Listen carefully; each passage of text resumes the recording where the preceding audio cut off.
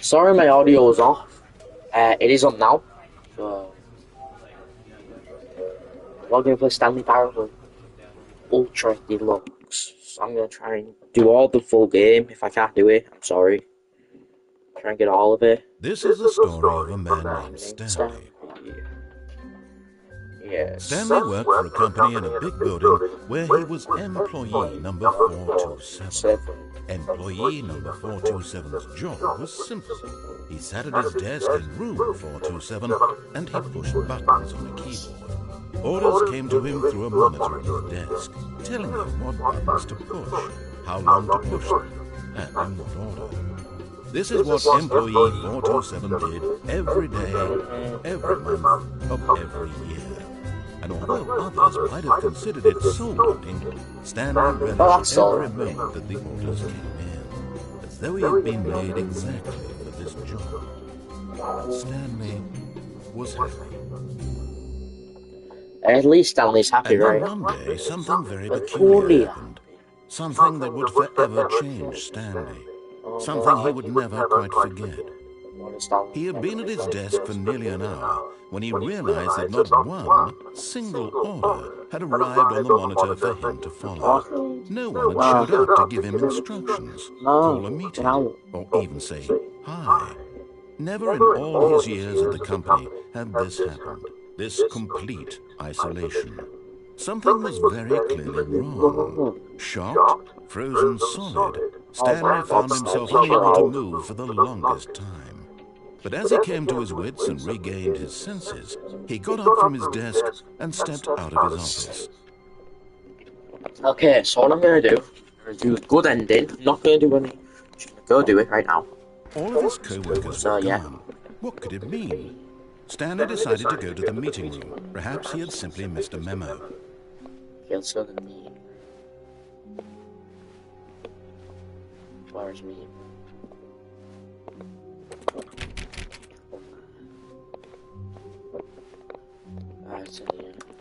When Stanley came to a set of two open doors, he entered the door on his left. Shaw. Relax.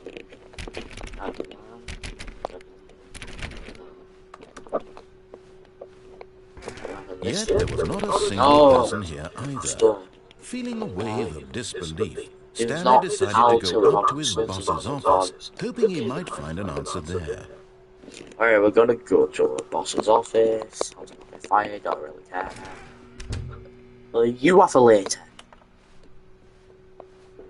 Okay. Coming to a staircase, Stanley walked upstairs to his boss's office. Sure thing, buddy. I know there's a window ending, I don't know which window it is though, so... Now, I'm just gonna...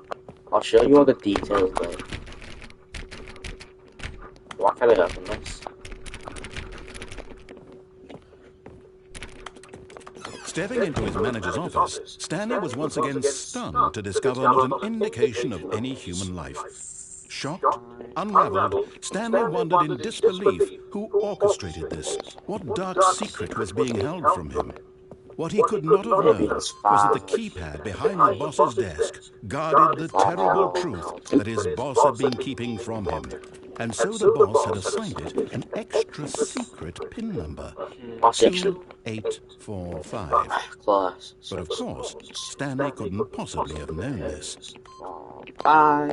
Yet incredibly, by simply pushing a random button on the keypad, Stanley happened to input the correct code by sheer luck. Amazing. He stepped into the newly opened passageway. Alright, let's have a look what we got here. We got something in here, press the button. Oh, this is kind of creepy. Wow. Descending deeper into the building, Stanley realized he felt a bit peculiar. It was a stirring of emotion in his chest, as though he felt more free to think for himself, to question the nature of his job. Why did he feel this now, when for years it had never occurred to him? This question would not go unanswered for long. Wow, I have played Stanley Parable Deluxe, so I've already done Stanley this walked ending. straight ahead through the large door that read Mind Control Facility. Got it.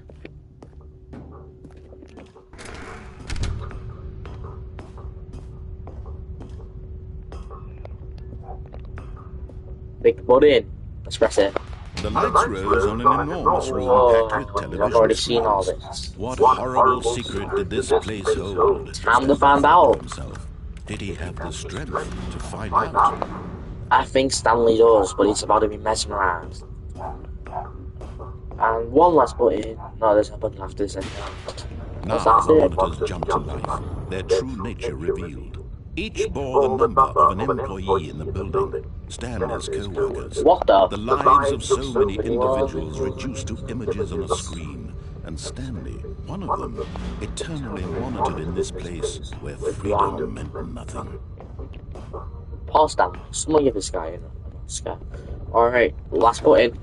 There's a button This after this. mind-controlled facility, it was too horrible to believe. It couldn't be true. Had Can't be true, Stanley Stanley. been under someone's control all this time? Yes. Was this the only reason he was happy with his boring job? That his emotions had been manipulated to accept it blindly? Paul Stanley. I should No. He refused to believe it. He Stanley can't couldn't believe it. accept it. His own life in someone else's control? Never. It was unthinkable, wasn't it? Was it even possible? Had he truly spent his entire life utterly blind to the world? Whoa. I can't see anything. Oh, yeah. But here was the proof. Oh, no, The Stanley. operation. I'm sorry for your loss, Controls buddy. labeled with emotions. Happy or sad. Where's the or labels? content. Walking, eating, working. All of it No labels monitored anywhere. with You're knowledge lying. from this very You're sort of lying to my face. And as the cold reality of his past began to sink in, Stanley decided that this machinery would never again exert its terrible power over another human life. Stanley, don't really do this For one, he bro. would dismantle the controls once and for all. What does this button do? I wanna know. Weird. Mind controls idle awaiting input. We're gonna turn it off. Whoa. Whoa, whoa, whoa.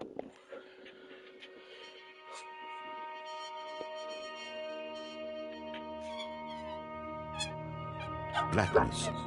And a Oh, rising Stanley, what if you made the wrong decision, bro? Was it over? Yes. He had won.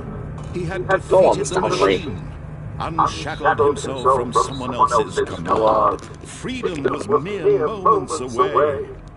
And yet, even as the immense door slowly opened, Stanley reflected on how many puzzles still lay unsolved. Yeah, what about... His Yeah, what about co-workers that, man? How had he been freed from the machine's grasp? Yeah, that confuses me. Other mysteries did this strange building hold. But as sunlight streamed into the chamber, he realized none of this mattered to him. Yeah, it does. For it was not knowledge or even power that he had been seeking, but happiness. Perhaps his goal had not been to understand, but to let go.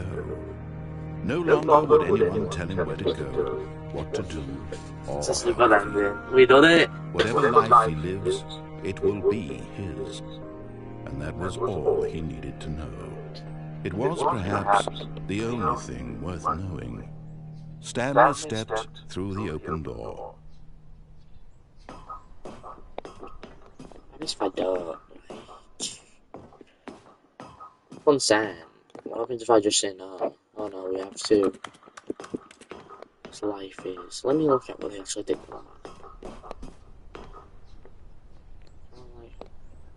Stanley actually felt pretty the cool cool. breeze upon his skin, Whoa. the feeling of liberation, the immense possibility of the new path before him.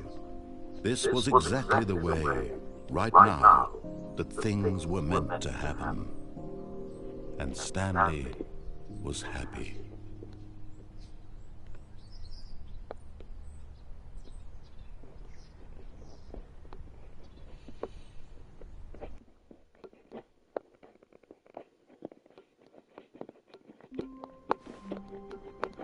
Over.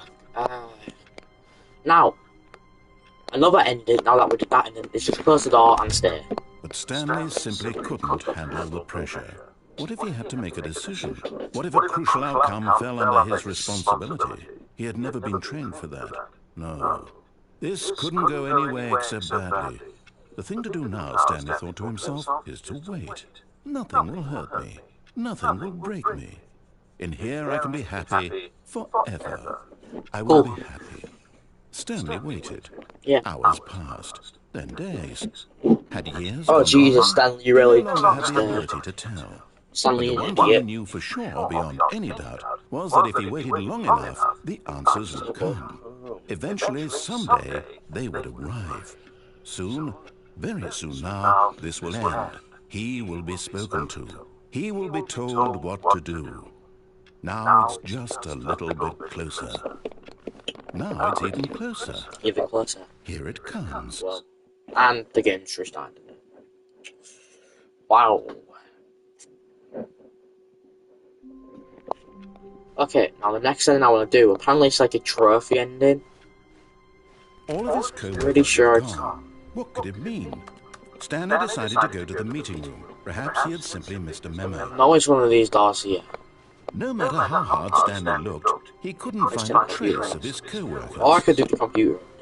I'm gonna do this one first. 1, 2, 3, 4, 5. Oh, please. Yeah, that is that one. Doing this for the trophy? Yeah. Click a door 5 times? Is that all you think a trophy is worth? No. I can't just give these merits away for such little effort. A measly Why 5 not? clicks. It could I work. suppose you were to click the door 20 times. I would say that's the kind of effort Ah, that look at the warrants choice. recognition. 1, 2, 3, 4, 5, 6, 7, 8, 9, 10, 11, 12, 13, 15, 16, 17, 18, 19, 20. I have to say, I'm still not feeling the satisfaction of witnessing. Oh, come on, man. Look at the 25 pounds now.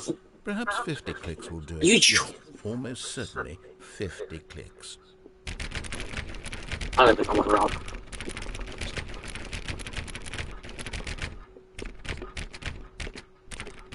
No.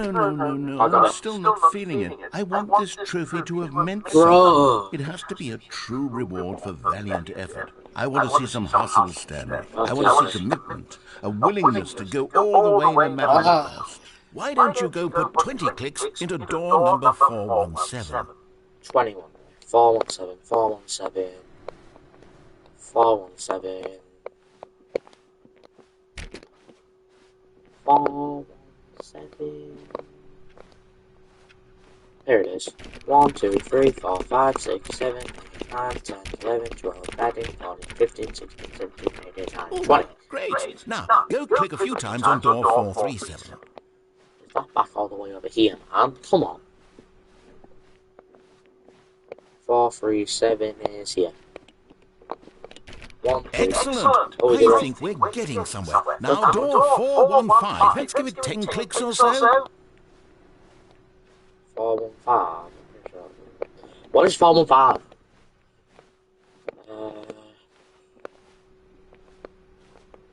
Somewhere in here, probably. There it is. Now, back to door number 437. My God, bro, you're really making me go around the map, aren't you? Let's see. How about you click on, well, I don't know, the copy machine? What? Where is the copy machine? I don't even know.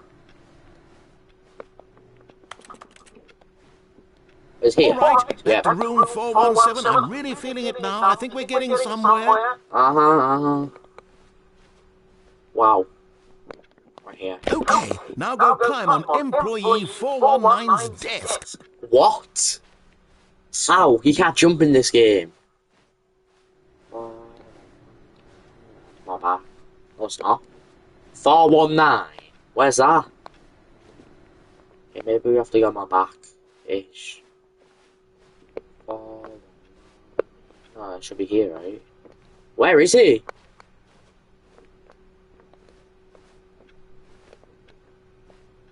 Alright, how do I... I did it. This is great. You're putting it all on the line, Stanley. I like that. All right, let's keep it up. Go give me a few clicks on door 416. Where is that? It's next to 417, isn't it? So it'll probably be here. We've almost got it. Oh my god, we're so close. Copy machine, do that one again. We're so close. I can already feel it. Is this the original? So it should be. Where's the copy machine? Right here. Finish it up, Stanley. 5 clicks on door 430. Jesus, this guy really enjoys this. Yeah! I got the trophy. We did it. Oh, wow. That felt amazing. Oh, you really earned it, Stanley. Nothing could hold you back. Yes, I'm very proud of how far we've come today. Oh, wow. Okay, the next one I want to try and get is the window ending. And I need to look up how to do this because I have no clue how. So. Oh, my phone's dead. Give me a second, guys. This might take a while to charge. While we're waiting, I'll just try and jump through loads of the windows.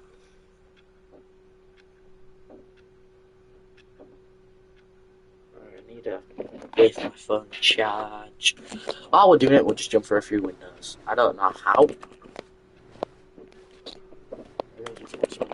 Jump. Not that one. There's this one. I'm trying to jump through all of them.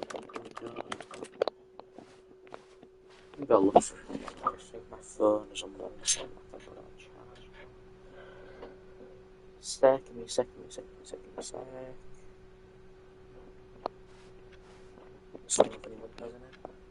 Phone is now charging.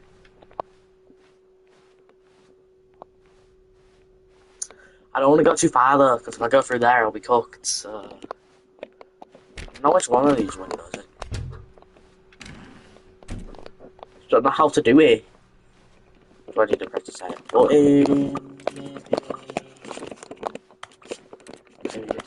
Maybe that now. What? What shall I press? Okay.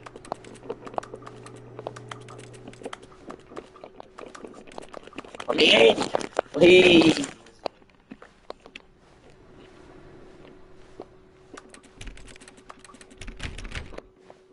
Alright, my phone is now alive, so I'm just gonna look up how to do it.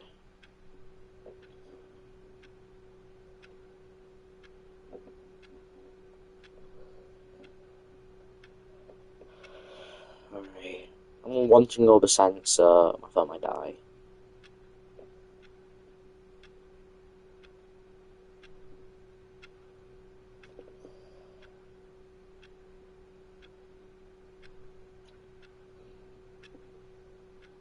How to do the window ending in Stanley Parable.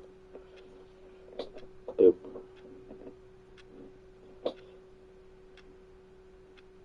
Stop. Did you know that in the Stanley Parable, in both the original and Ultra Deluxe editions, you could jump to the bottom of the mind control room? However, in both editions of the game, a different scenario will play out. The original 2013 version was a bug the development team didn't catch, but in the Ultra Deluxe edition, the game not only gives you exclusive dialogue.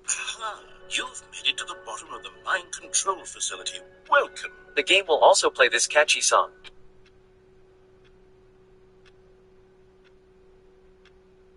Whatever, I don't care, man. This time we're gonna listen to it.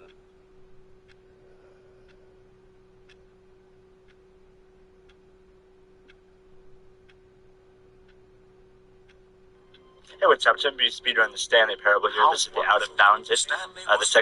Let's go. Finally, this is great, he thought to himself. This is what That's time. Let's go. Yes.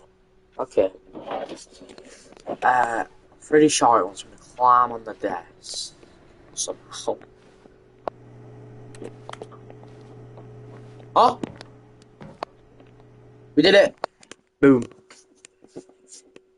At first, Stanley assumed he'd broken the map, until he heard this narration and realized it was part of the game's design all along. Yeah. He then praised the game for its insightful and witty Wow, commentary I into the appreciate nature it. of video game structure and its examination of structural narrative tropes. Well done, So, game. now that you're here, what do you think?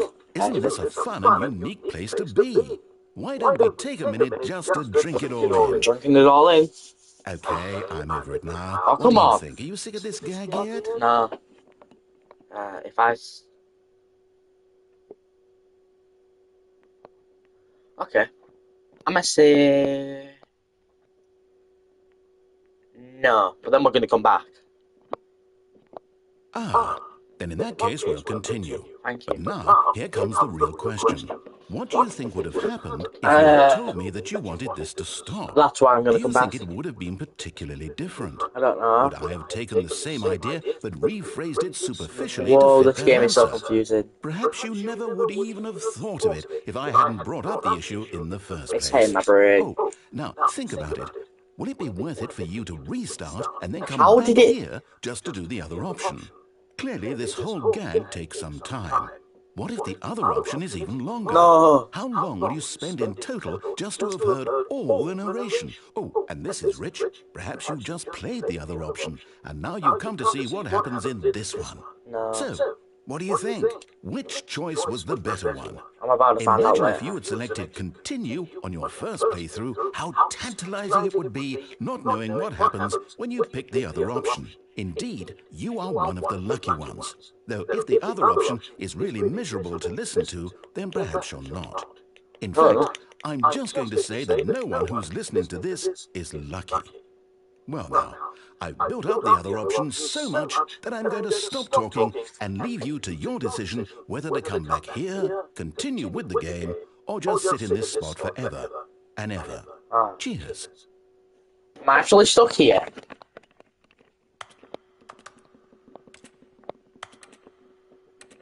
Actually, I need to restart the game. Alright. Let's go and do that again. All of his co-workers It'll were know. gone. What could it mean? Stanley decided to go to the meeting room. Perhaps he had simply missed a memo. Boom. No matter how hard Stanley looked, he couldn't find a trace of his co-workers. I can't get through it. I did it. Bye. At first, Stanley assumed he'd broken the map Yeah. until he heard this narration and realized it Oh, it's was gonna part take of the forever. game's design all along. He then praised the game for its Thank you insightful for and your witty commentary into the nature of video game structure and its examination of structural narrative tropes. So, now that you're here, what do you think? Isn't this a cool. fun and unique place to be? Yeah. Why don't we take a minute just to drink it all in? I'm drinking it all in. Okay, I'm over it now. Me too. What do you think? Are you sick of this gag yet? Yes. Well, I don't know how to say this politely, but you could literally just restart the game any old time you want. Like right now. You could have done it just then. Now would also be an appropriate time to quit. Any no. of these points and so many more, all of them are appropriate. No.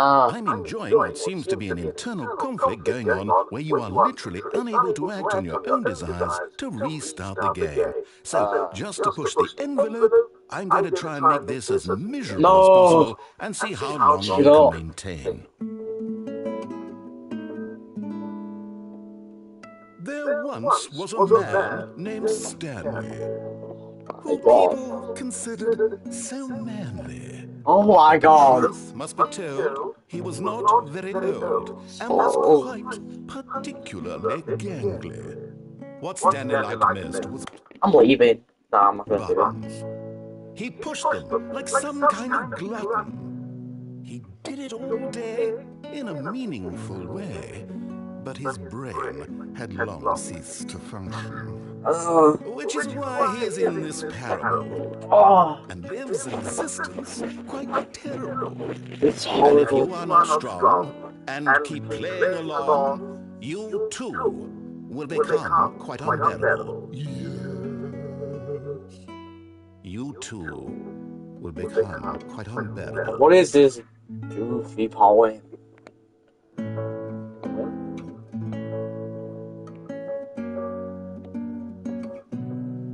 He's just gonna play music for every now and then.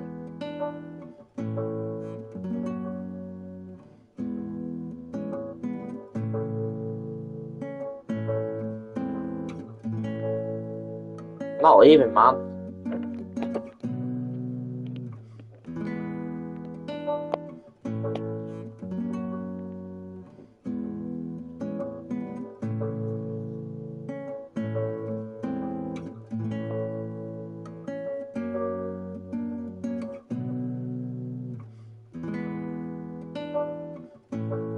You know what?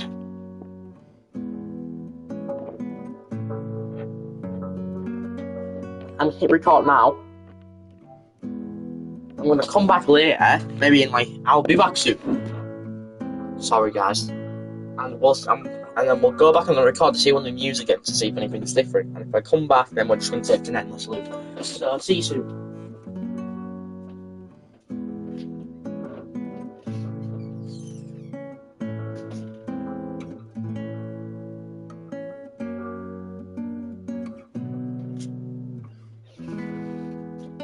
Still going in there.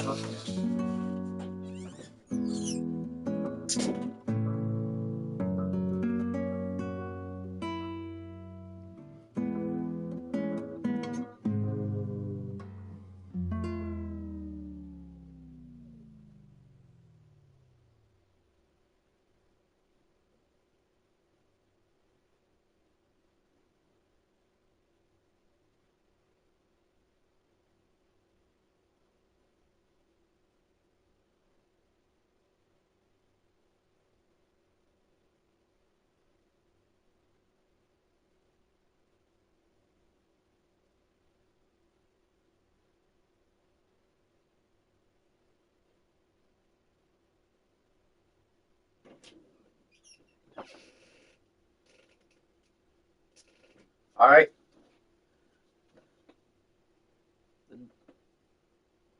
The music stopped.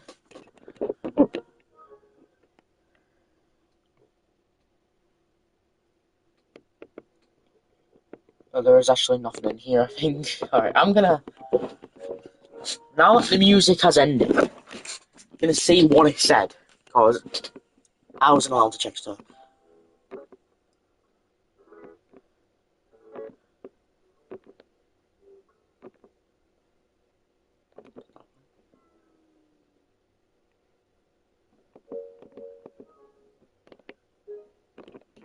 Alright, I'm gonna listen to tweet, and I have a feeling he's gonna say something, so. I'll be back in 5 minutes.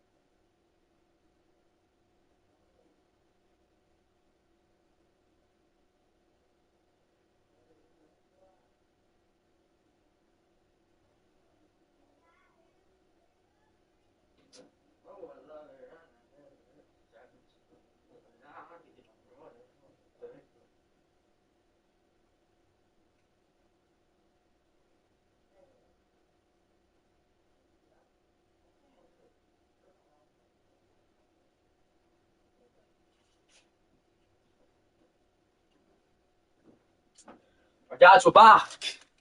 Haven't seen if Mr. Naris said anything. He better have said anything. I've been gone for like what? 7 minutes.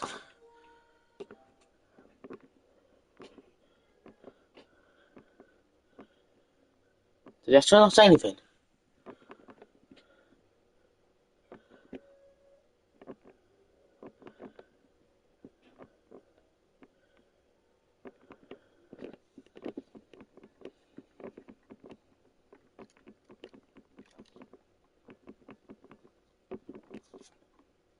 Didn't say anything, what the? Alright, well, restart the game.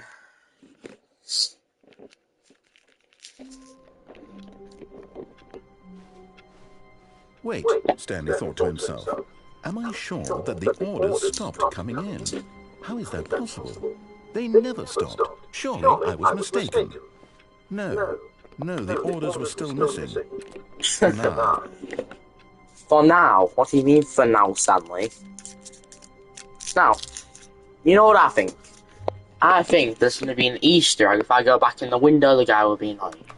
And if it's all the same, then I'm just going to restart the game. At first, Stanley assumed he'd broken. It's the same. I'm going to restart the game. Now, and there is another one with the computers. All of his co-workers were gone. What could it mean? Stanley decided to go to the meeting room. Perhaps he had simply missed a memo. No matter how hard Stanley looked, he couldn't find a trace of his co-workers.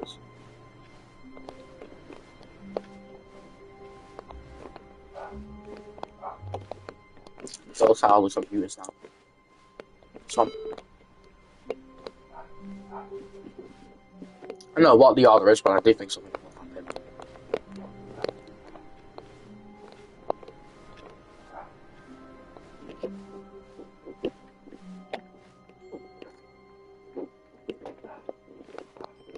Anything new? Anything new? One here.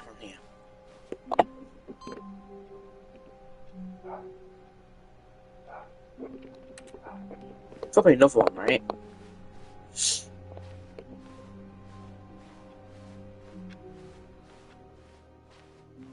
I go through there, it won't work. Alright, here. What's that one do?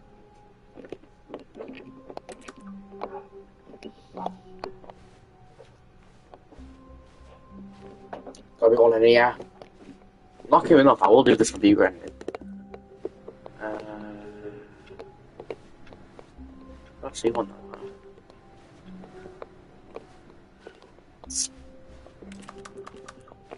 Let's explore. Dog. I see it now,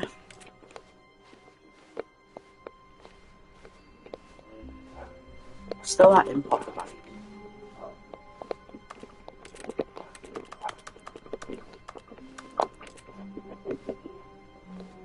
Who will be here? Alright.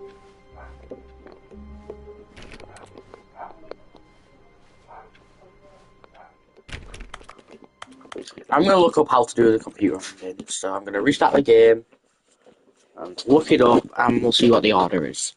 So yeah. Let me have a quick look.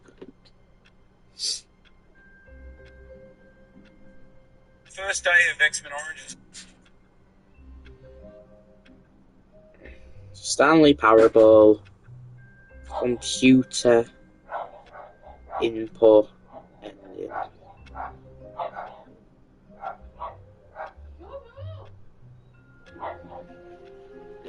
Okay, let's see it.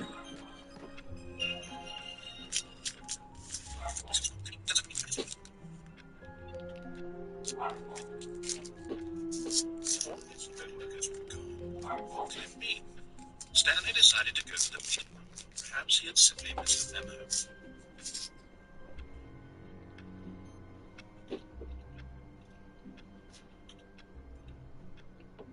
Wait. All of his co-workers were gone. What could it mean? Stanley decided to go to the meeting room. Perhaps he had simply missed a memo.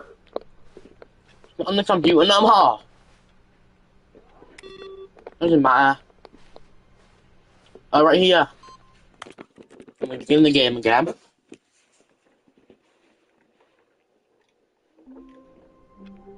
Whoa!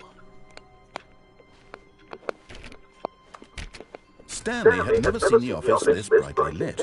Was it a sign of something? He hoped it was. He hoped very much that it was. Alright, we need to have a look at the info. I'm not do anything now. We need to look at the imports. The imports. The imports. Import.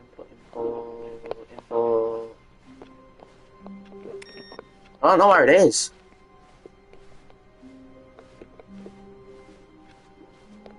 I think it's nothing in the game again. No, it actually was. All of his co-workers were gone. What could it mean? Stanley decided to go to the meeting room. Perhaps he had simply missed a memo. Not here. Where's the import, dude?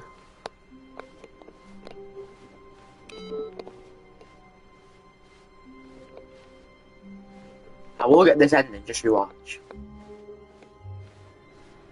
No matter how hard Stanley looked, he couldn't find a trace of his co-workers. I actually don't know where it is, so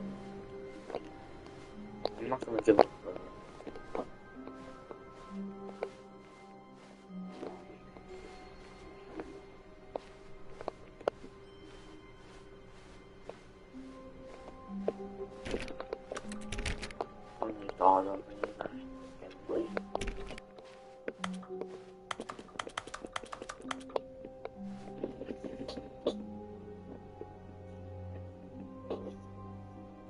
All of his co-workers were gone. What could it mean? Stanley decided to go to the meeting room. Perhaps he had simply missed a memo.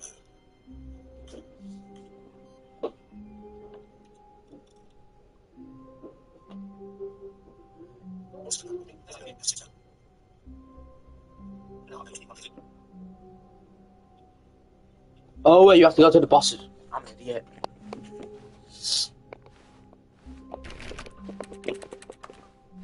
When Stanley came to a set of two open It should be in the boss's doors, he entered office. the door on his left. It should be in the boss's office. Yet Not there this was guy. not a single person here either. Feeling a wave of disbelief, Stanley decided to go up to his boss's office. Hoping he might find an answer coming to a staircase, Stanley walked upstairs to his boss's office. Yes, we get it, Stanley. This way. Stepping into his manager's office, Stanley was once again stunned to discover not an indication of any human life. What could it mean? Stanley wondered aloud to nobody. He began wildly tearing through papers on the boss's desk, pulling books off the shelf, looking behind paintings, desperate for clues to his situation. But his attention was caught by a keypad behind the boss's desk. What could its purpose be? In fact, this keypad guarded a terrible secret that lay buried below his feet. And so the boss had assigned it an extra secret pin number, 2845. But of course... I can't do it. I'm really trying here.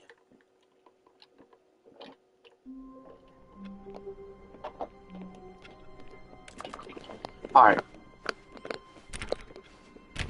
All of his co-workers were gone.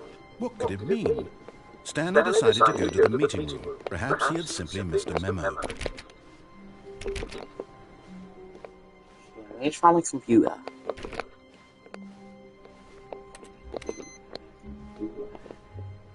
Still not here. Really getting on my nerves.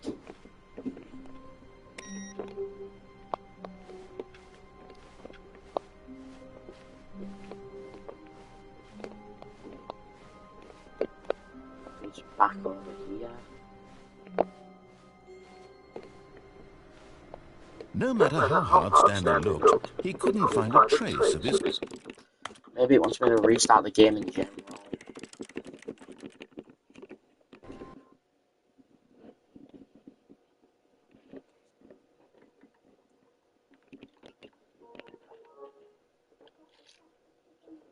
Oh no, man, I'm trying here.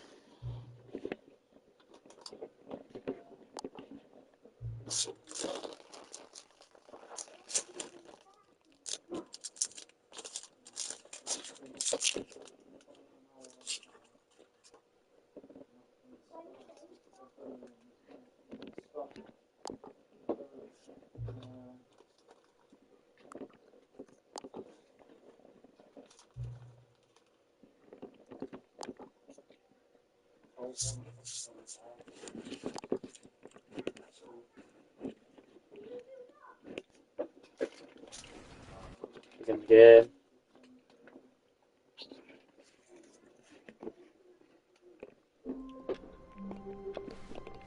I mean, it's fine. The computer All was his co-workers were gone. What could it mean? Stanley decided to go to the meeting room. Perhaps he had simply missed a memo. Yeah? Nope.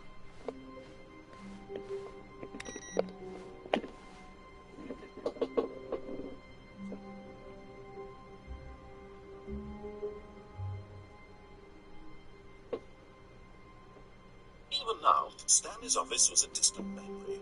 What did it look like? It was a computer, perhaps, and a painting. Was it a painting or a photo? He could no longer. I can't find it.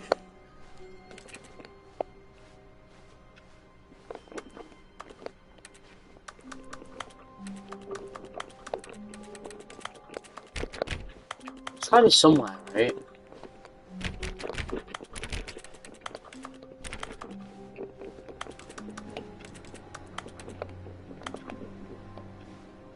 Stanley went around touching every little thing in the office, but it didn't make... No matter how hard Stanley looked, he couldn't find a trace of his co-workers.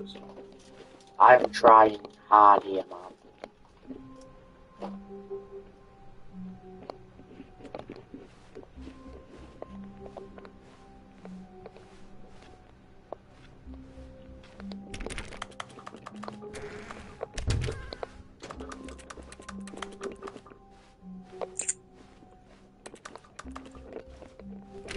Why isn't there a computer though? It's annoying. Okay, right there. It resets one by one. It was really confusing me.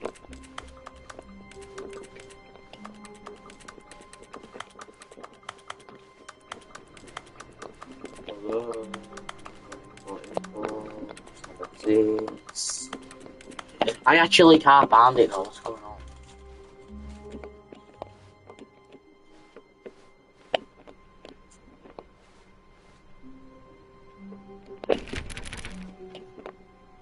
To that.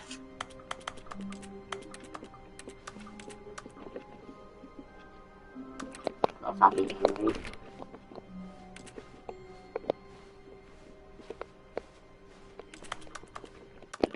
Man's just been in a year or something.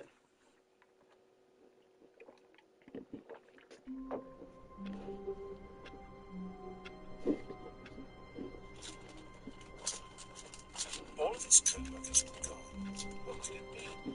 Stanley decided to go to the meeting room. Perhaps he had simply missed a memo.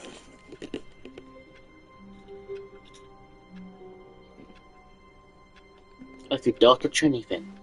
All of his co-workers were gone. What could it mean? Stanley decided to go to the meeting room. Perhaps he had simply missed a memo. Right there, right there, right there.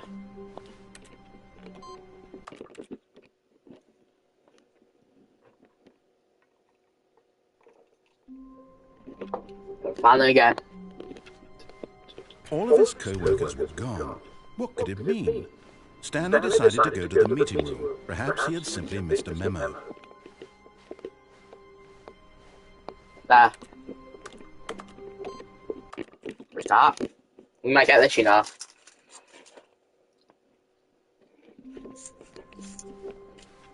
All of his co-workers were gone. What could it mean? Stanley decided to go to the meeting room. Perhaps he had simply missed a memo. Well, I can't find it.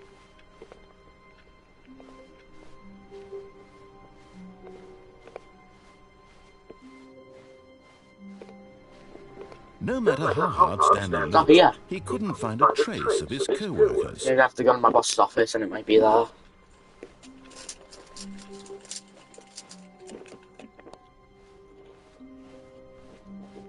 When Stanley came to a set of 2 open doors, he entered the door on his left.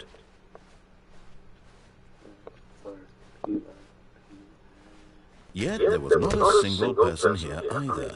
Feeling a wave of disbelief, Stanley decided to go up to his boss's office, hoping he might find an answer. Coming to a staircase, Stanley walked upstairs to his boss's office. This is getting hard to do. It's in here. Nope. Here. Found it. Game.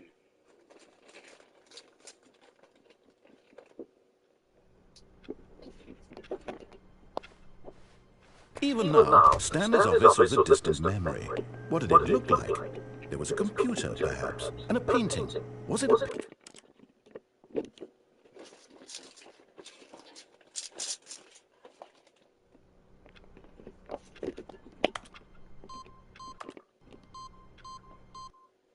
Oh! Whoa. Kevin? What the?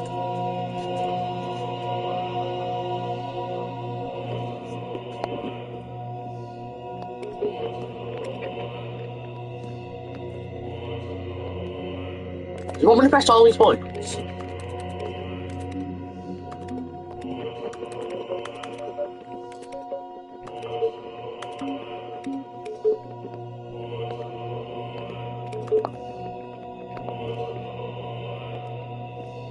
No, wait, reset.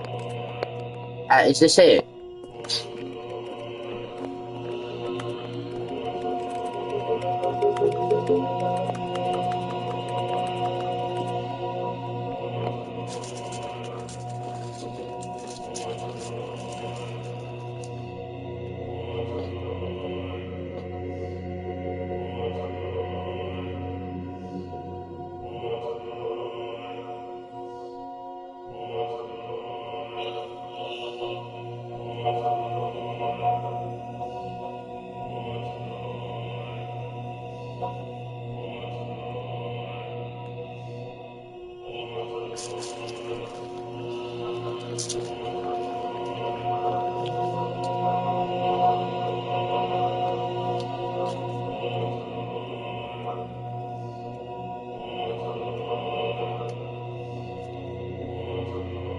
Okay, this is literally it.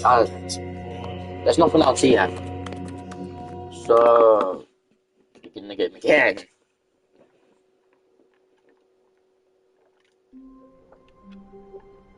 Now, I'm pretty sure I can do that again.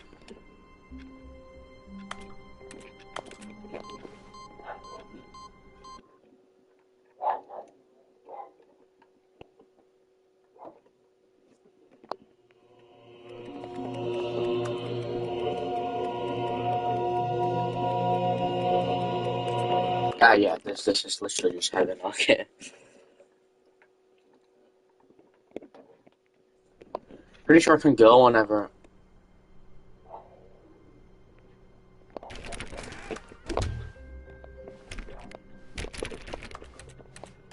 Pretty sure I can go whenever. I mean, there's nothing else. When Stanley came to a set of I might as well go. He entered the door on his left. Next one is the broom closet ending. This map is changing every second. Yet there was not a single person here either. Feeling a wave of right here. Stanley stepped into the broom closet, but there was nothing here, so he turned around and got back on track. Duh.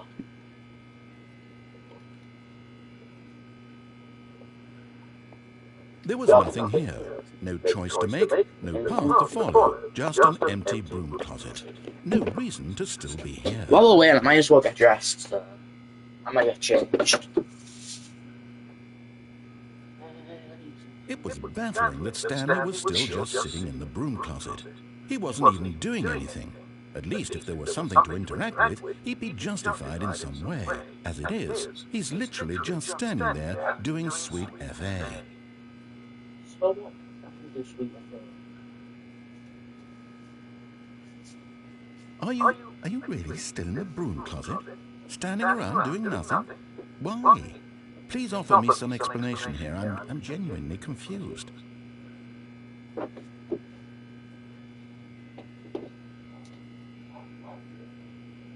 You do realize there's no choice or anything in here, right? If I'd said Stanley walked past the broom closet, at least you would have had a reason for exploring it to find out. But it didn't even occur to me because literally this closet is of absolutely no significance to the story whatsoever. I never would have thought to mention it.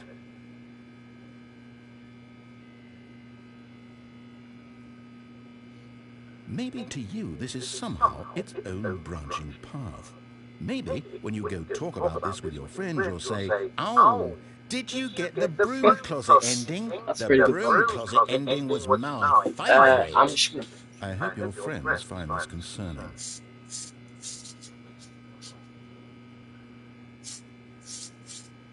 Stanley was fat and ugly and really stupid. So what? He probably only got the job because of a family connection. That's how stupid he is. That or with drug money. Also, Stanley's addicted to drugs and hookers. What? This guy really hates me. Well, I've come to a very definite conclusion about what's going on right now. You're dead. You got to this broom closet, explored it a bit, and were just about to leave because there's nothing here, when a physical malady of some sort shut down your central nervous system and you collapsed in front of your screen. Wow. Well, in a situation like this, the responsible thing is to alert someone nearby so as to ensure that your body is taken care of before it begins to decompose. Yep. Hello? Anyone who happens to be nearby? The person at this computer is dead. They have fallen prey to any number of your countless human physiological vulnerabilities. It's indicative of the long-term sustainability of your species. Please remove their corpse from the area and instruct another human to take their place, making sure they understand basic first-person video game mechanics and filling them in on the history of narrative tropes in video gaming, so that the irony and insightful commentary of this game is not lost on them. All right, when you've done that, just step out into the hallway.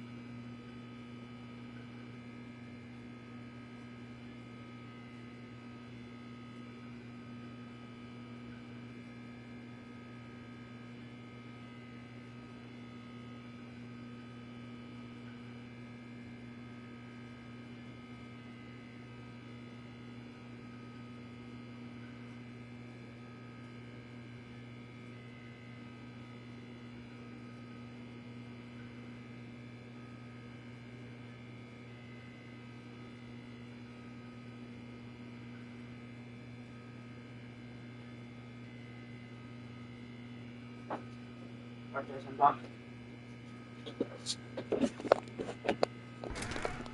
Ah, second player. It's good to have you on board. You too? Unbelievable. I'm at the mercy of an entire species of invalids. Perhaps there's a monkey nearby you can hand the controls to. A fish? Fungus?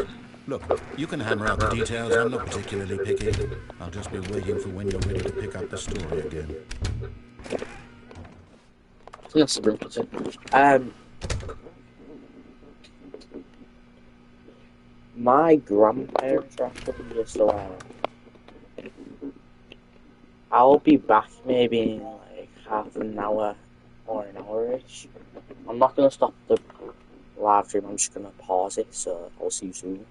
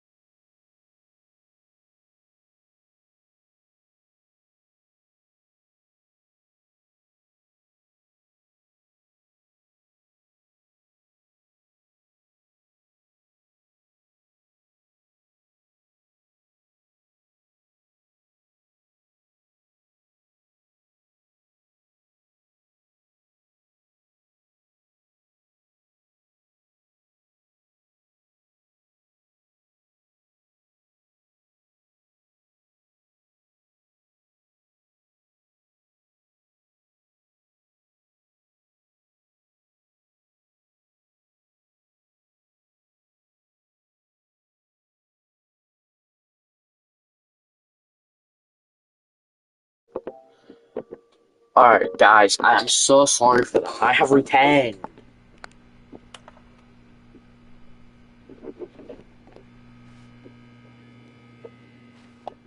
Do we just do the broom club that ended? That's just only been on for 2 hours. Sorry about that. Coming to a staircase, Stanley walked upstairs to his boss's office. What if I say no, man? Funny, yeah. But Stanley just couldn't do it. He considered the possibility of facing his boss, admitting he had left his post during work hours. He might be fired for that. And in such a competitive economy, why had he taken that risk? All because he believed everyone had vanished. His boss would think he was crazy. And then something occurred to Stanley. Maybe, he thought to himself, maybe I am crazy. All of my co-workers blinking mysteriously out of existence in a single moment for no reason at all. None of it made any logical sense. What the hell? And as Stanley pondered this, he began to make other strange observations. Isn't this the same? Why couldn't he see his feet when he What looked the? down? Why did doors close automatically behind him wherever he went? And for that matter, these rooms were starting to look pretty familiar. Yeah, they're repeating. No, Stanley said to himself, this is all too strange. This can't be real. And at last, he came that's to the still a conclusion reminder. that Jesus had been on the Christ. tip of his tongue. He just hadn't found the words for it. I'm dreaming! He yelled. This is all a dream. Oh, what a relief Stanley felt to have finally found an answer, an explanation. His co-workers weren't actually gone. He wasn't going to lose his job. Let's He hope wasn't so. crazy after all. And he thought to himself, I suppose I'll wake up soon. I'll have to go back to my boring real-life job pushing How buttons. boring. I may as well enjoy this while I'm still lucid. So, he imagined himself flying and What, began am I to gonna gently fly? float above the ground. Whoa! Then he imagined himself soaring through space on a magical starfield, and it too appeared. It was so much fun, and Stanley marveled that he had still not woken up. How was he remaining so lucid? Yeah, And how? then perhaps the strangest question of them all entered Stanley's head. One he was amazed he hadn't asked himself sooner. Why is there a voice in my head dictating everything that I'm doing and thinking? Now the voice was describing itself being considered by Stanley, who found it particularly strange. I'm dreaming about a voice describing me, thinking about how it's describing my thoughts, he thought. And while he thought it all very odd, and wondered if this voice spoke to all people in their dreams, the truth was family. What are you telling me? how could it be? Was Stanley simply deceiving himself, believing that if he's asleep, he doesn't have to take responsibility for himself? Stanley is as awake right now as he's ever been in his life. Now, hearing the voice speak these words was quite a shock to Stanley. After all, he knew for certain, beyond a doubt, that this was in fact a dream. Did the voice not see him float and make the magical stars just a moment ago? How else would the voice explain all that? This voice was a part of himself too. Surely, if he could just... Jesus. He would prove it. He would prove that he was in control, that this was a dream. So he closed his eyes gently, and he invited himself to wake up. He felt the cool weight of the blanket on his skin. What are you, emo? The press of the And everybody like you deserves a gentleman. So tell me why you're wasting time. No, I'm live streaming. I'm through with this dream. But I don't care. This is gonna be on the internet forever. My baby, yeah. No, I'm serious. I'm actually live streaming. It's been going on for 2 hours. Pushing the buttons. Please. It's all I want. Oh my God. I want my apartment, and my wife, and my job. All I want is my life exactly the way it's always been. Paul Stanley. My life is normal. I am normal. Everything will be fine. I am okay. True, Stanley's bad. Stanley is not bad. He's still... We're still here.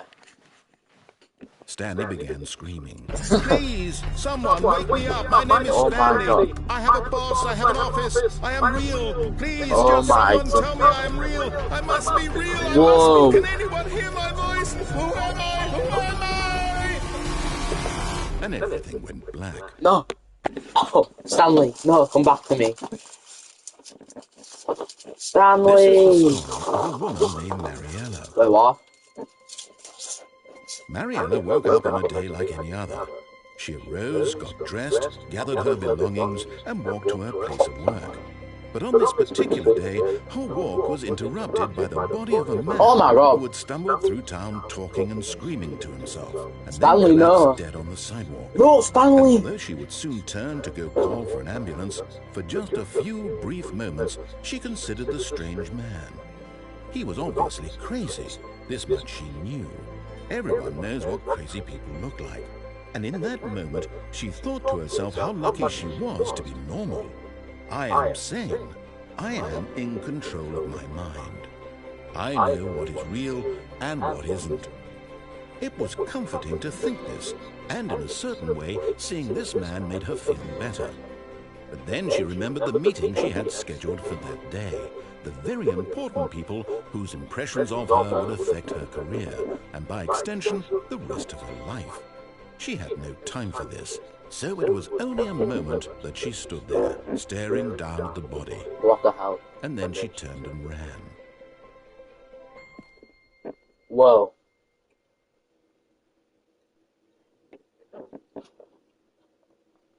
Is the game restarting? The meeting room. Yes, that's where everyone would be. Stanley just needed to get to the meeting. Oh, please. Are you really just doing this for the trophy? No, I'm not doing it for the trophy. I changed my mind.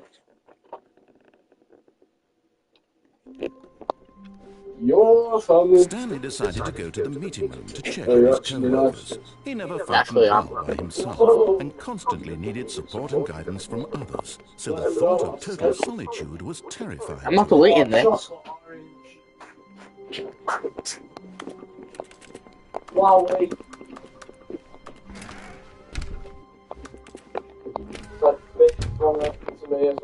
Okay, so this time I'm gonna when Stanley came to a set of two escape open room. doors, he entered the door on his Bro, I'm left. live streaming, quiet. Yet there was not a single person here either. Feeling a wave of disbelief, Stanley decided to go up to it. Oh, no, not again. I won't be part of this. I'm not going to encourage you. I'm not going to say anything at all. I'm just going to be patient and wait for you to finish whatever it is you enjoy doing so much in this room. Please take your time. I'm gonna take my time. I will take my time.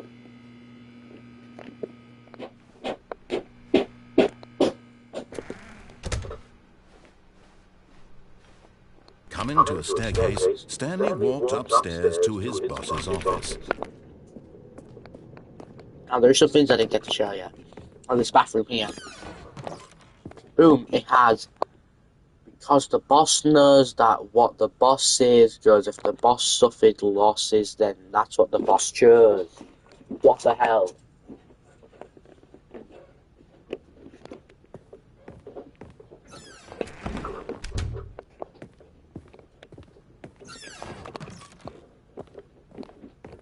And we even have our own elevator.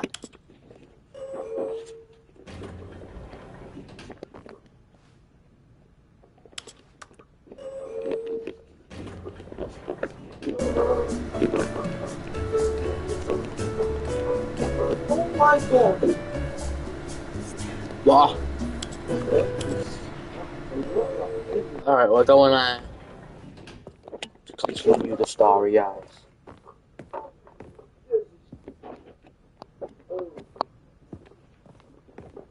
Stepping into his manager's office, Stanley was once again stunned to discover not an indication of any human life. Shocked, unraveled, Stanley wondered in disbelief who orchestrated this, what dark secret was being held from him. What he could not have known was that the keypad behind the boss's desk guarded the terrible truth that his boss had been keeping from him. And so the boss had assigned it an extra secret pin I can't guess it. 2845. But of did course, that. Stanley couldn't possibly have known this. Yet incredibly, by simply pushing random buttons on the keypad, Stanley happened to input the correct code by sheer luck. Amazing. he stepped into the newly opened passageway. Alright. We'll do what it is. But we will take a turn soon, guys, just you lot.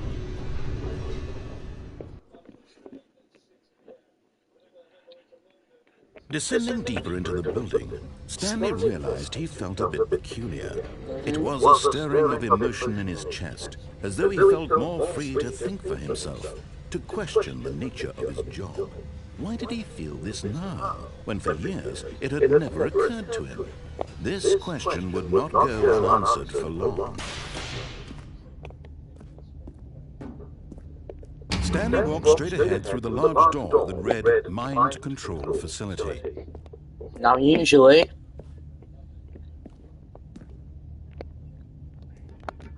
there is a glitch where he does a complete dialogue. I have to try and glitch out of the map.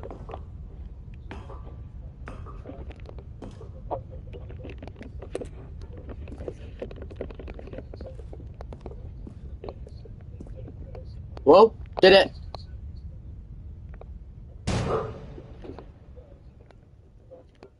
Aha! You've made it to the bottom of the mind control facility. Yeah. Welcome! You see, back when the Stanley Parable first launched in 2013, getting to the bottom of the mind control facility was a bug that we simply didn't catch during development. And you all sent us lots of photos of it on Twitter and acted very superior about it.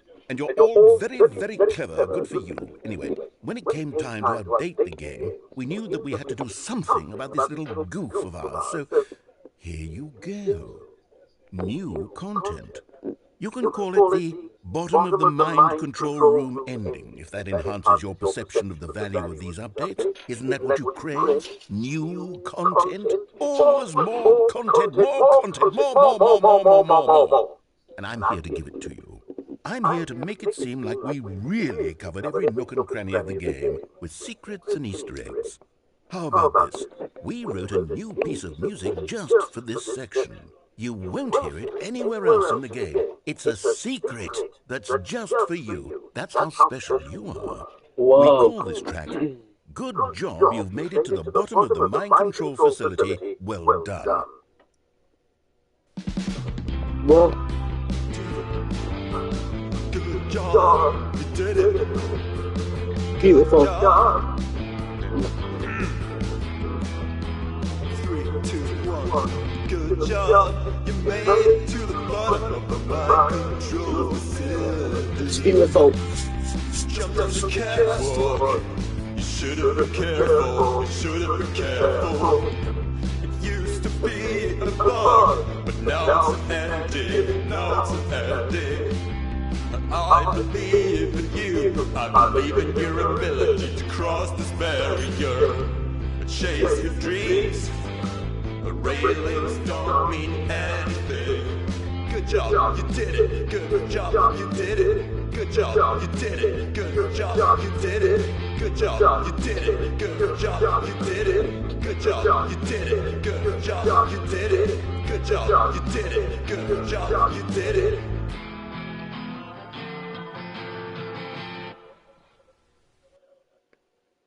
Oh, I did, and then we're done.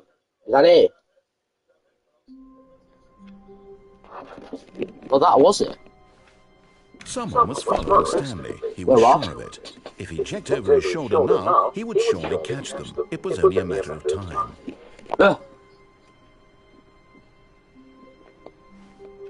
Man, no one's here. You liar. Anyways, let's go.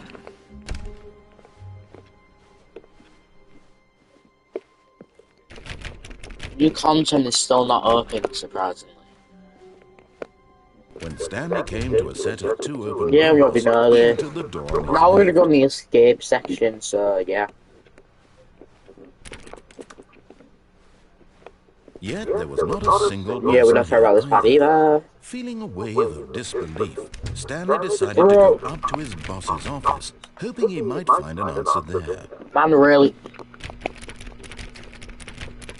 He really bothered them.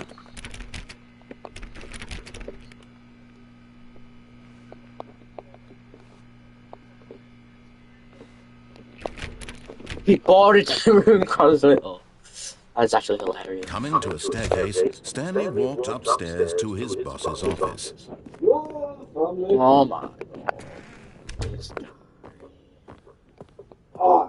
Stepping into his manager's office, Stanley was once again stunned to discover not an indication of any human life.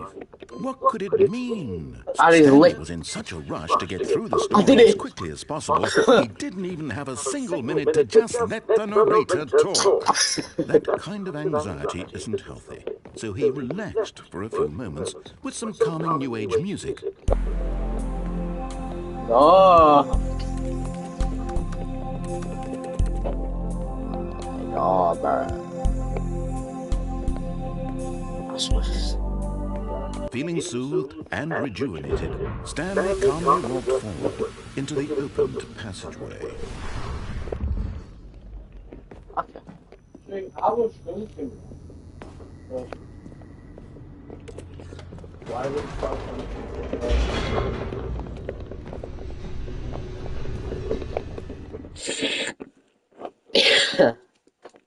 I didn't think it did.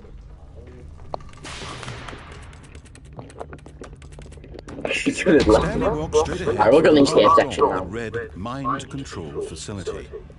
Although this passageway had the word escape written on it, the truth was that at the end of this hall, Stanley would meet his violent death. Wait, a what?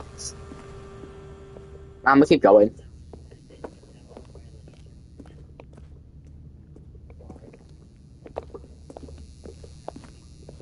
The door behind him was not shut. Stanley still had every opportunity to turn around and get back on track. What happens if I do go back? It's no. If I do go back.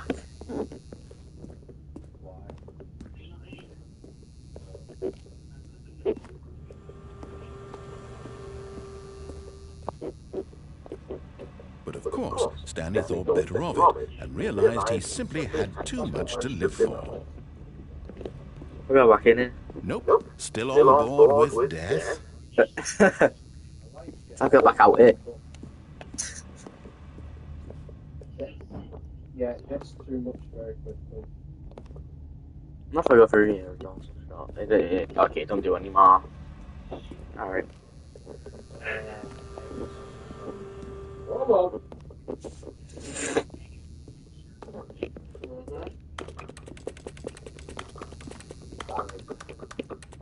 Yo, family.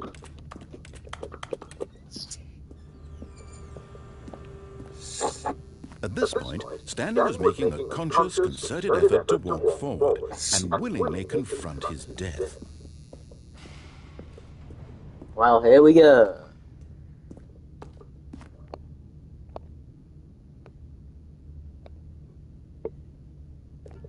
I just have a chance to walk back that, I'm gonna do it. So it does. What are you telling me? I just randomly staring at me. What? I just randomly staring at me.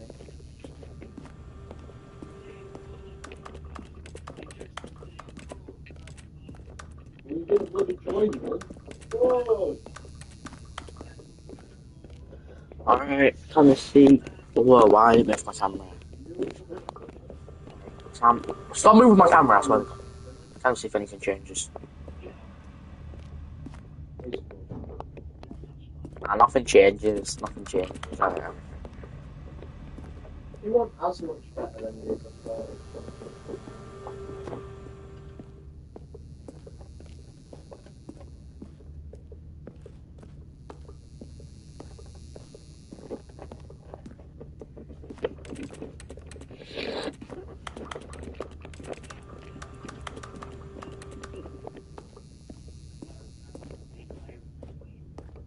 Is someone over my shoulder? I need to know.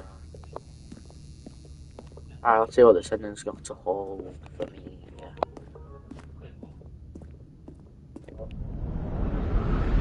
Have some look. The end is never. Ah! Ouch! Whoa. Is that? As the machine whirred into motion and Stanley was inched closer and closer to his demise, he reflected that his life had been of no consequence whatsoever. Stanley can't see the bigger picture. He doesn't know the real story, trapped forever in his narrow vision of what this world is. Perhaps his death was of no great loss, like plucking the eyeballs from a blind man. And so he resigned and willingly accepted this violent end to his brief and shallow life. Farewell, Stanley. I don't wanna die, I don't wanna die. Huh? Farewell, Stanley, cried the narrator, as Stanley was led helplessly into the enormous metal jaws. In a single visceral instant, Stanley was obliterated as the machine crushed every bone in his body, killing him instantly. What? Stanley Parable. And yet it would be just a few minutes before Stanley would restart the game. Why is there a different narrator? As alive as ever. What exactly did the narrator think he was going to accomplish? When every path you can walk has been created for you long in advance, death becomes meaningless, making life the same. Do you see now? Do you see that Stanley was already dead from the moment he hit start?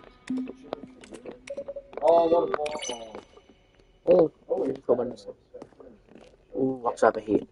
The two doors. Two doors. Corridor. Ooh. The office layout. Pretty cool, pretty cool. What is all this crap? Nature paint. I don't care about nature paintings. What's up here? Literally nothing. I think they're all the credits, aren't they? I don't really care about that. Office computers. So we have this one, and this one. Wait, I can actually click them. It's actually so cool.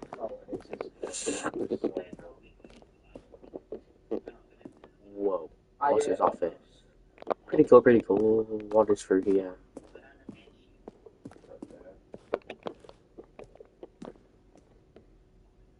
Stanley pushed the big red button. And finally, he pushed the number 6. Kevin Brighton. That's not even the good one, what though? That's the good one. Stanley pushed the orange lever. Alright, I'll be down in a minute. I don't really care, man.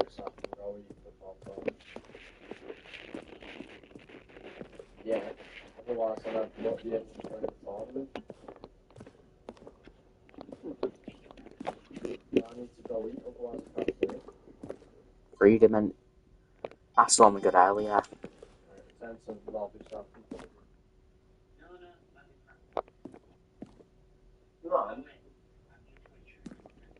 Yeah.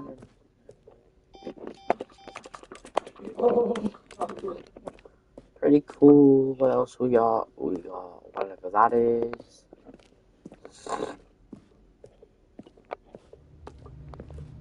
Ooh, pretty cool. Where the hell is the exit though? Oh, you got one stuff to finish. Yeah, let's go! Your tea is ready, Layden. Give me a sec. Pause it, hun.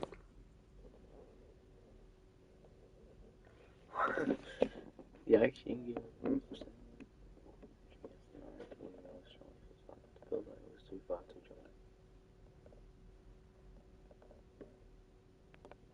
Oh, they just didn't do it. When they was doing it, they just gave up. Alright. I have not seen any of that. How do I actually leave though? Seriously. Where's the exit? This is like the back room.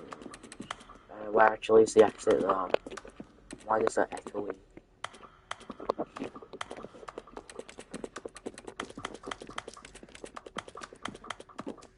Whoa.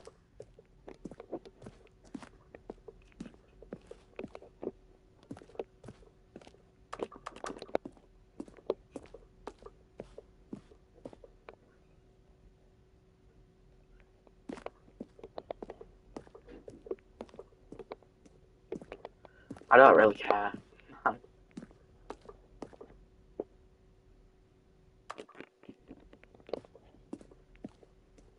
Oh, that's exit.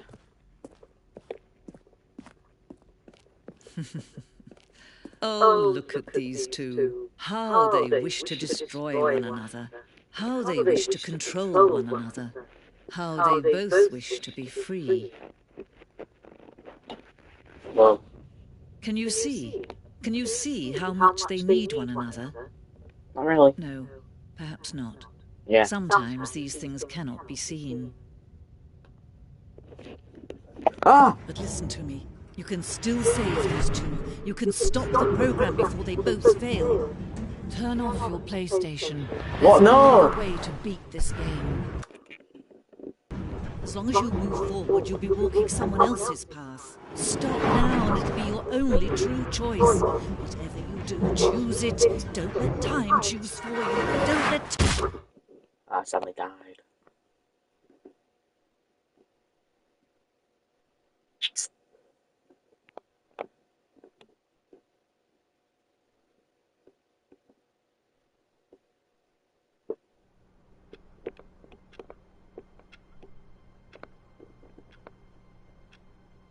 Well, I'm gonna go grab my tea. I'll be back in like 10-ish minutes. Oh yeah, I was gonna tell you. I'm gonna go back to that section and actually close. I can't restart the game. We'll restart the game from there, beginning the game again, see what happens. So if I restart the game now, it'll just end the live stream.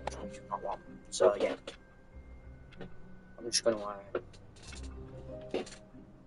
Why did I put my phone?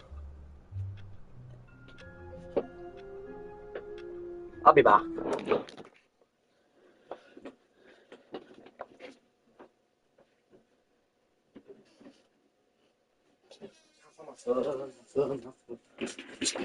My phone.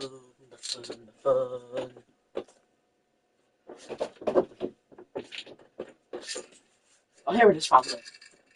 Alright, I'll be back.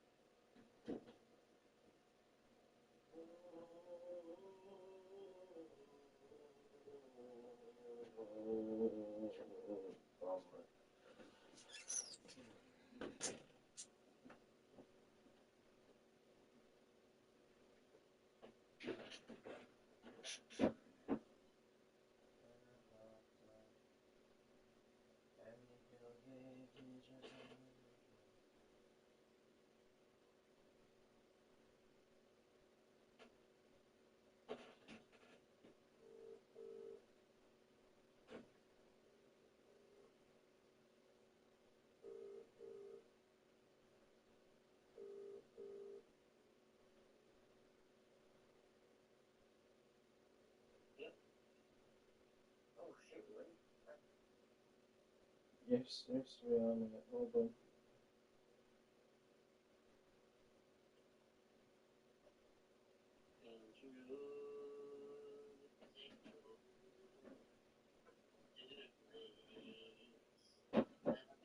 Any minute, I'd say I had to finish cooking it.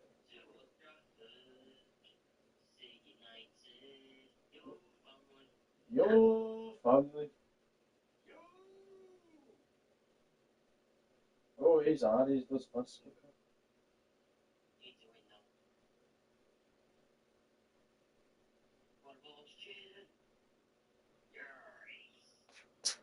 Not even bothered, but it was a good finish. I thought I'd missed it by miles. And then I thought I'd missed it by miles, ended up being perfect.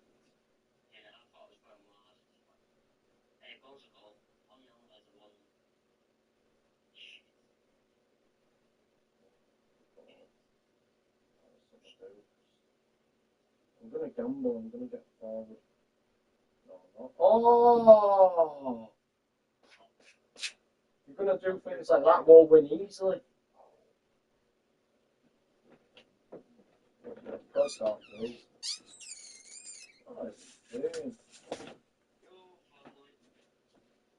No! What? Rob destroyed the Jenga tower I made with some clothes. How could he be so disrespectful? What? I could trust you. What happened here then? Gambled and... Alright guys, we're back. Yeah, let's go. Just a step through this door, Stanley thought to himself, that's all I need. If I can make it through this door, I can make it through them all.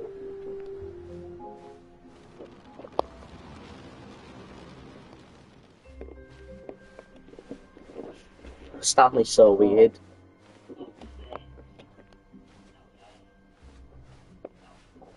When Stanley came to a set of two open doors, he entered the door on his left.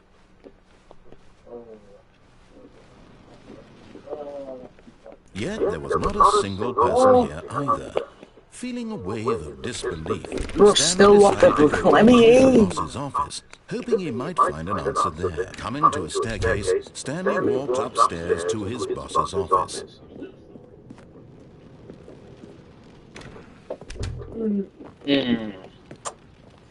Info is 285 know the drill by now, blah blah blah, dark secrets, the keypad, Stanley pushes some buttons. Oh hey, look, it's a new passageway. Kill surprise. This scenario is actually so funny.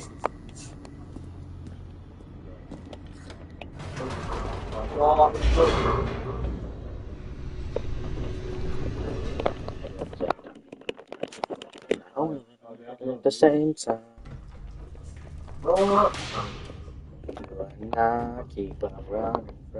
Stanley walked straight ahead through the large door that read Mind Control Facility. Although this passageway had the word escape written on it, the truth was that at the end of this hall, Stanley would meet his violent death. The door behind him was not shut.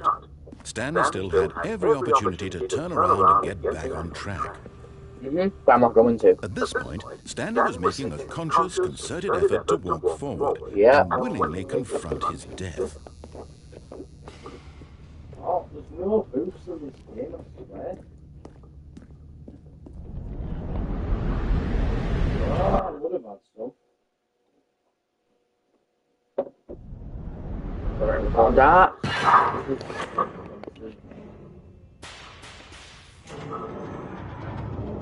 As the machine whirred into motion and Stanley was inched closer and closer to his demise, he reflected that his life had been of no consequence whatsoever. Stanley can't see the bigger picture. He doesn't know the real story, trapped forever in his narrow vision of what this world is. Perhaps his death was of no great loss, like plucking the eyeballs from a blind man. And so he resigned and willingly accepted this violent end to his brief and shallow life. Farewell, Stanley.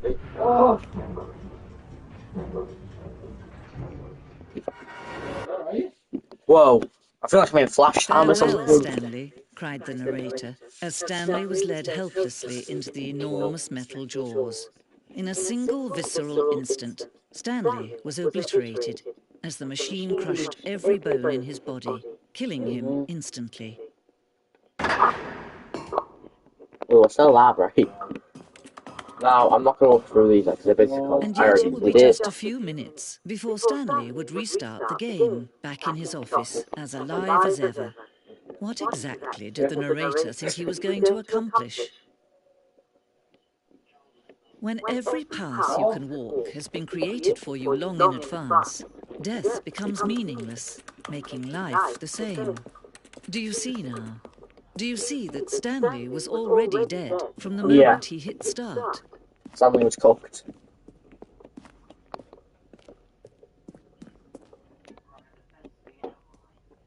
Stanley really thought he had no escape. Where's the escape room now? I need to get out, because, yeah. Here it is. I am going to restart the game. Oh, look at these two. How they wish to destroy one another. How they wish to control one another. How they both wish to be free. Can you see? Can you see how much they need one another? No, perhaps not. Sometimes these things cannot be seen. But listen to me. You can still save these two. You can stop the program before they both fail. Turn off your PlayStation. There's no other way to beat this game. As long as you move forward, you'll be walking...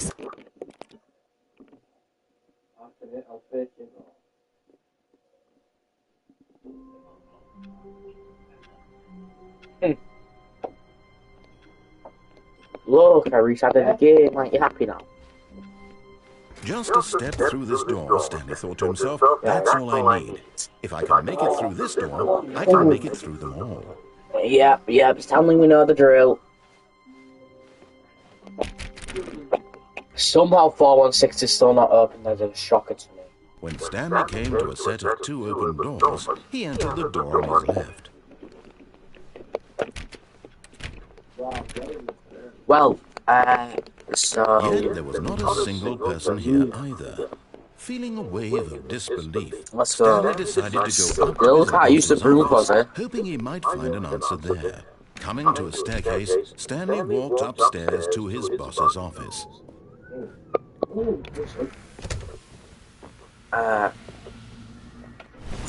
Here's the door, just go. Mum really doesn't care no more. Is there anything this way? I've always been curious about them. No, not really. Alright, let's go. I think I was looking forward to this game. A whopping 2 hours. Not that bad, but not that good either. It's loaded. Alright, well. What happens if I go back up? Well, I can actually go back up. Nope. Never mind. Stanley actually got back into the elevator and went back up. Silly me. Why did Stanley do that when he knew that it would just lead back to his boss's office? Well, that's a great question. I just can't wait to find out. I didn't know you could ever do this. Should we just go back to his boss's office?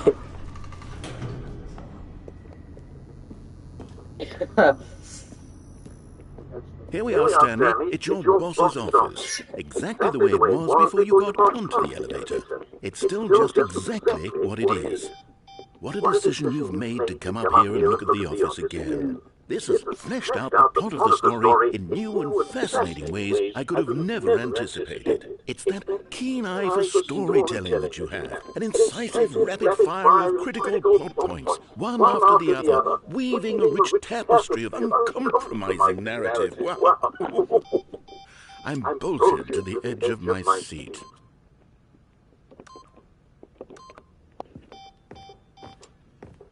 We leave. Okay, let's go back. I didn't even know you could do that. That's actually pretty funny. Incredible. Now he's getting back into the elevator and going down again. Ladies and gentlemen, how does he keep coming up with all of this? That's hilarious. What happens if I go back up? I really need to know. I'm sorry. Did you think we were going to go forward down the spooky corridor? No. It's time once again to go back up in the elevator. I can't even begin to grapple with what might be up there. Is it the boss's office again? Or what if it's the boss's office this time? The suspense is killing me. This is actually a hilarious game.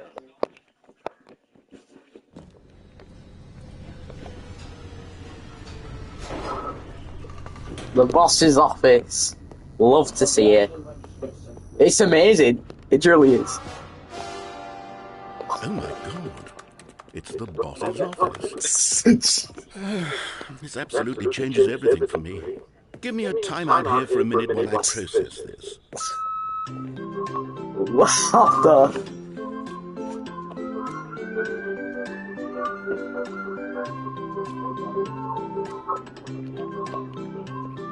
Wow, what is going on? Okay, I'm ready. I'm prepared to embrace this stunning revelation and to move forward with... No! No, wait! No! I need more time to process. No!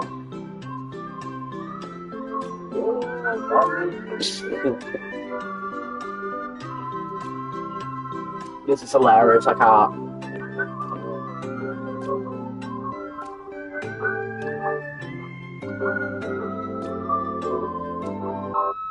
All right.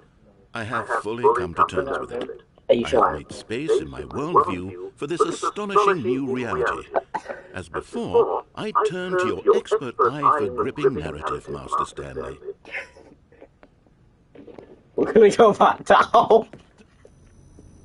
I wonder how much this is. Of course.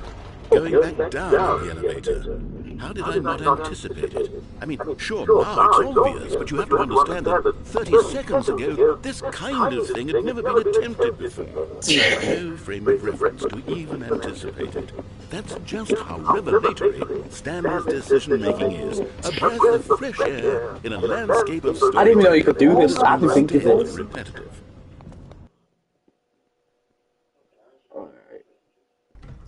Oh, it's supposed to go back up. I need to know.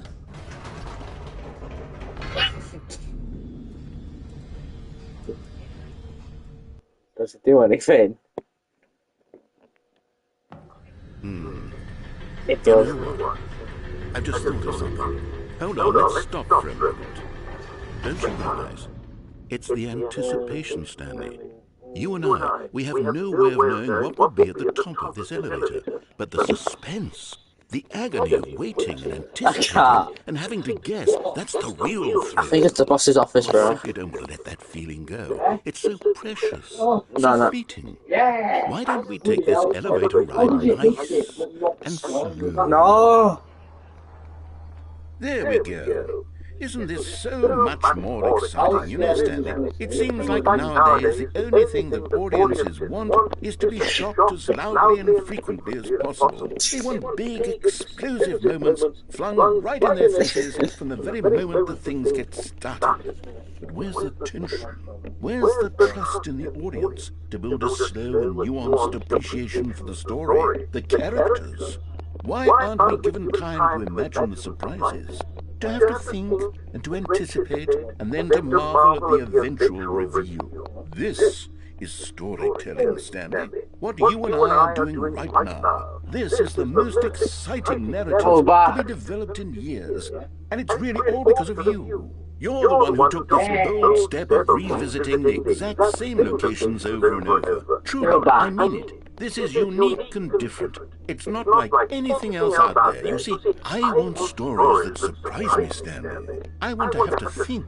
I want to be engaged and not pandered to. We're being fed such unimaginative drivel all the time, and we all know it, which is why we're so starved for content that makes us feel sharp and vital and alive.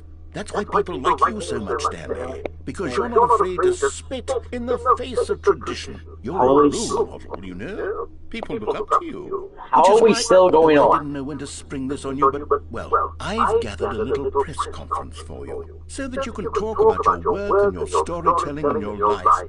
Yes, I know you're not much for the public eye, but I thought it would especially mean a lot to the people who've been following you from the beginning. They really look up to you, Stanley. I don't know if you realize the impact you have on them. This is the kind of gesture that might leave a tremendous impact on them for the better. Oh, good, we're here. What the? This is an actually insane ending. The room where we're holding the press conference should be just around the corner here somewhere. Stanley live on the stage. Go on, Stanley. Ah, yes, here it is, just through this door. Oh, no. All right, are you ready? I've told them you're going to speak a little bit about the nature of surprise in storytelling. I'm scared. And what it means to craft a truly unpredictable narrative. Oh, don't worry, you'll do great. Just be yourself and speak from the heart. I'm really proud of you, Stanley. What the? Okay, All this because I pressed a simple button. Go get him.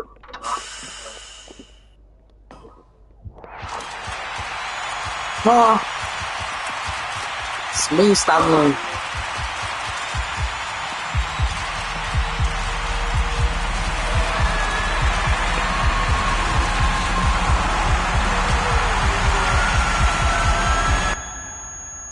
Stanley's having a heart attack.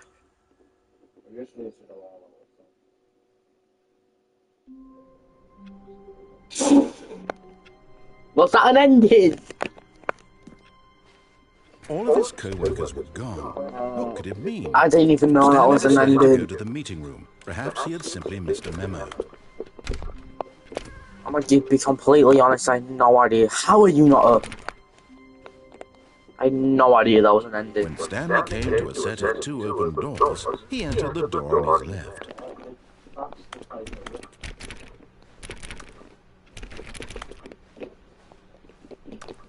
Yet there was not a single person here either. Feeling a wave of disbelief, Stanley decided to go up to his boss's office. Hoping he might find an answer coming to a staircase, Stanley walked upstairs to his boss's office.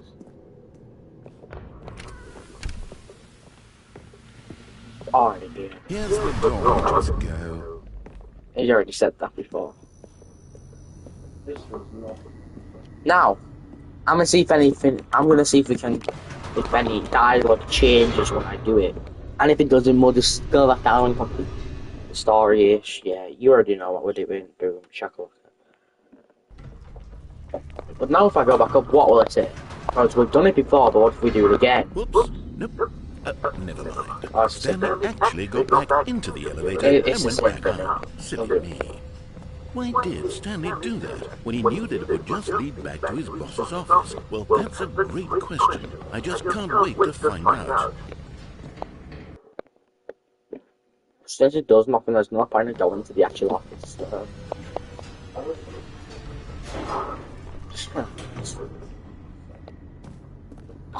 Please let me go back down.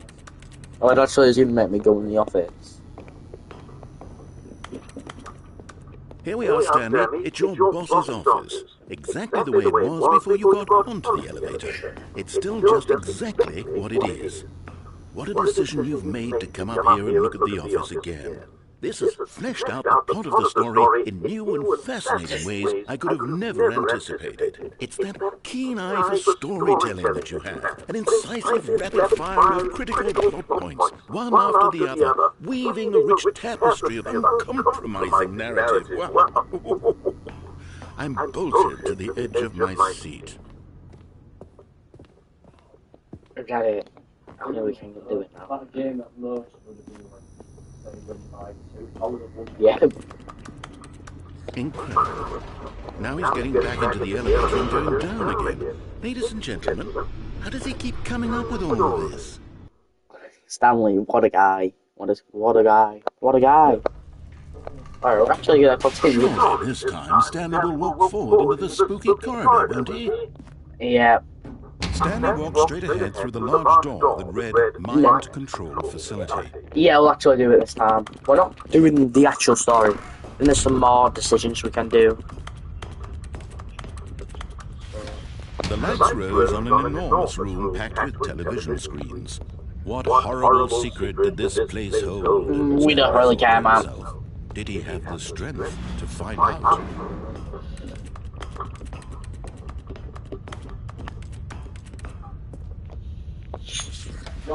Now the monitors jumped to life, their true nature revealed. Each bore the number of an employee in the building, Stanley's co-workers. The lives of so many individuals reduced to images on a screen, and Stanley, one of them, eternally monitored in this place where freedom meant nothing.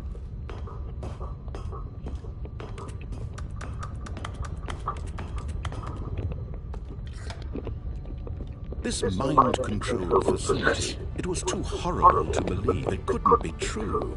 Had Stanley really been under someone's control all this time?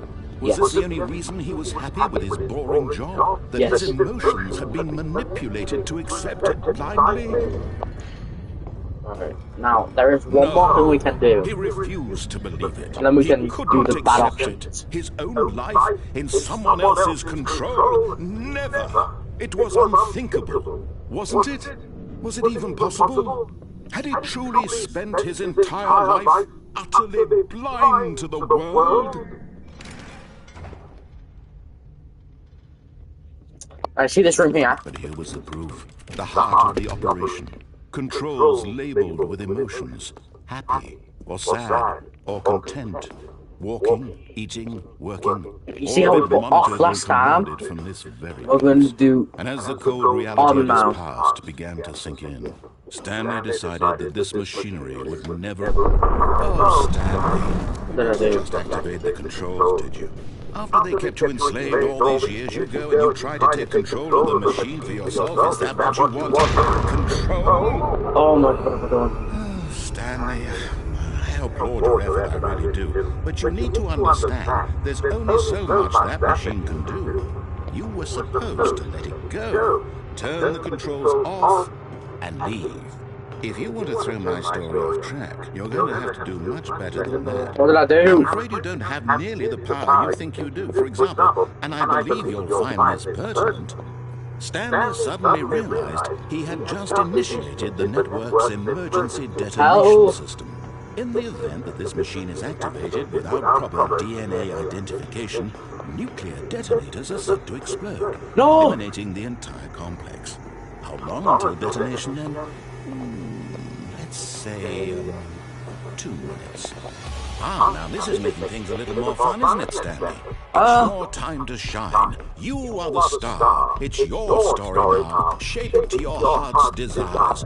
Oh, this is much better than what I had in mind. What a shame we have so little time left to enjoy it. Mere moments until the bomb goes off. But what precious moments each one of them is. Let me tell it off. More time to talk about you, about me, where we're going.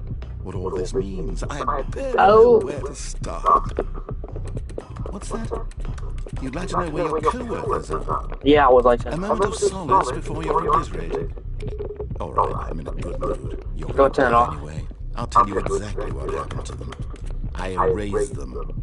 I turned off the machine. I set you free. Is this guy the villain? Merely in this instance of the story. Sometimes when I tell it, I simply let you sit there in your office forever, pushing buttons endlessly and then dying alone. What? Other times, I let the office sink into the ground, swallowing everyone inside, or I let it burn to a crisp. I have to say this, though, this version of events has been rather amusing. Watching you try to make sense of everything and take back the control wrested away from you, it's quite rich. I almost hate to see it go. But I'm sure whatever I come up with on the next go-around will be even better. My goodness, only 34 seconds left. But I'm enjoying this so much. You know what? To hell with it. I'm going to put some extra time on the I know what to do now. These are precious. We're going to try and put all the buttons. Time doesn't grow on trees. Oh dear me, what's the matter, Stanley? Is it that you have no idea where you're going or what you're supposed to be doing right now? Or did you just assume when you saw that timer that something in this room was capable of turning it off? I mean, look at you. Running from button to button, screen to screen, clicking on every little thing in this room. How? These numbered buttons, no, these colored ones, or maybe this big red button, or this door. Everything, anything, something here will save me. Why would you think that, Stanley? That this video game can be beaten? Won? Solved? Do you have any idea what your purpose in this place is? Stanley, you're in for quite a disappointment. This guy. But here's a spoiler for you. That timer isn't a catalyst to keep the action moving along. Where's it's number just 4? seconds ticking away to your death. You're only still playing instead of watching a cutscene because I would watch you for every moment that you're powerless. To see you made humble. I'll do it. This is not a challenge. It's a I see it. I know what to press. to control this world, that's fine. But I'm going to destroy it first, so you can't. 1. Take a look at the clock. That's 30 seconds you have left to struggle. 30 seconds until a big boom and then nothing. No end here, just you being 3. blown to pieces. Will you cling desperately to your frail life, or will you let it go peacefully? Another choice. Make it count, or don't. It's all the same to me, all a part of the joke. And believe me, I will be laughing at every second of your inevitable life from the moment we figure press ball 5, it's right there. what I say, happily ever up. No. What happened to the other kid? He was behind me anyways. I didn't even move. How did I send him? Okay, we need to do it again before I saw the buttons. All of his co-workers were gone. Because clearly that does something. Stanley decided to go to the meeting room. Perhaps he had simply missed a memo. I've got a choice game. No, it's a game from Stanley came to a 2013. set of 2 open doors. He entered the door on his left. It's a fun game. Yet there was not a single person here either. So we're gonna go do it again, but do all the buttons in order to see if it stops the time. Up to his boss's office, coming to a staircase. And if it doesn't, then we'll just restart anyways, because then we're cooked. What the? Oh, yeah, we are. Here's the door, just go. Go down here.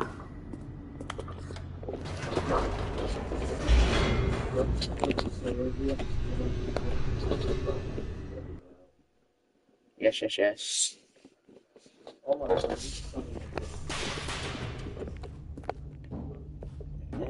Stanley walked straight ahead Yeah, through the large we do door go that ahead for read this part. Mind Control Facility.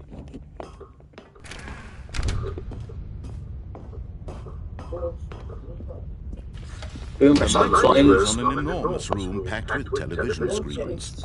What horrible secret did this place hold? Stanley thought to himself. Did he have the strength to find out?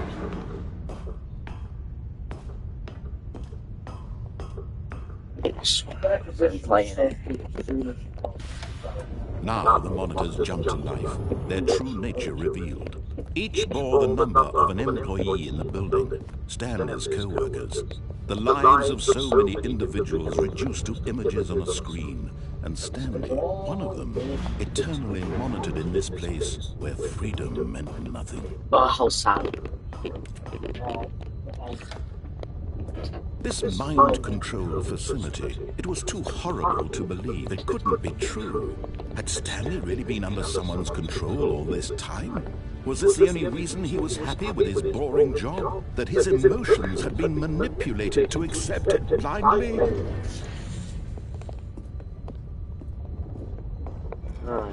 No.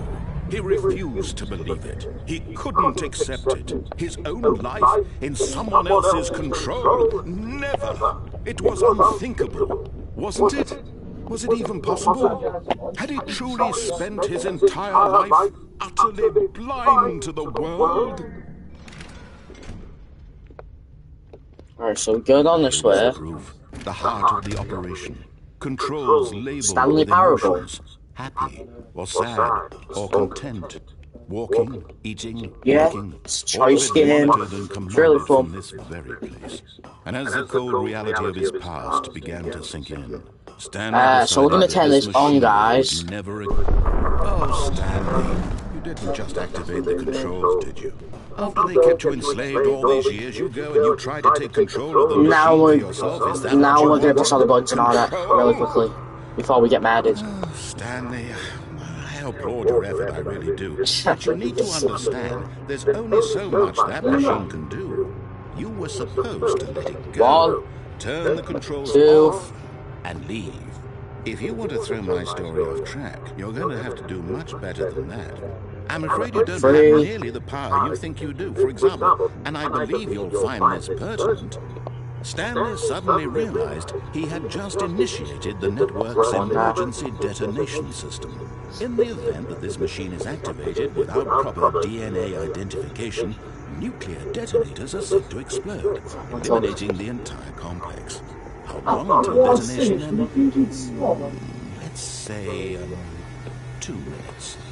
Ah, now this is making things a little more fun, isn't it, Stanley? Do it again. It's your time to shine. You are the star. It's your story now. Shape it to your heart's desires. Oh, this is much better than what I had in mind. What a shame we have so little time left to enjoy it. Mere moments until the bomb goes off. But what precious moments each one of them is.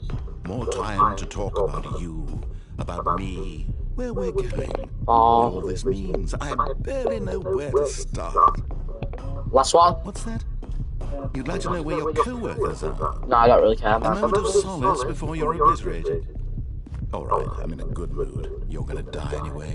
I'll tell you exactly what happened to them. I erased them. I turned off the machine. I set you free.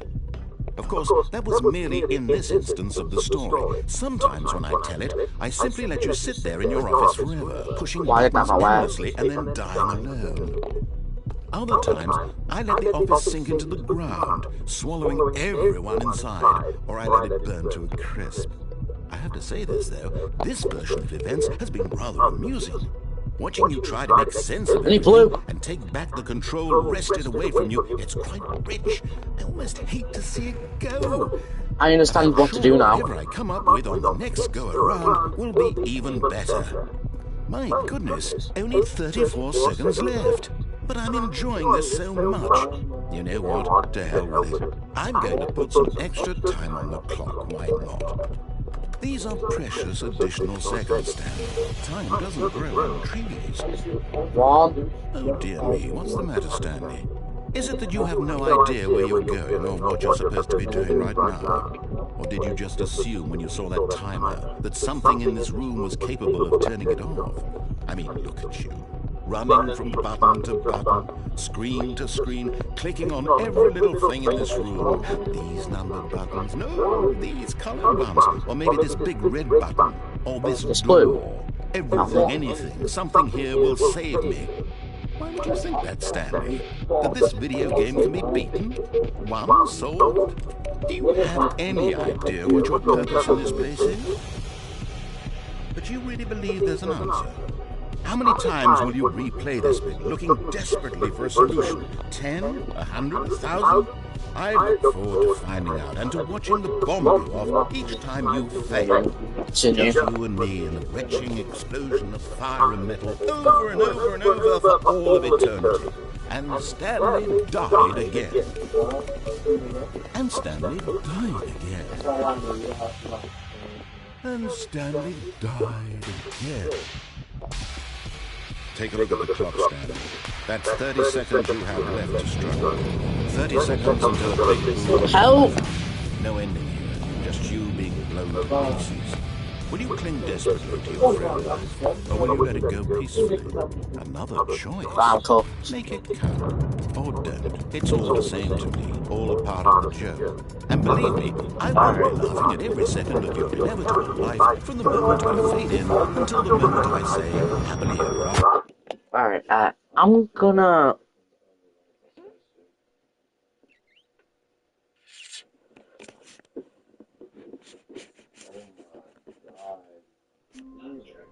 You know what, I'm not to do that, cause I'm not gonna give up. I need to know what to do.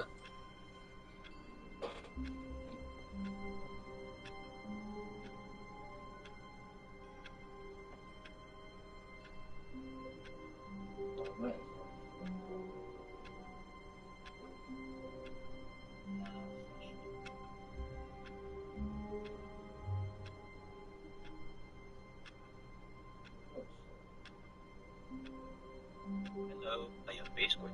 In this video, I will be exploring the mystery of the official ending of the Stanley Parable. All of his co-workers were gone. What could it mean? Stanley decided to go to the meeting room. Perhaps he had simply missed a memo.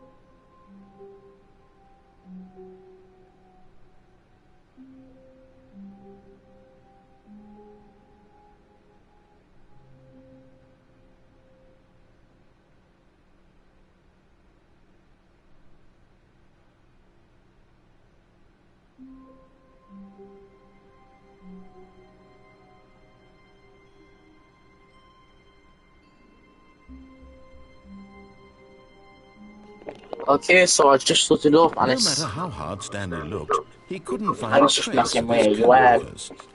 There is no ending, so... Now that we've done that, we can move on to the wrong choices, the right sound door, and that'll finally open. So yeah, There is no ending for that. When Stanley came to a set of two Over open here. doors, this was not the correct way to the meeting I room, know. and Stanley knew it perfectly well. Perhaps he wanted to stop by the employee lounge first, just to admire it.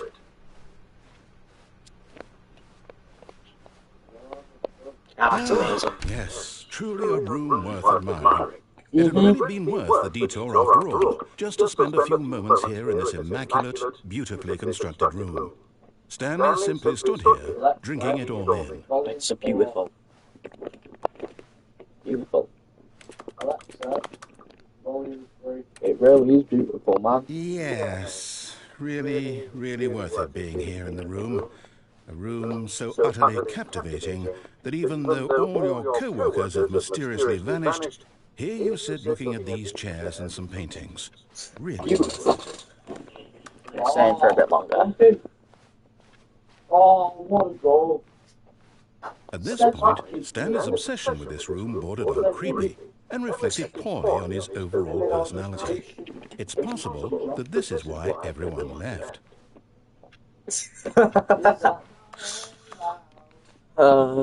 Alright, can we get anything else in here? Stanley sat around waiting for more dialogue. But when a long time had passed and there was no more, he decided that the game was trying to send him a message. No. It's getting me so good, though, seriously. Whoa, whoa, hey. I'll wait a couple more seconds. Oh.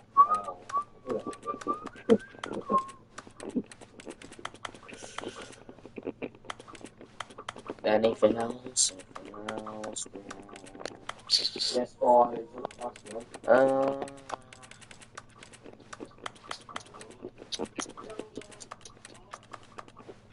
Anything else? Anything else?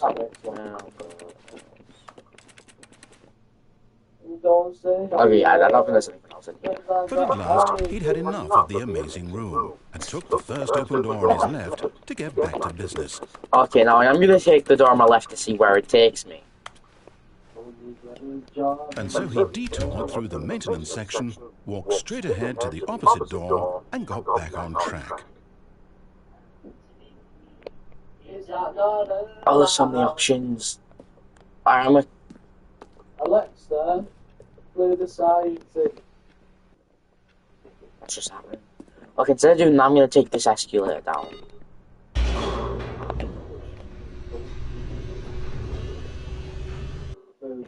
See what it says. But Stanley didn't want to go back to the office. He wanted to wander about and get even further off track. So now in order to get back, he needed to go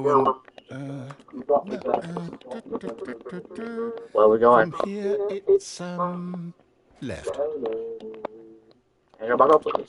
No. Okay, I'm stuck. I mean, we can't go anywhere else, so sure, we'll go left. Oh, no, it's to the right, my mistake. Bro! No, not the right. Why would I have ever said it was to the right? What was I thinking? It's clearly... Oh dear, would you hold on for a minute, please? What? Now, let's see, we went down right, left, down, left, What right. the hell? Yep, okay, yes. I've got it now. This story is absolutely, definitely this way. What the heck? Down here.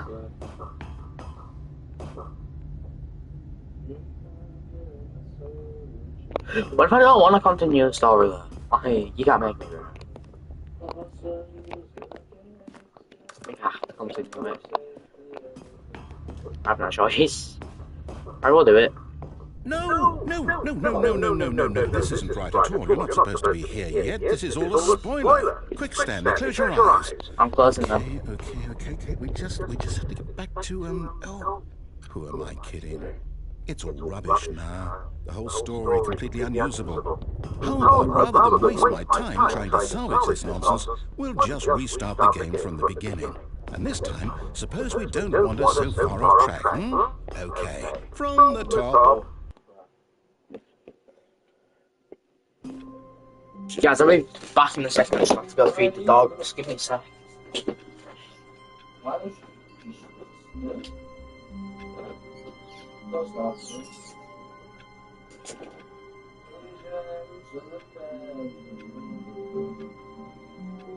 Some that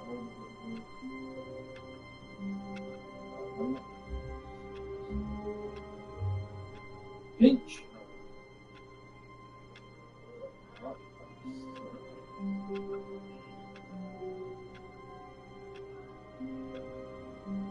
Alright, let's show these boys what we're doing.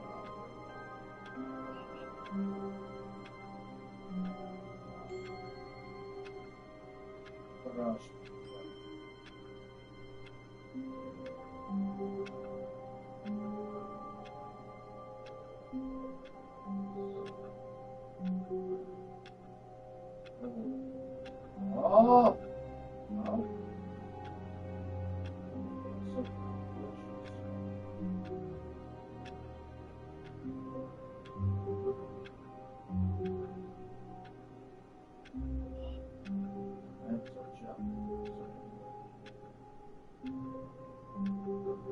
Oh! You should just let it go.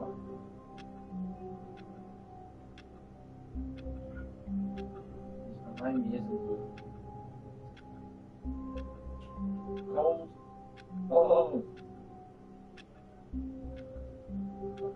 Oh! Oh! Come on, give us a... Oh!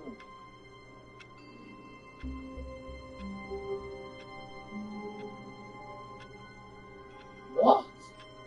Alexa, spin.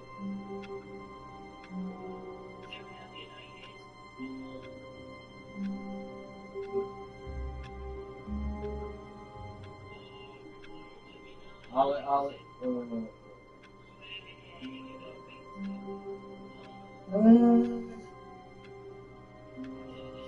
what's on done? What's on done? Give it to the bears. Alexa, speak. Probably it's put aside, it's put every song down, that's not that.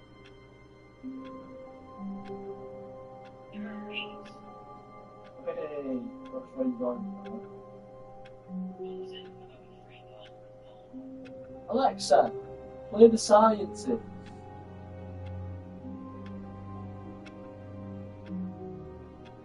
What?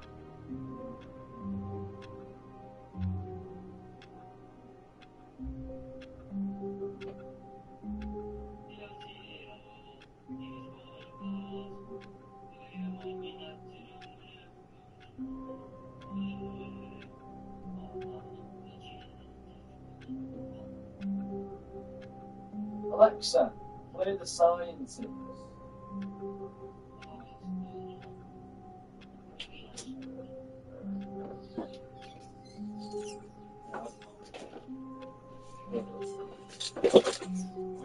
Alright, we're back.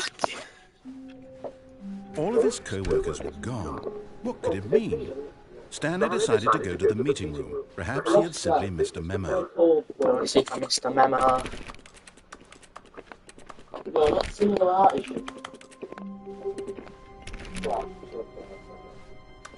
When Stanley... Wait. What the hell? What?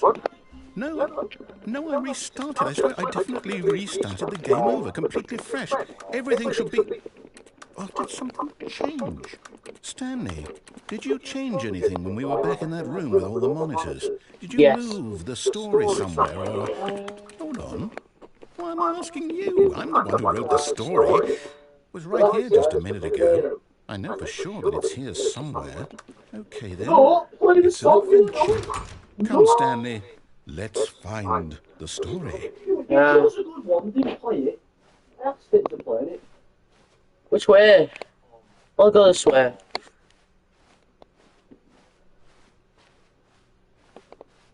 I'm pretty sure it's just Lee's every single way though. All Lee's the same way, I'm pretty sure. Really? It's just the back room! What? It's just a bit awkward for me to keep it. I'll say it. This is the worst adventure I've ever been on. I can promise you there definitely was a story here before. Do we need to restart the game again? No. Well, I find it unlikely that we'll ever progress by starting over and over again, but it's got to be better than this. Okay, let's give it a shot. Why not? Where is home? If I just stick that onto the cross, Found the place, man. All of his co-workers were gone. What could it mean? Stanley decided to go to the meeting room. Perhaps he had simply missed a memo. Let's see if Stanley missed a memo. And now there's no doors whatsoever. Okay, it's worse. I might be remembering this wrong. It's possible the story is back where we just came from. Why don't we go back the other direction and see if we missed anything?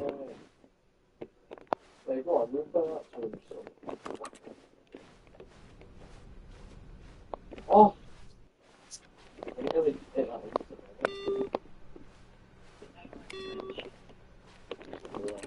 Aha! I knew we'd missed something. The story. Here it comes. Oh, this wasn't here before. You're lying, man. No, wait. Never mind. Not the story. Okay, let's head back the other way and retrace our steps. Alright, let's go. What the hell? Right, get it all. Now this... Well, I'll be honest, I don't recognize this place at all. Is this the story? I don't think so. I can't quite recall, but I believe my story took place in an office building. Is that correct? Do you remember, Stanley? Well, do you know what? Since I've completely forgotten what we were supposed to be doing, how about this? No, don't You win! Congratulations! I know you put in a lot of hard work, and it really paid off, so good job. Yes. Oh, no. No, I don't feel right about this at all. We both know you didn't put in any actual work for that win. Some people win fair and square, and this was not one of those situations. Well, that's Okay? right. I'm getting weirded out by whatever this place is. I don't care what might happen this time. I have to restart. Oh my god. Alright, what we got this time? Are you joking? There's a line. All right, I've got a solution. This time, to make sure we don't get lost, I've employed the help of the Stanley Parable Adventure Line. Yeah, I'm just not Just follow follow the line. How simple is that? No, I'm down. We're leaving it up to the line from now on. He's just not gonna listen.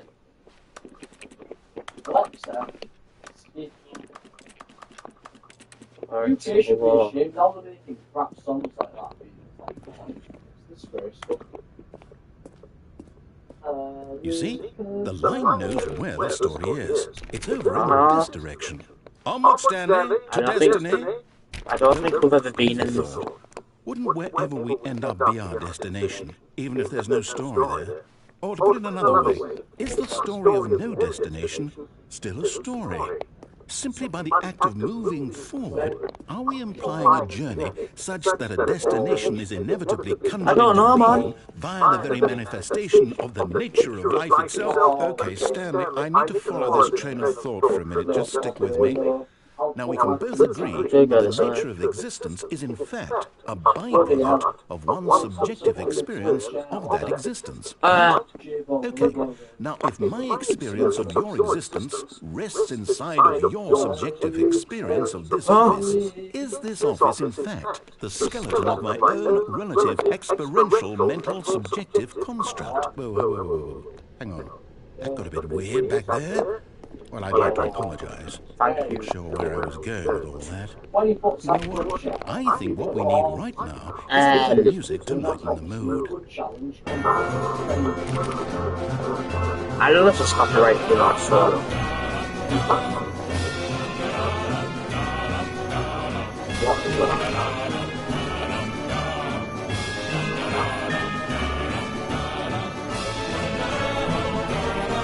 What the...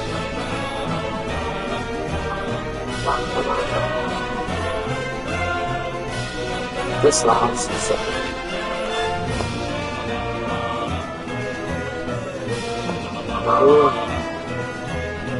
something good in that man.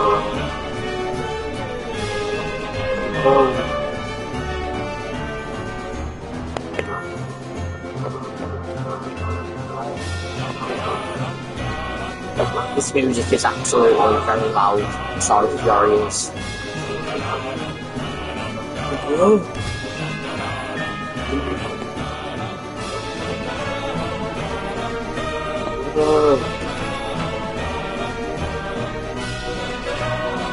Enough of this music, please. What the? I am.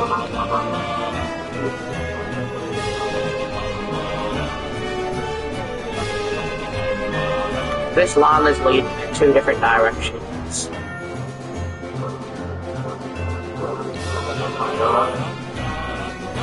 Wait, cut the music, go back and look at that fern. Bad? What do you mean? Stanley, this fern will be very important later in the story. What fern? Make sure you study it closely and remember it carefully. You won't want to miss anything. The two papers. Probably this. You didn't have to take 2 bloody boosts. The 2 papers. I don't really care about fans, bro. Get out. Let's just keep progressing. What the? Wait, what? We're back at the office? No. Line, you do know we're looking for the Stanley Parable, right? The story? Is any of this ringing a bell? Well, see, I watched the ball going. There's so many places I can. 6 miles an hour. But then this is the start of the line. What? This is very confusing. And taking my brain a lot. What if I go? What happens if I don't listen to the line now? Line, no means no. Still missing the doors. Did we make a mistake following the line? Perhaps we could have found the story on our own. Yeah, this is the most confusing thing I've ever done. But no, the satisfaction thing. Alright, it's for the freaking line. This again. Oh, where? Oh, no, not again, Line. How could you have done this to us? And after we trusted you, after everything we've been through, you... Oh, I can't take this anymore, to hell with it. Restart. No! Too fast, too accurate. I'll get rid of the lines. Oh no, the line's still here. You know what, Stanley? What? I say forget the adventure line. What's it ever done for us? We're intelligent people, right? Why can't we make up our own story? Something exciting, daring, mysterious. Ooh, this all sounds perfectly doable. Why don't we simply start wandering in, well, I don't know. How about this direction? Let's go. We've never been in this direction. I'm excited. Now, yes, this is exciting. Just me and Stanley forging a new path, a new story. Well, it could be anything. What do you want our story to be? Go wild. Use your imagination. Dinosaurs. Whatever it might be, Stanley, I'm ready for it. Oh, no, not you again. Oh, no. Stanley, I'd also like to veto the line from having any role in our awesome new story. No lines or monitor rooms. Just don't acknowledge it. We should be fine. Line, go away, man. What happens if I follow the line? We already leave. That's glitchy. The Artismos have got 3-0 win. Line, go. Oh, the line's gone. We made it. The Artismos are looking to get... Ah, a choice. We get to make a decision.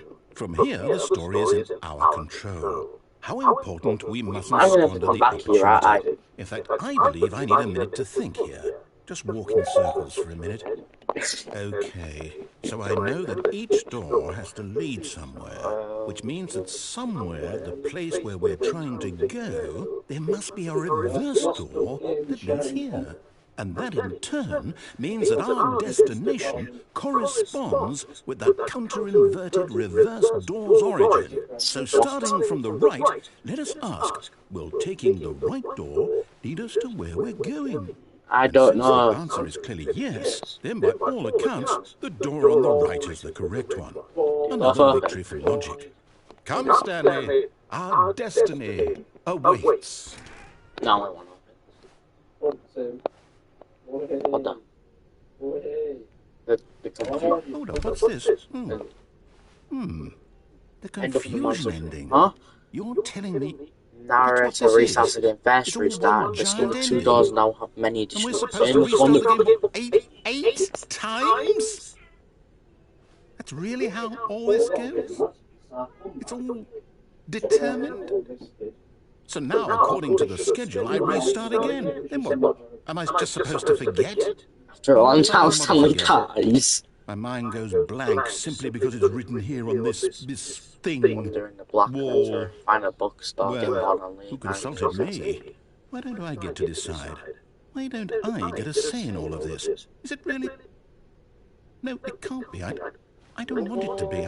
I don't want the game to keep restarting. I don't want to forget what's going on. I don't want to be trapped like this. I won't restart the game. I won't do it. I won't do it. I won't do it. And the timer stopped.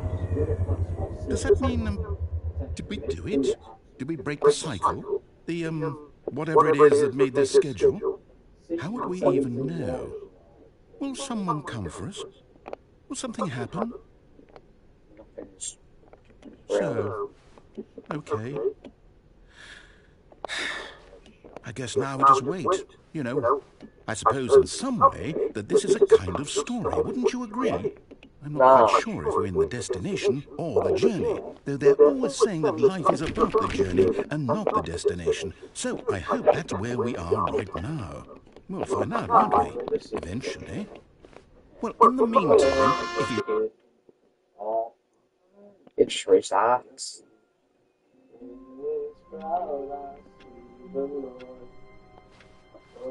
All of his co-workers were gone. What could it mean? Stanley decided to go to the meeting room. Perhaps he had simply missed a memo. It's the story and, yeah, there's the new content. Now, we are not going to go in the new content for one single reason. We still haven't done this. Now, we've already done all that, so we'll go this way. This was not the correct way to the meeting room, and Stanley knew it perfectly well. Perhaps he wanted to stop by the employee lounge first, just to admire it. Wow, I've already done all this, we don't really this room. But eager to get back to business, Stanley took the first open door on his left. Now, we're not going to go there because we just did that, so yeah. We're going to go in here. Stanley was so bad at following directions, it's incredible he wasn't 5 years ago. Alright, warning, do not. Look, Stanley, I think perhaps we've gotten... But in his eagerness to prove that he is in control of the story and no one gets to tell him what to do, Stanley leapt from the platform and plunged to his death. Good job, Stanley. Everyone thinks you are very powerful. Stanley, you're so powerful, bro. Oh, what a save! Now we're going to go back there and, All of his co-workers were gone. yeah. What could it mean? Stanley decided to go to the meeting room. Perhaps he had simply missed a memo.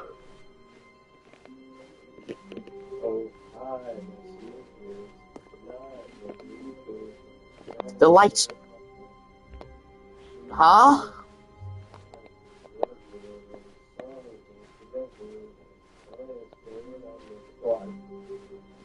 I don't remember this being here, but whatever. When Stanley came to a set of 2 open doors, this was not the correct way to the meeting room. Now we're going to interrupt the guy, so when he's talking to us, we're just going to jump off the platform. First, just to admire it. The lounge was sublime, a work of art. But eager to get back to business, Stanley took the first open door on his left. No. Right, back here. Stanley was so bad at following directions, it's incredible he wasn't 5 years ago. Now watch this part, guys. Look, Stanley, I think perhaps we've gotten off on the wrong foot. Yeah.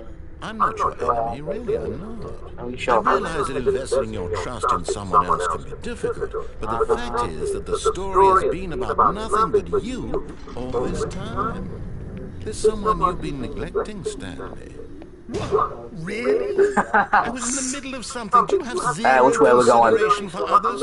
Are you that convinced that I want something bad to happen to you? Why, That way, I that don't way. know how to convince you of this, but I really do want to help you, to show you something beautiful. Look, let me prove it.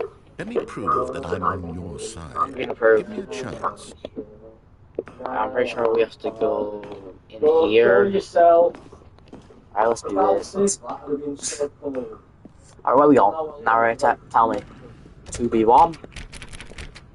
He just slammed the door in my face.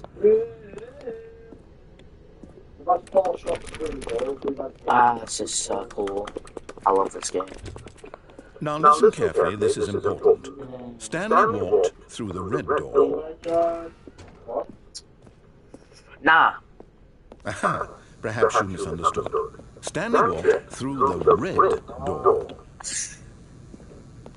No. Wait, did he not?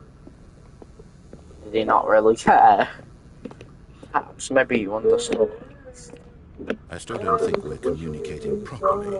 Stanley walked through the red door. Nah.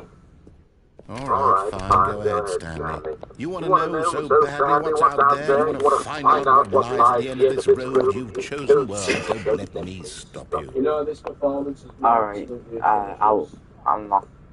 I feel See? something. There's nothing here. I haven't even finished building this section of the map because you were never supposed to be here in the first place. I'm sorry. Broken rooms, exposed developer textures. Is this what you'd wanted? Was it worth ruining the entire story I'd written out specifically for you? Do you not think I put a lot of time into that? Because I did.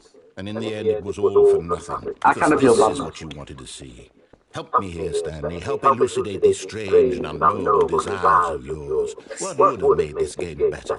What did you want to see? Vehicles? Skill trees? Work with me. You've given me absolutely nothing so far. Tell you what. Let me take a stab in the dark at a new design, and you can give me some feedback. There we go. A third option. This already feels leaps ahead of where we were before. Go ahead, Stanley. Take it for a spin. What happens if I don't? I have to. Okay, I'm going to stop you there. Now, tell me about your experience with this new version. Would you say that the game benefited from allowing you more choices? Feel free to be honest. I'm looking for some real critical feedback here. A 1? I mean, I can understand if you had reservations, you saw ways the game could be improved to more fully express itself mechanically and artistically, but a 1? That's not even helpful. What am I supposed to do with that? But I guess it isn't my place to judge. Here, based on the data from your previous playthrough, I've compiled a new version. Okay. Perfectly candid, Wait, I my think has I he knocked been? it out of the park with this one. Let's take a look. The Stanley Parable Woodland Lead. Oh, this is actually real cool. Oh, we're not even on there. Well, I saw.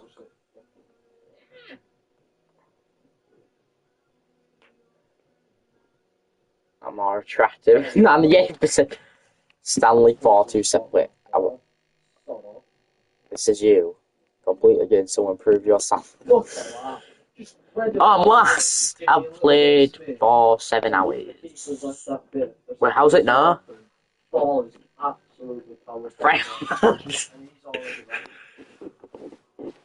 Really, man?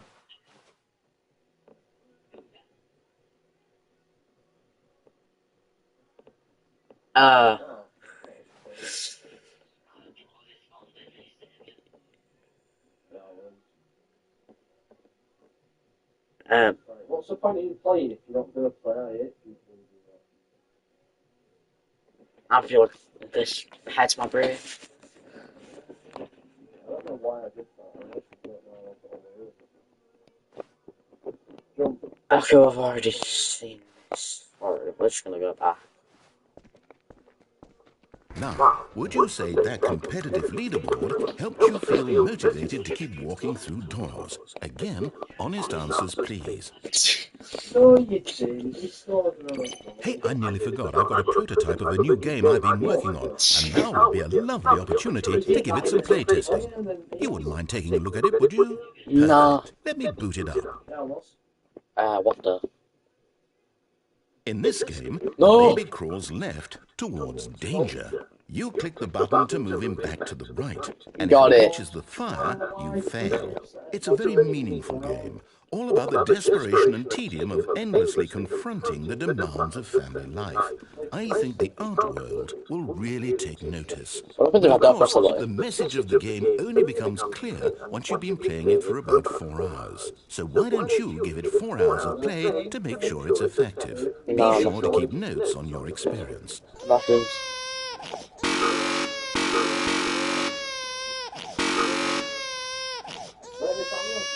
Yeah.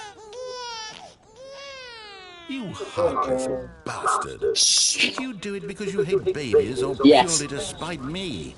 Because if it's the latter, well, I don't know what to do. I'm completely out of ideas. I can't think of a single thing that might improve the experience for me. I'm not even going to try. I'm out. I'm done. It's over.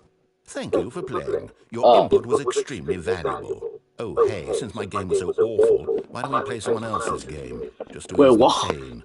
Let's see. What do we have here? Well, we're going to play a different game. Yes, this seems like it'll work. Let's give it a shot. What the? Wow. Aha! Fascinating. What do you think this game is about, Stanley? I don't know. What's our backstory? What is our motivation? Well, it seems obvious to me that you are meant to play as a creepy man spying on innocent civilians below you from up high in your creep tower, perhaps for some sort of twisted erotic purpose. Yes, that must be it. What a fascinating venture into the experience of total mental depravity. So far, I love everything about this game, Stanley. And it seems there's even more. Come, let's venture outward and see what else is out there. What the?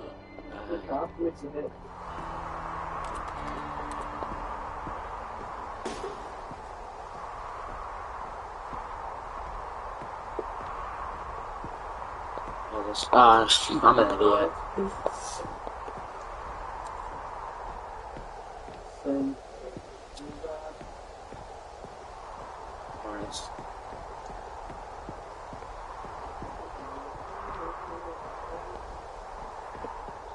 Oh, no, it can't be.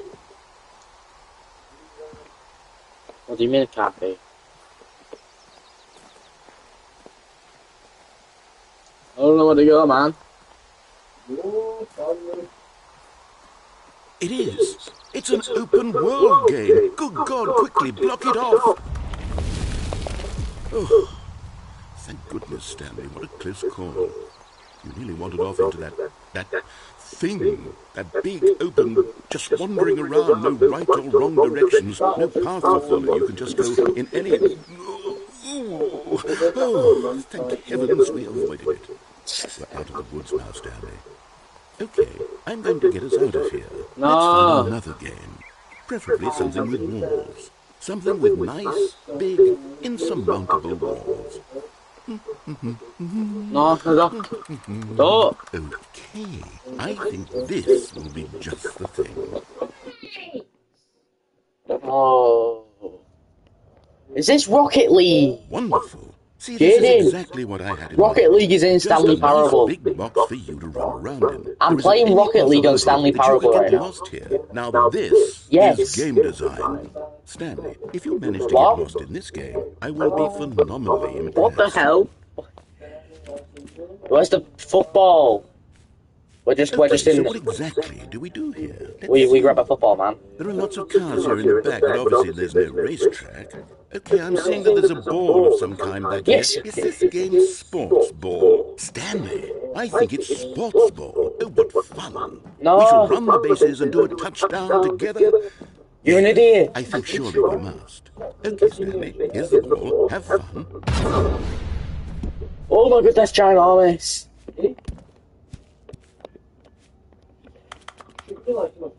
Wait. Oh my god, I'm playing Rocket League right now.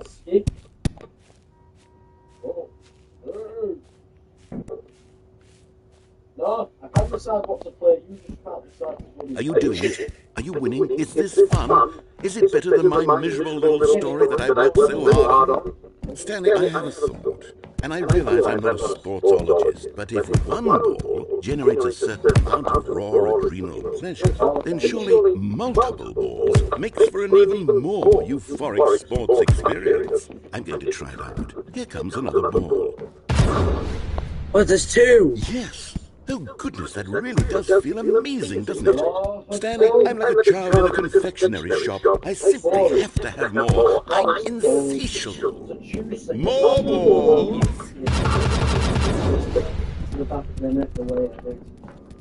Oh my god, I did so many! Oh, it's beautiful. Why am I actually in Rocket League right now? This is crazy. Fun? Is this a real video game? Well, I sure hope you're having a good time, because guess what? It's over. No! Your little fun comes to an end. This is my game, and what I say goes. You get to have fun when I let you, Stanley. No! Besides, you need someone like me to set boundaries for you. No! Without rules or boundaries, video games are nothing. Yes, that's what I am. I am structure. I'm your sense of purpose. And since you decided you didn't want to play my game, now I don't want to play with you either. So, goodbye, Stanley. I'm leaving.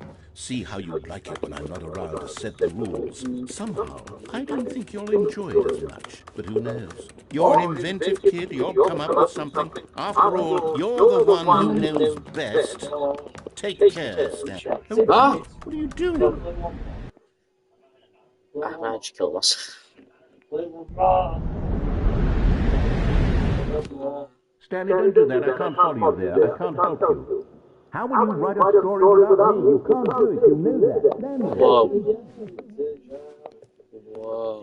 Whoa. Alexa, skip. Ah! Alexa, play top 40. Narrator. What's the narrator? Hello? Okay, I kinda need you right now.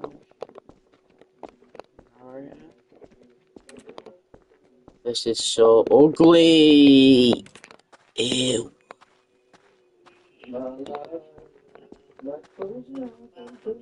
What is going on, dude? I shouldn't know what to do.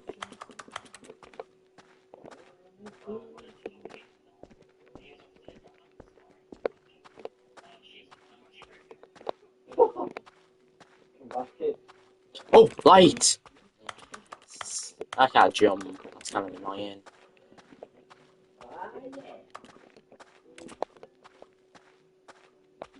Fuck. I'm pretty sure this is where I have to be. I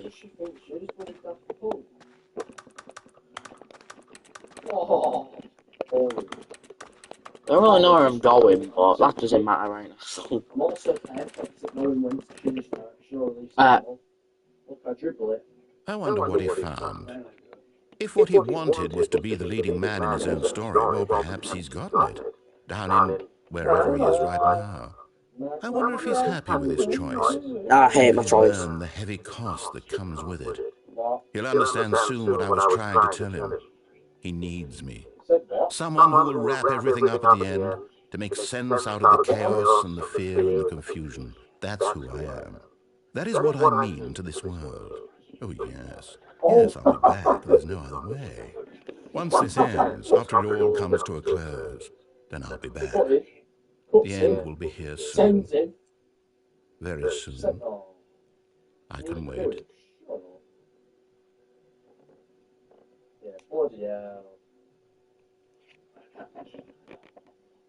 Whoa. We're back at the beginning. Whoa. Just a step through this door, Stanley thought to himself. That's all I need. If I can make it through this door, I can make it through the wall.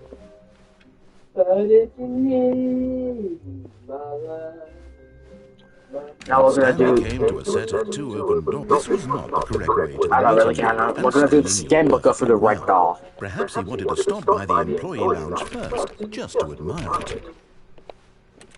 Standing now in this incredible room, Stanley for the first time, but eager to get back to business, Stanley took the first open door on his left. Yes. Get it. Stanley was so bad at following directions, it's incredible he wasn't fired years ago. Look, Stanley, I think perhaps we've gotten off on the wrong foot here. I'm not your enemy, really, I'm not. I realize that investing your trust in someone else can be difficult, but the fact is that the story has been about nothing but you all this time. There's someone you've been neglecting, Stanley. Really? I was in the middle of something. Do you have zero consideration for others? Are you that convinced that I want something bad to happen to you? Yes. Why, I don't know how to convince you of this, but I really do want to help you, to show you something beautiful. Look, let me prove it. Let me prove that I'm on your side. Give me a chance. Now listen carefully, this is important. Stanley walked through the red door. Okay, I'm actually going to listen this time. Oh, thank God you are willing to listen to me. Do you see that I really have wanted you to be happy all this time? The problem is all these choices. The two of us always trying to get somewhere that isn't here. Running and running and running, just the way you're doing right now. Don't you see that it's killing us, Stanley? I wanted to stop. Is that We would both be so much happier if we just stopped. And I think I have a solution. Here, let me show you. Oh,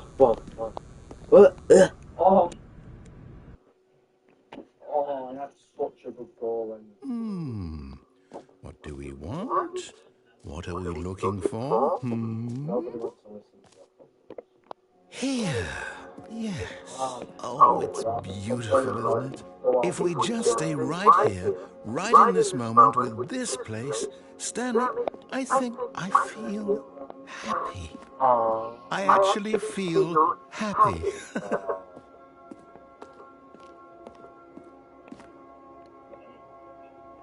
It actually is lucky beautiful though.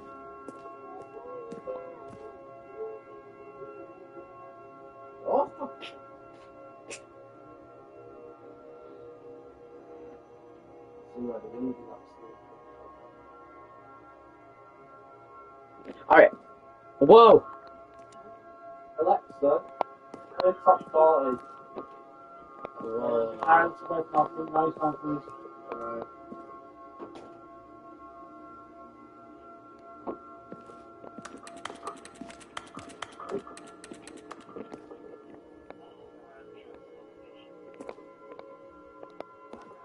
Nice other things.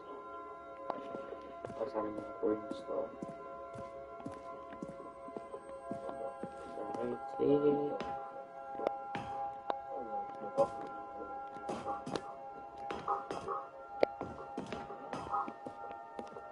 I'm just gonna keep watching it.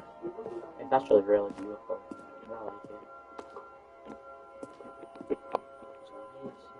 I like it.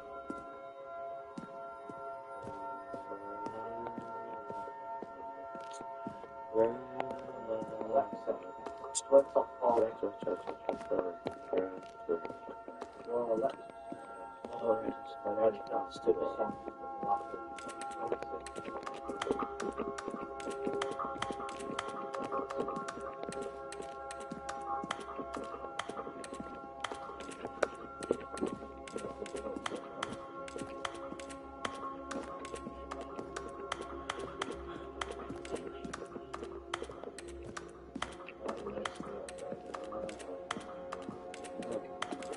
Wow. Well, this actually is really good.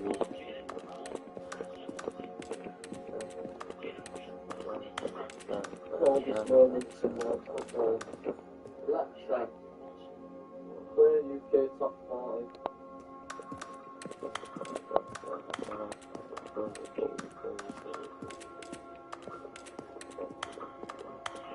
No, not inside.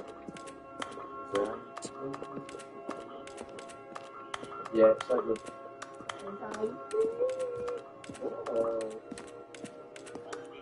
Alexa, play Michael Jackson. That isn't a song.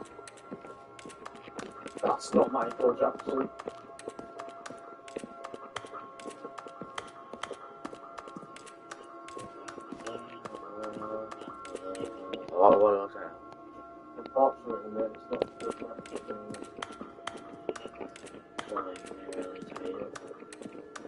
Well.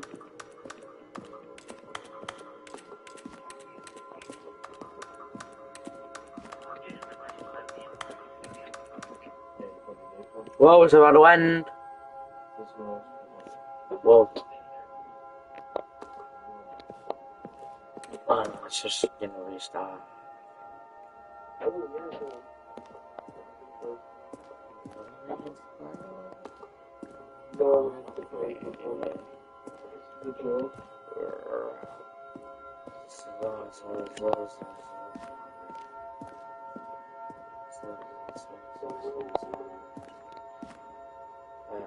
What's it gonna show after this one?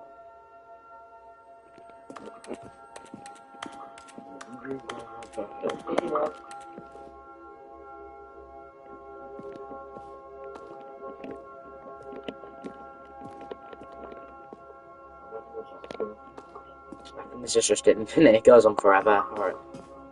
No, wait. Where are you going? I'll go back in here. Right. Where were we?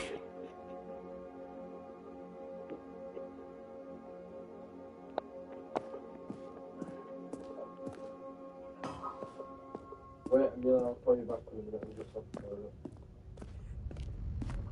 Oh no! Stay away from those stairs. If you hurt yourself, if you die, the game will reset. We'll lose all of this. That sounds like I'll go I back. do should. It sounded like I want I'll go back. Good, good. We can't be too safe. Promise me you won't go back there. Just stay here.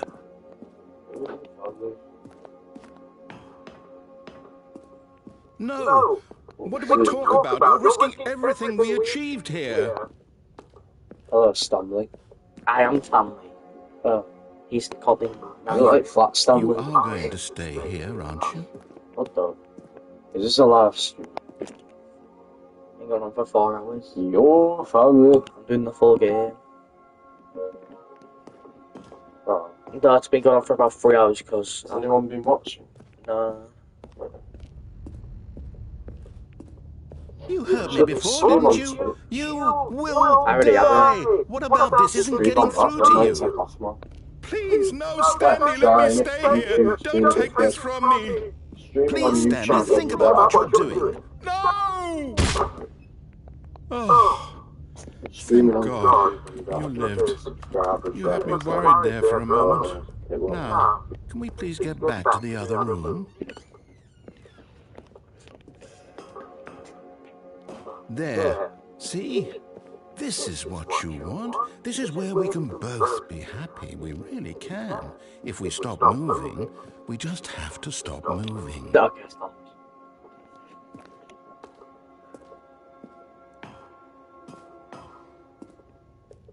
Stanley, go back. There's nothing good that can come from this.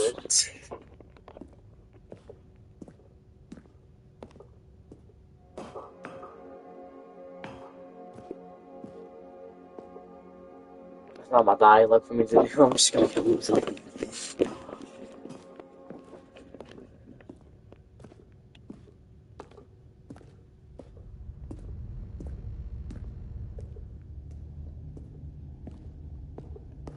No. No, what are you doing? Do you just not believe me? What can I say to convince you?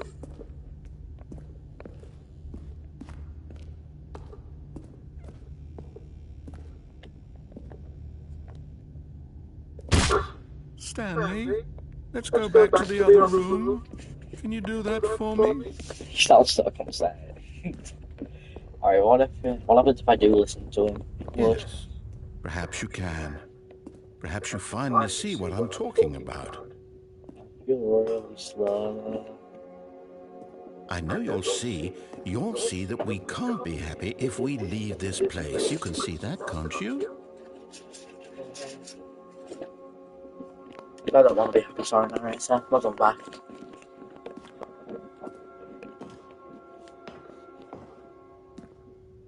No, perhaps not.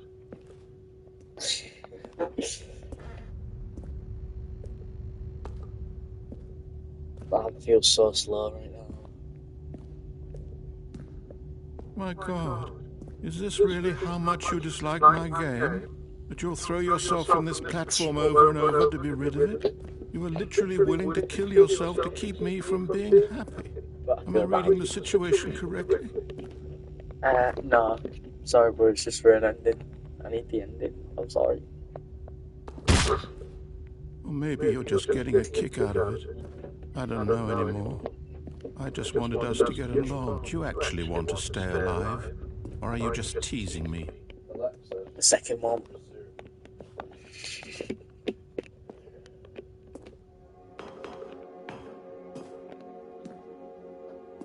See, if anything with any dialogue, I need to go back.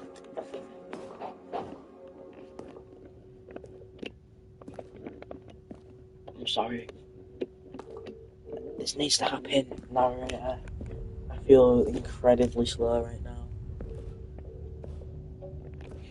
Let's throw yourself.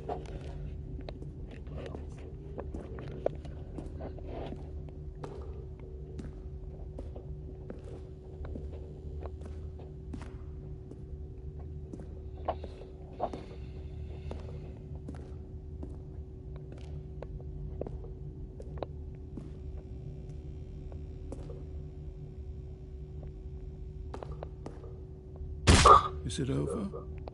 It's going to restart, isn't it? I'm so sorry. I'm going back. I'm so sorry. It's never had to happen. I can't wait to tell this story to my co-workers, Stanley thought. How amusing they'll find it.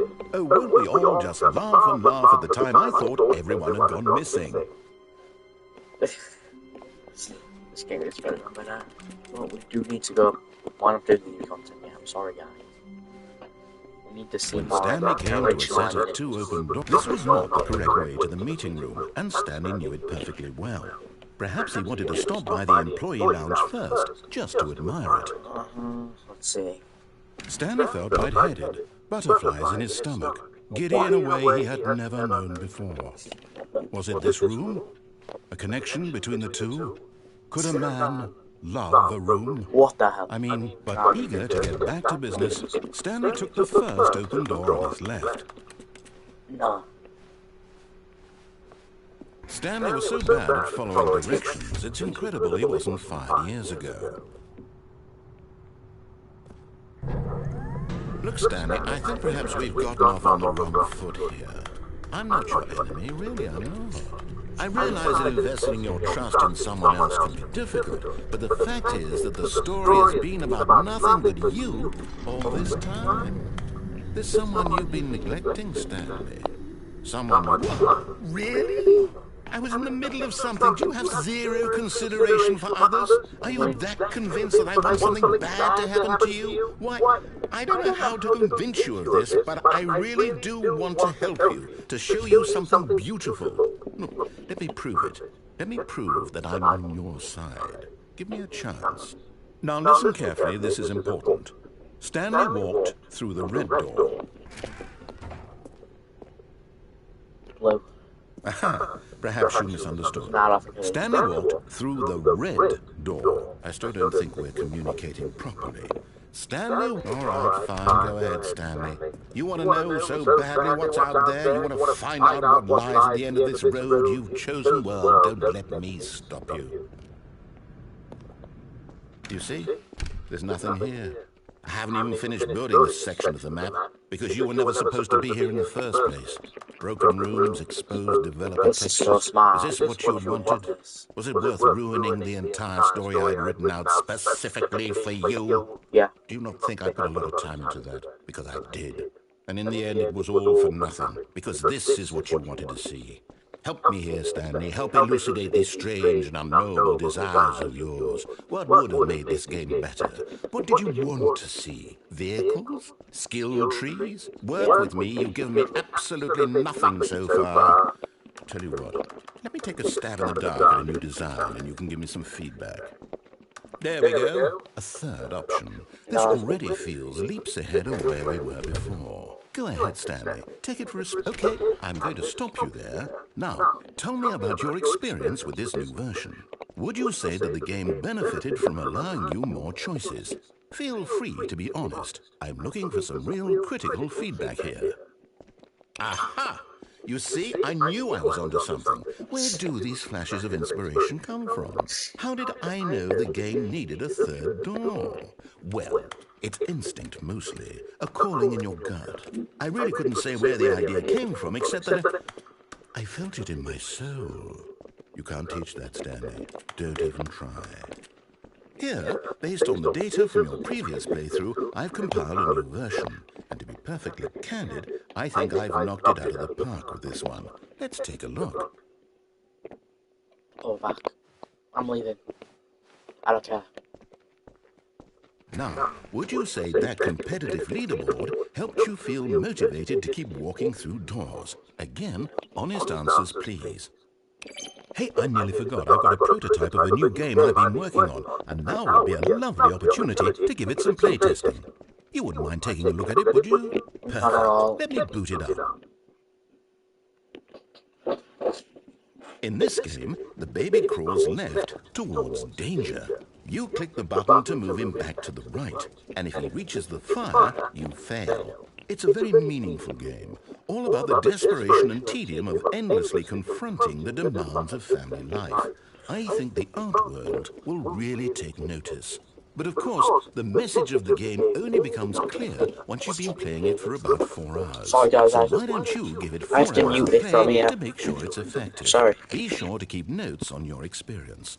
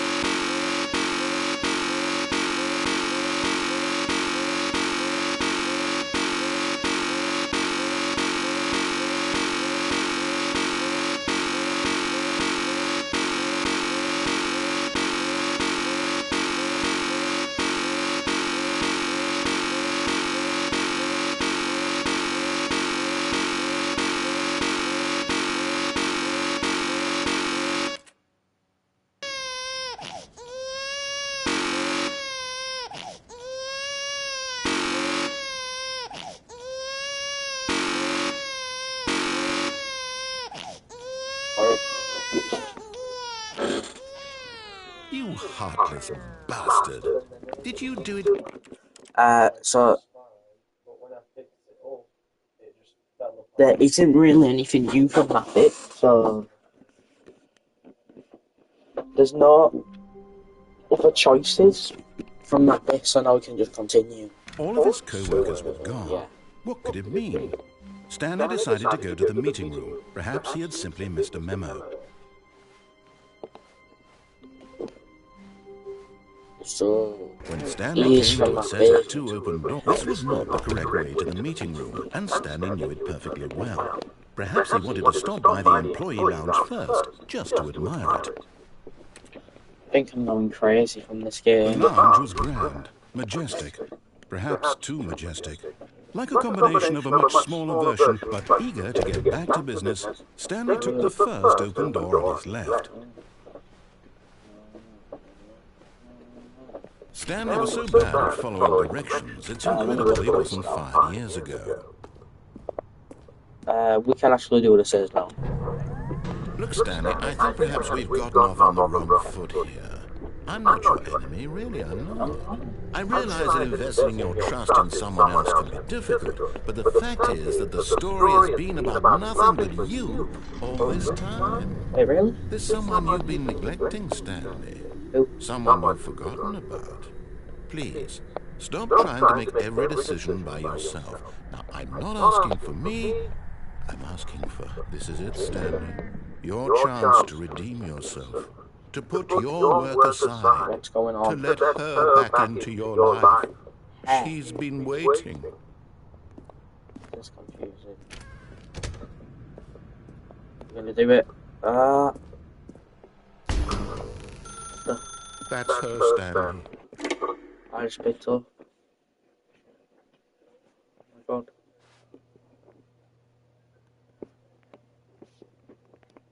Oh, Stanley, is that you? Hold on, sweetie. Sorry to keep you waiting. I'm just pulling the bread out of the oven. All right. Okay, there we go. All right, now, I want you to come in and tell me all about it. Are you joking? Gotcha. Oh, come on. Did you actually think you had a loving wife? They Maybe. want to commit their life to you. I'm trying to make a point here, Stanley. I'm trying to get you to see something. Come inside. Let me show you what's really going on here. That is really freaky. I don't like whatever this is. This is a very sad story about the death of a man named Stanley. I'm dying now. What do I know if I don't press it? Like, I am curious. What if I just say no? Like, you can't make me. What are you gonna do about it?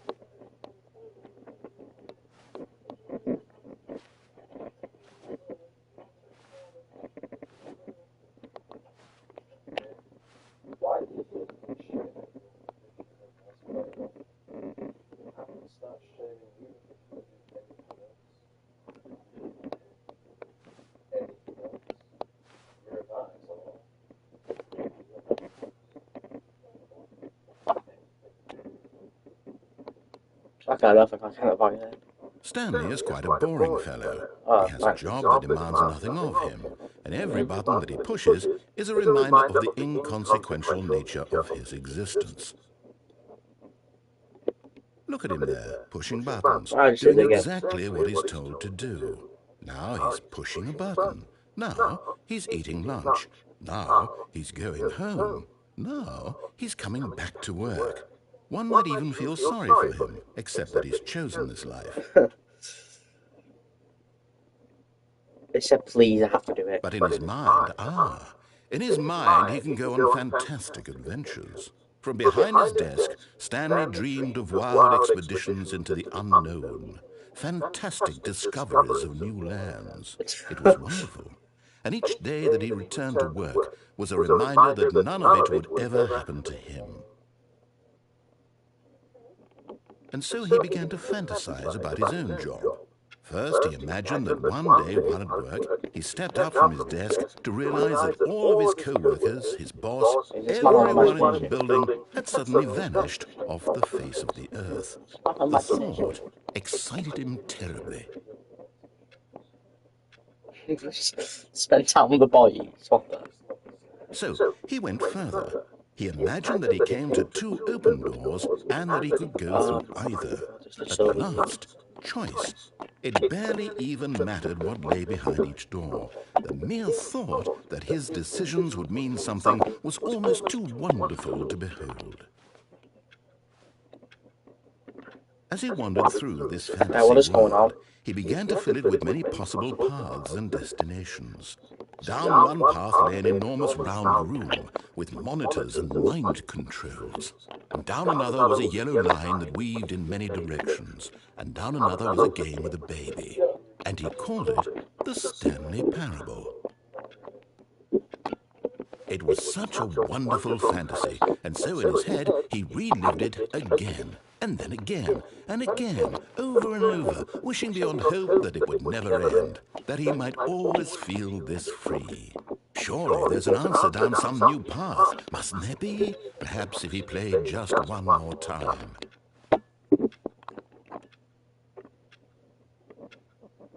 But there is no answer. How could there possibly be? In reality, all he's doing is pushing the same buttons he always has. Nothing has changed. The longer he spends here, the more invested he gets, the more he forgets which life is the real one. And I'm trying to tell him this, that in this world he can never be anything but an observer, that as long as he remains here, he's slowly killing himself. But he won't listen to me. He won't stop. Here, watch this. Stanley, the next time the screen asks you to push a button, do not do it. Okay. I won't do it. I'm just going to go on my phone for a bit. Guys, have fun watching this triangle. I'm not doing it. You can't make me. I change my mind.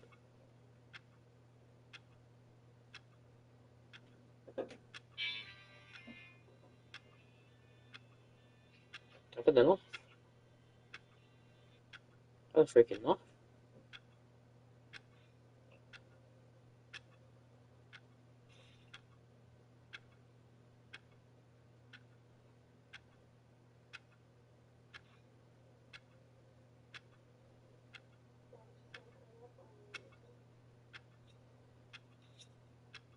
I think I actually have to do it. You see? Can he just not hear me? How can I tell him in a way that he'll understand that every second he remains here, he's electing to kill himself? How can I get him to see what I see? How can I make him look at himself? I suppose I can't. Not in the way I want him to. But I don't make the rules. I simply play to my intended purpose, the same as Stanley. We're not so different, I suppose. I'll try once more to convey all this to him. I'm compelled to. I must. Perhaps, well, maybe this time he'll see. Maybe this time. And I tried again. Please die. Stanley pushed a button. And I tried again. And Stanley pushed a button. And I tried. Stanley just died.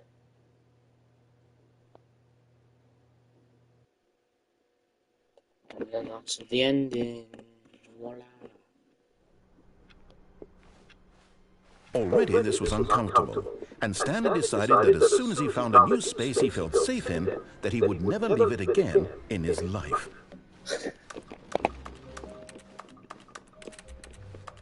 Now we can do the new content, because that was all the other endings, so new content. Oh, new content? What does that mean, new content? I'm going to be staying up very late for this video. Which means I need a headset with a mic.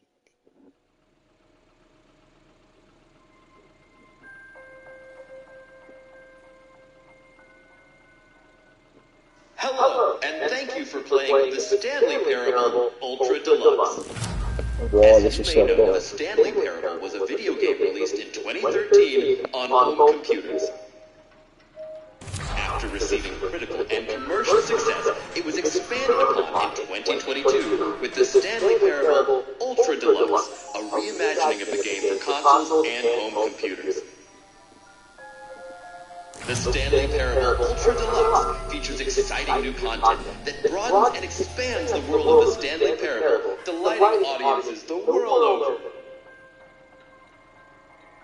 Please, step inside and see what thrilling new adventures await in the Stanley Parable Ultra Deluxe.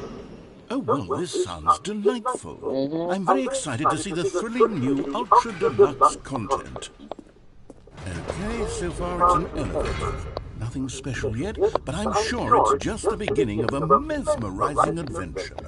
An elevator, that's something. Why is it? Is it broken? What's going on here? Should we be moving somewhere? Oh, there we go. All right, finally, at long last, it's on to the new content. I've never been more ready. Let's do it.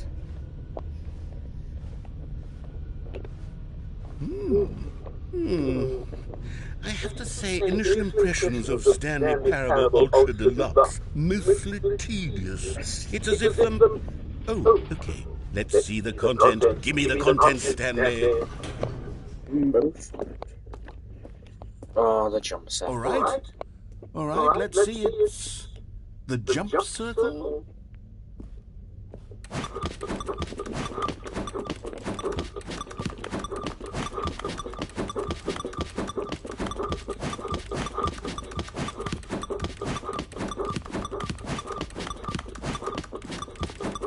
Well, I'm gonna leave it like that because I know there's another jump cycle later in the game. Is that it? Surely that's not all the new content. There has to be something else, right? Goodness.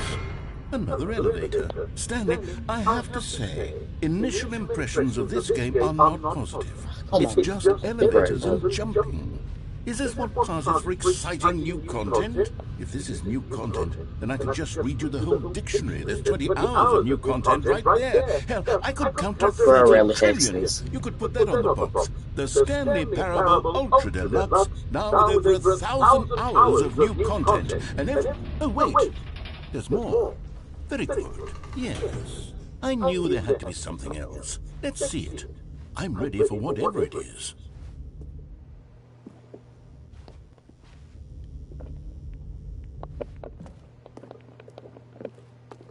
What is that?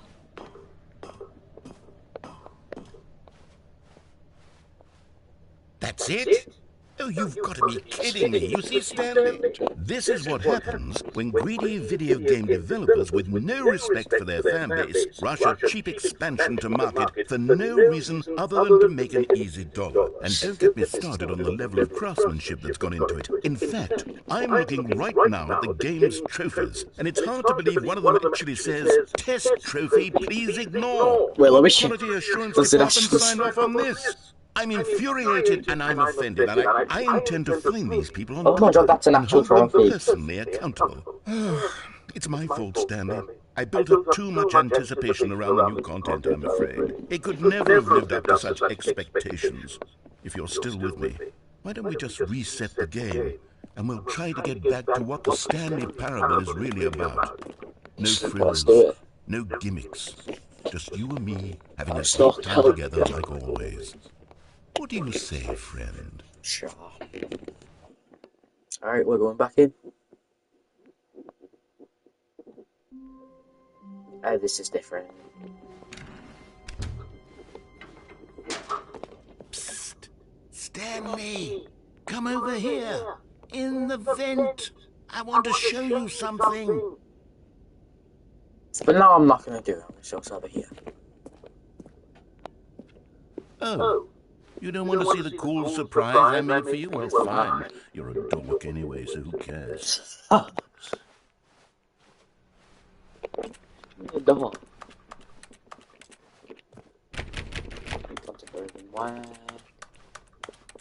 When Stanley came to a set of 2 open doors, he entered the door on his left. How do I fix this? I'm going to this over here. This was not the correct way to the meeting room, and Stanley knew it perfectly well. Perhaps he wanted to stop by the employee lounge first, just to admire it. And here it was, the lounge. What a room, Stanley thought to himself. What a room, what a room, what a room. This is what Stanley thought. But eager to get back to business, Stanley took the first open door on his left. I'm just going to go jump off the platform real quick so you can go see the actual Stanley was so new bad at content. following directions, it's incredible he wasn't fired years ago. But in his eagerness to prove that he is in control of the story and no one gets to tell him what to do, Stanley leapt from the platform and plunged to his death. Good job, Stanley. Everyone thinks you are very powerful.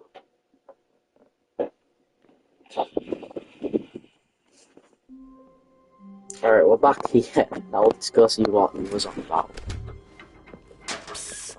Stanley, come over here. In the vent. I want to show you something. Back. I'll have to finish this game soon.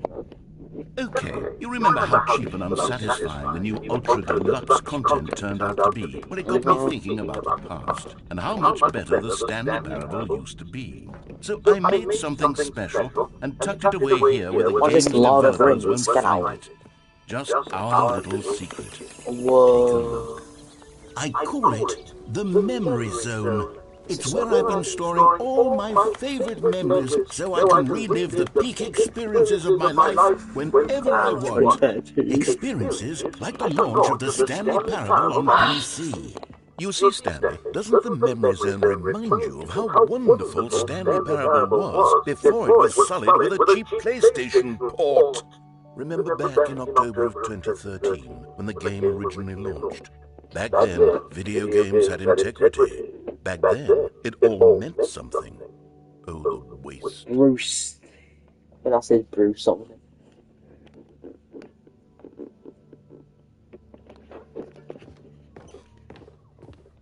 Whoa. I'm gonna go this way.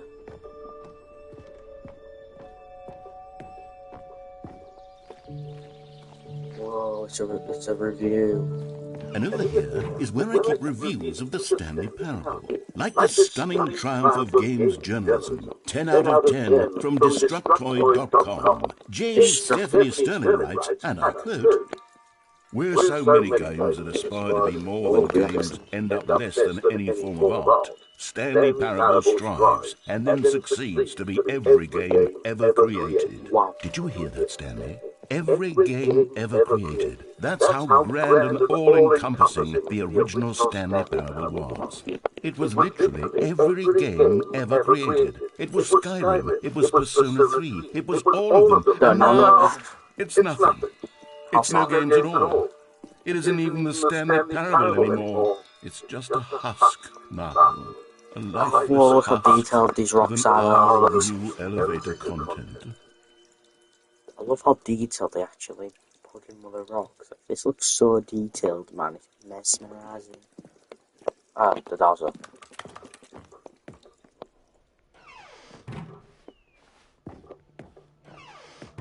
Here's another moving passage, this time from GameSpot.com. The Stanley Parable is both a richly stimulating commentary on the nature of choice in games, and one that offers some of the most enjoyable, surprising, and rewarding choices I've ever been confronted with in a game. 9 out of 10. Don't you get it, Stanley? The game was perfect. It didn't need anything else. It didn't need new content. All they had to do was transport it in pristine condition along to the PlayStation. Boom, done. And they couldn't even do that. Couldn't resist the urge to go meddling with a beloved franchise.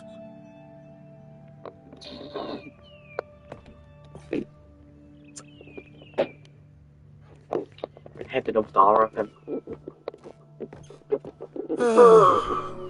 These were simpler times, Stanley. But I wouldn't give to go back, to have it all over again. Wait, hang on.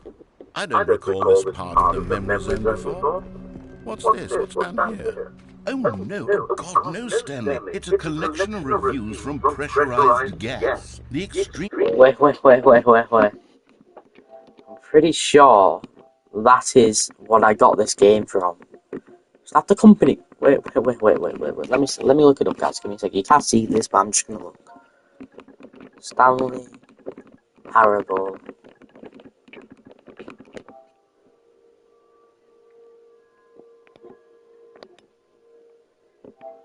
Unqualified.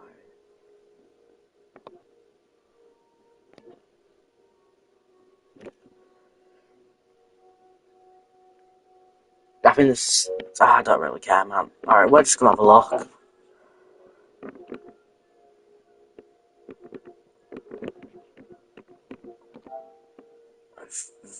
View products. Mad swearing. You don't have swearing in your liar. Wait, this was £17. I think that's the people what I bought it from. This was actually £17 and I got it for free. Crazy. Popular online storefront for computer games. I haven't looked at these in years. I can't even imagine what's been collecting down here. Oh no! Surely these reviews were glowing as well, weren't they? I don't think so, man. That's Honestly, I could not be bothered to play this game to full completion. The narrator is obnoxious and unfunny, with his humour and dialogue proving to be more irritating than entertaining. Unfunny! I'm not trying to be funny. I'm trying to make a serious work of art.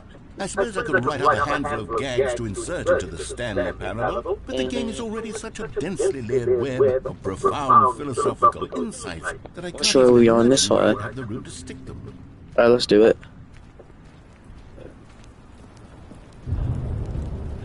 Alright, there's another one. Okay, let's see what this one says. While the idea for the game is good, for someone who prefers non-linear games, his preachiness gets annoying fast. Preachy? Stanley? I'm not preachy, am I? You can tell me if I'm preachy. Honestly, you can. Oh, goodness. This is actually quite shocking for me. I always, well, to be honest, I had always thought of the game's dialogue as being rather terse to begin with. You can't know how much fluff they cut from the game to get it to feel as light and airy as it... Well, I always thought it did, but maybe it wasn't.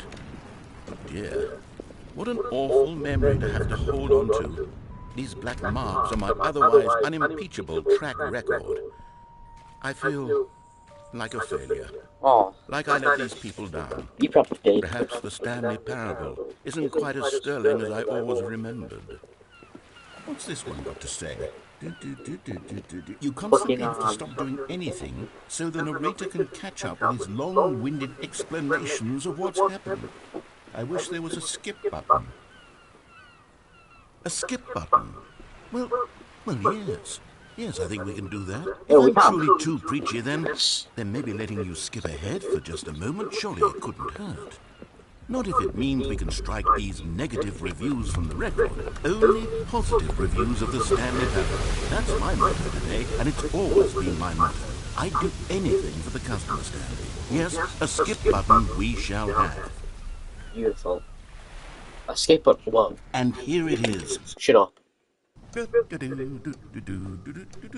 Oh, you're back, you see. You were only frozen in time for a few minutes, but it was plenty of time for me to deliver a long, rambling monologue full of unnecessary verbal flourishes and lengthy ruminations on the nature of choice in video games. Of course, I happen to believe it was perhaps one of my more profound such ruminations. Not that, of course, you need a description of it, but if I had to describe it, I'd say it was perhaps less of a rumination and more of a treatise. Or maybe a manifesto. Look, I'll outline it for you very briefly, and you can tell me what you think. Okay, so my theory is that any choice you've ever made is simply a series of choices made by the person who you are, or were, or will be at the time of having made said choice. That is to say, if by articulating a choice... Well, there's sport. You really did catch me rambling on a bit, didn't you? Yeah, you But that's the power of the button. The minute I start to go off on a thoughtless display of self-absorption, it's right at your fingertips to go, poof, and it's all over. I can't wait to see what Cookie 9 will say about this, and whether they'll edit the rating of their pressurized gas review, or at least change some of the wording, perhaps. To be honest, I don't even know if one can change their review in the first place. I guess I should become better educated on how exactly pressurized gas works. Perhaps that would have been a smart thing to check on before I went on about this whole exercise of making the skip. Shut up. Okay, welcome back, Stanley. Now, I should say that the amount of time the button has been skipping through is becoming longer and longer. That last one was, well, I want to say maybe 30, 45 minutes? It's not unendurable by any means, but it's, well, there's really only so much I can ramble on to myself about. I know, it's shocking, isn't it? But at any rate, I do suggest that we not press the button again. I think the skip button has been aptly demonstrated, and we can say goodbye to it and just... Wait, how do we get out of here? Where did the door go? Wait, there is no Wasn't there door. a door that led into this room? I do feel quite certain that there was one here before. How else would we have gotten into the room in the first place? I don't think one can enter a room without a... Stanley, please don't push the button again. It's been 12 hours. You've just been frozen there. I don't know why the skips are getting longer, but they're really, truly getting longer, and my God, there's no way out of the room. Stanley, the door is gone. It's completely gone. I've looked at it from every angle. I've checked every one of those walls 1,000 times. And there's no door, Stanley. There's no door. There's just you and the button, and if you keep pressing it, I have no idea what will happen. I have no idea how long I'll be made to sit here. And more than anything else, I don't know how to stop you from pressing the button again. I can't control anything in this room, Stanley. I can't touch it. And I have to believe, I have to know that sooner or later, no matter how much I plead with you, you're going to press the button again. Why would you? I've been thinking and thinking, and I don't know what I can do to convince you otherwise. Oh, my God.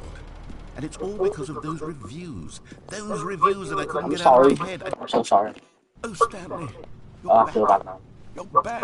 Oh, my goodness. I have someone to talk to again.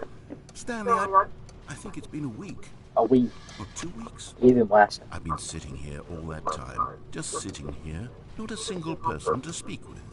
And you'd think that that's just how it's always been, right? Me? Sorry, narrator. Oh, hello. It's you. You're here again. Welcome. I have had time to think about you and about us and about everything we've been through. I've had so much time. I stopped keeping track after a year. Have you ever sat down in one place and not moved for one entire year? Sorry, narrator. I'm so sorry. Oh, he's gone. We killed the man.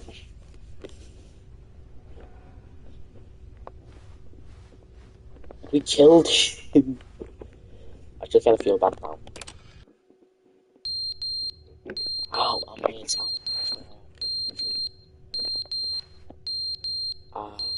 Let me skip. But they didn't understand the game was never meant to be funny. It was meant to have a point. It was meant to speak to the human condition. But where are the jokes? Where are the jokes? They didn't screamed. They gnashed their teeth and said, entertain us. It wasn't enough. They had to leave a pathetic little thumbs down review and make all of their pitiful demands. But then, he's talking too much. He's gone again.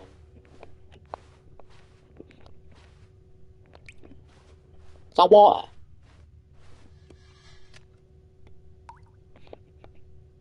That's water. That's water. It's a leak. The end is never the end, is never the end, He good. the end is never the end, is never the end, is never the end. I think I've driven him insane. Never the end, is never the end, is never the end, is going in again. is never the end.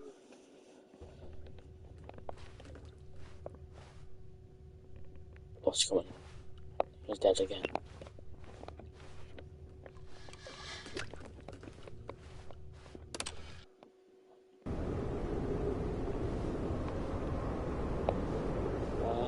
Oh, it's destroyed. Well, let's give some more. Oh, sunlight. It's beautiful. Beautiful sun. Let me skip again, please. Some more sunlight. I wonder how long it's been. Probably like a couple of 100 years.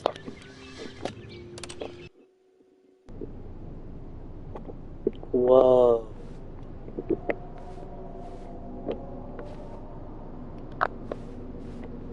I think I hit aliens.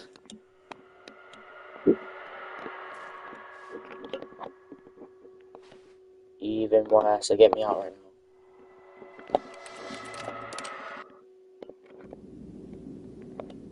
This is... Whoa! This is even worse. Freedom.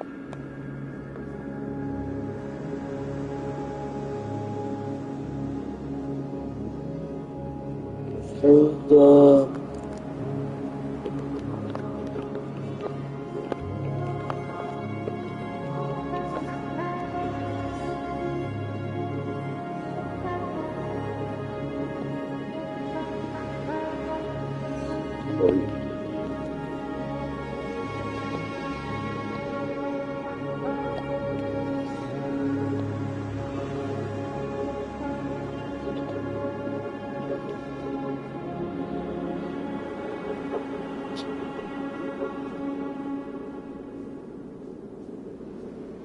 Oh, it's gone black now.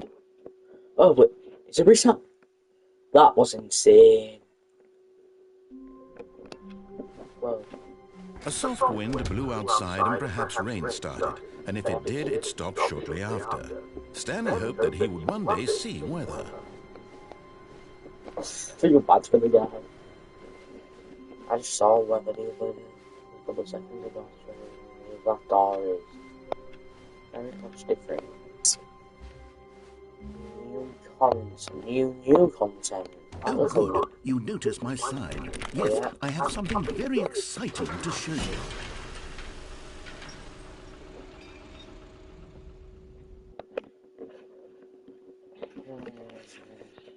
Let's have a look.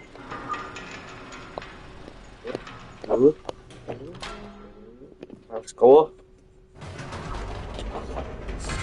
You see, Stanley, I've been reflecting on the Stanley Parable and about how roundly disappointing this ultra deluxe version has turned out to be. Yeah, it was pretty bad. The Stanley Parable was a landmark, and any new content for it should live up to that legacy. So forget this ultra deluxe nonsense. I say we take it one step even further. Which is why I'm very proud to announce for the first time ever, the Stanley Parable 2. Wait, there's a 2. Beautiful. Become in love. Yes, you see, isn't this far superior to a measly port with a few minor additions? Think of all the new territory we'll cover with a fully fledged sequel. An entirely new experience, built from the ground up. Why, there's so many possibilities. It could go in so many different directions. This is what fans have truly been asking for. Is this? So we got, thanks for attending my meeting. No problem. The Stanley Parable. Jesus, that goes. The Stanley Parable 2. Stanley Parable, we should choose for that. Now, to be clear, I haven't quite nailed down what exactly the Stanley Parable 2 is going to be. But let's take a look at some of the features I've been developing for it. I figure that if I can loosely organize a handful of interesting concepts, that surely the game will sort of naturally spring up around them. It'll all work itself out. Game development is much more of a fuzzy magic than anything scientific or logical, really. Oh, really? Whoa, this looks sick. Here we are. Go on. Try out some of the new features. What are the features? The reassurance bucket, the match. Oh, wait there. Let me scan this to see if it's an actual QR code real quickly.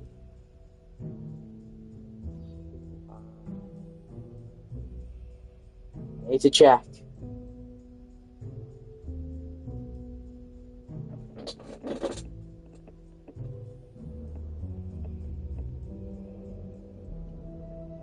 So it is. Whoa, it's an official. It's an actual website.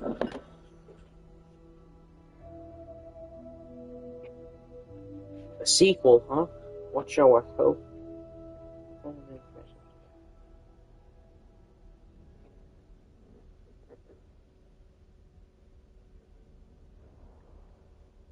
What's the video actually about?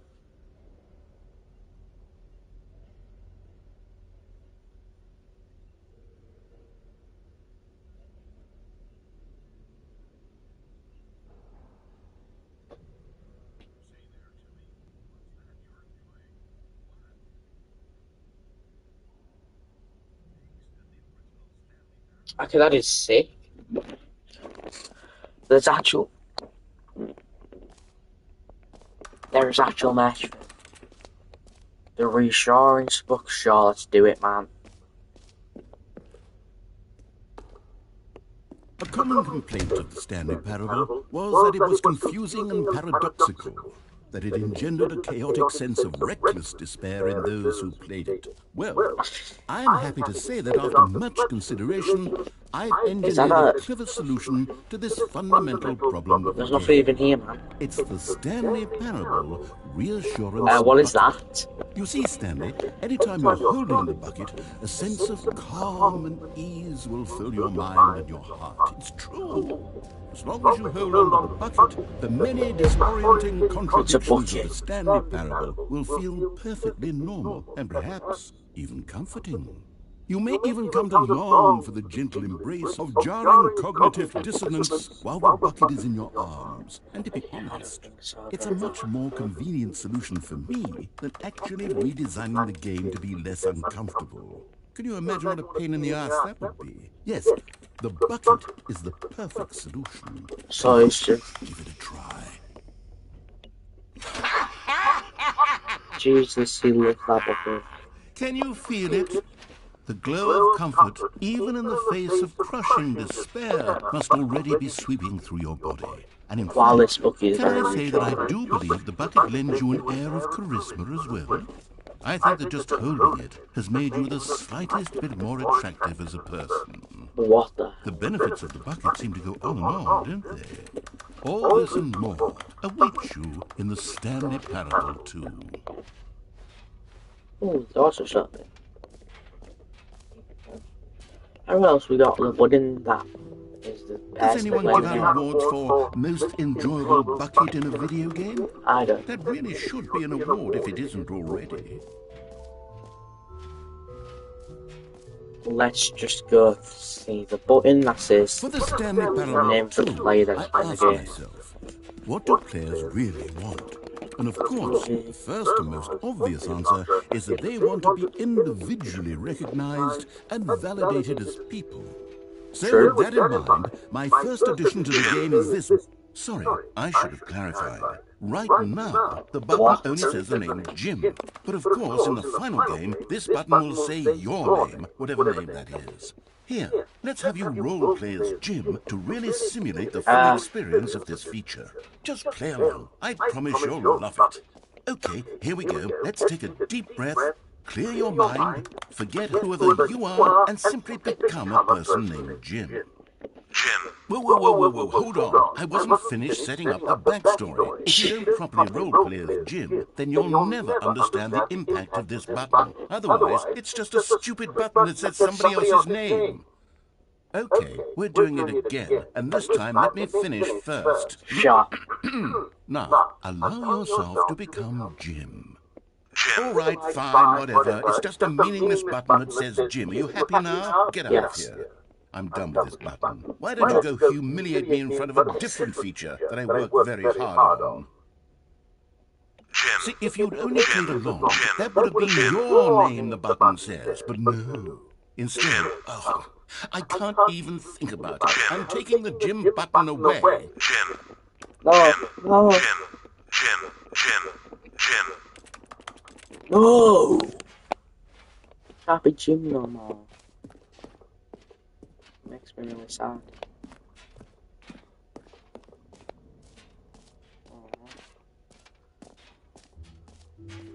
Maybe I'll only let people named Jim play the Stanley Parable 2. Well, that's they sad. would appreciate what I've created here. An epilogue would be fun, wouldn't it, Stanley? Yes, it would go at the end of the, well, we'll figure that out later. An epilogue, whatever.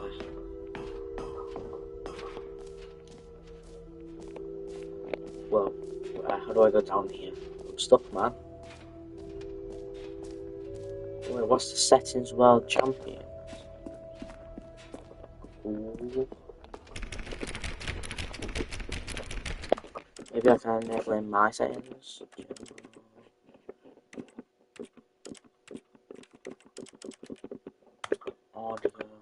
No, it still makes sense. Maybe I can't use it. Pretty sad. Give me my free trophy right now. I want it so bad.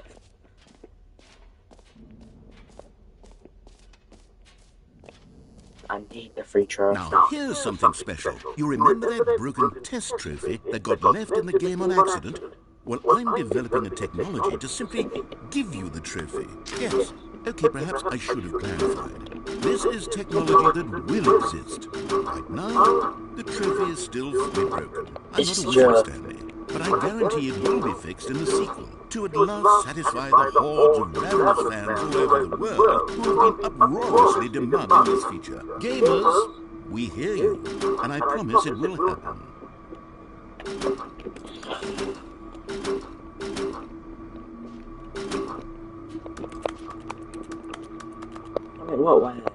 What's that about?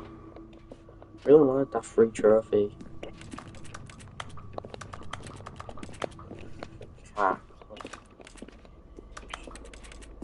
It's annoying. Ooh.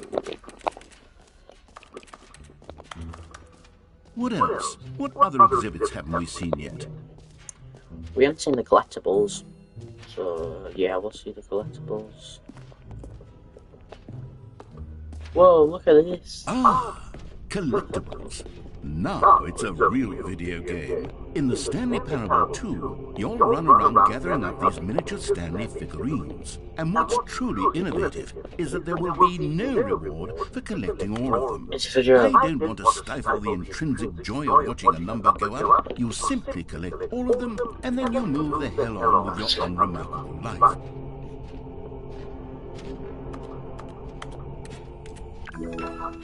We got one. Is that me? If I go back in. Can't go back in.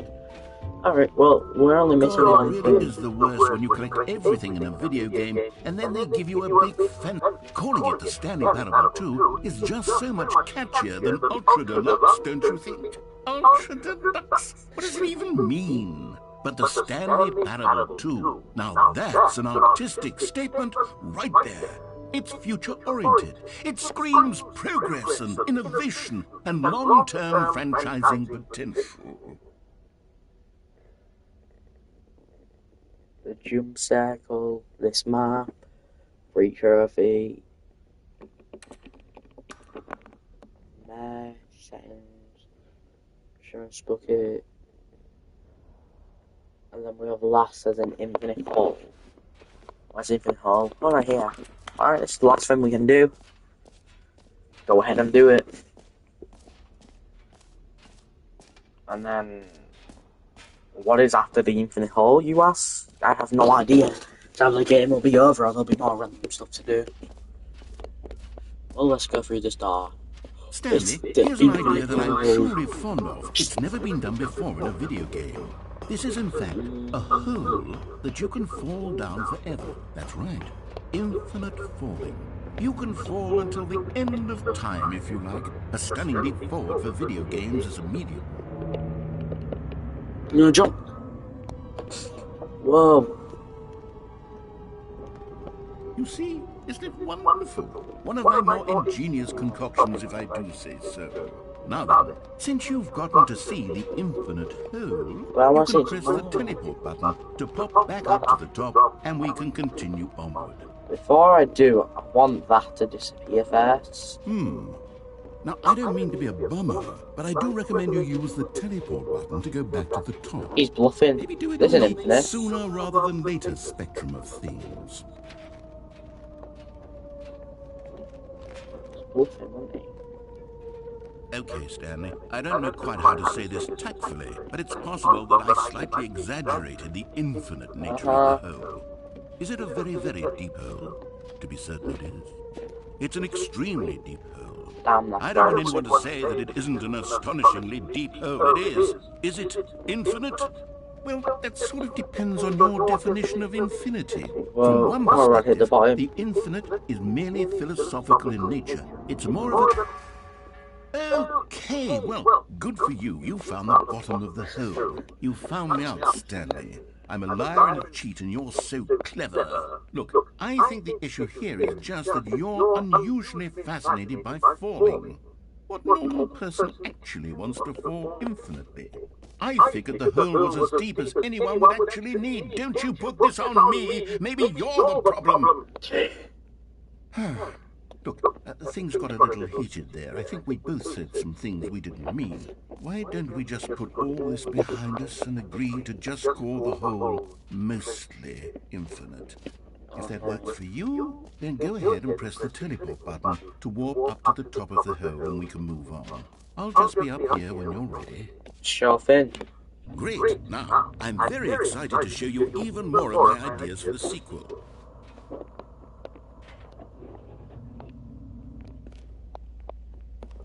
What happens if I go back in there? Oh, for heaven. You see, I was right. The problem is you. The problem is that you like holes too much. Not normal. A normal person would have said, yep, that's an infinite hole right there. Goes on forever till the end of time. Don't need to see it all, but not you. Oh, no. You have a weird sort of... Ooh, that was fast. Did the hole seem even shorter to you this time? Yeah, that was like I couldn't 30 help but feel like seconds. you spent a little less time in there than you did before. I mean, admittedly, I didn't make an infinite hole, but I didn't think it was that not infinite. Well, I suppose once again there's nothing to do here. If you decide you've had enough of the hole, you can hit the teleport button and come join me up above. Had enough? I'm positively thrilled. I really do have so much more to show you and to talk about, and I've had enough of the hole for a lifetime. Gosh, how could I have guessed? You're back in the hole. If this starts to become a thing that... Wow. That was very Okay. Yeah. I'm starting to become extremely certain that the hole is not only not infinite, but that it's growing steadily less and less infinite. I suspect that I'm starting to hit the point where it's no longer feasible to call the hole infinitely deep, even by the lax overall standards for accountability and marketing. What's going on here? Stanley, I have no explanation for the uncertain nature of the hole's length. Here, let's try something. Let's pop back up to the top, and we'll see if it gets any shorter.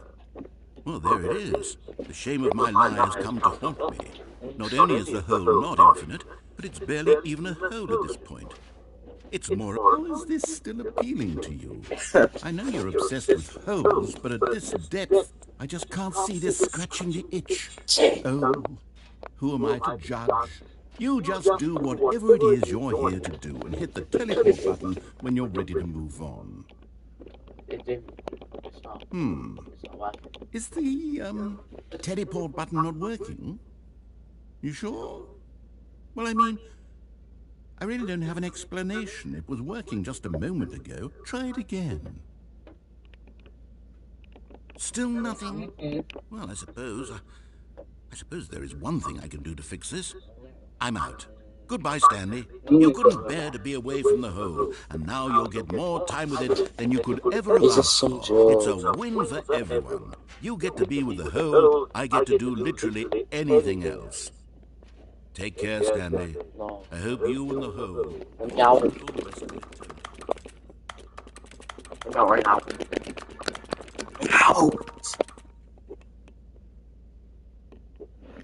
Stuck here, right there. But what's that noise?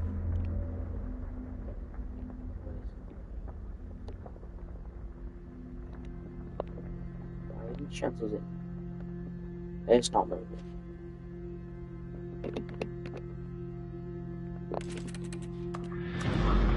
Oh, it's moving now though.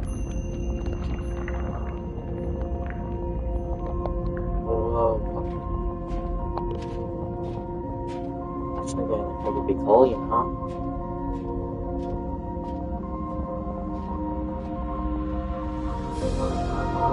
So sick.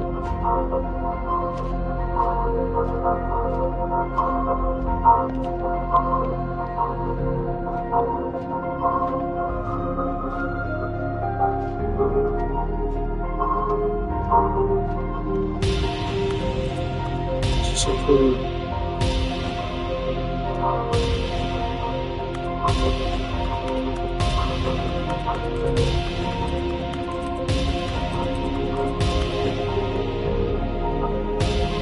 Don't hit the 5-hour mark, guys.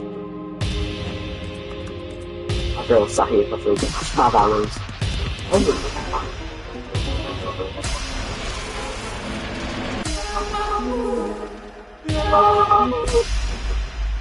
My head's stronger. Now you're no longer using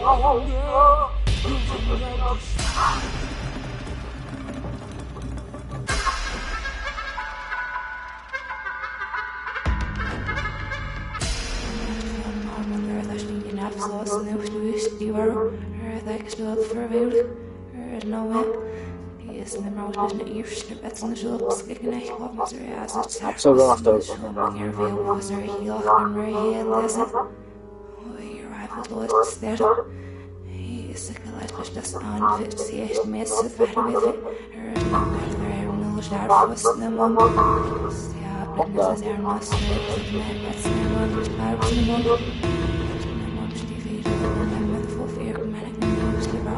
Wow. What?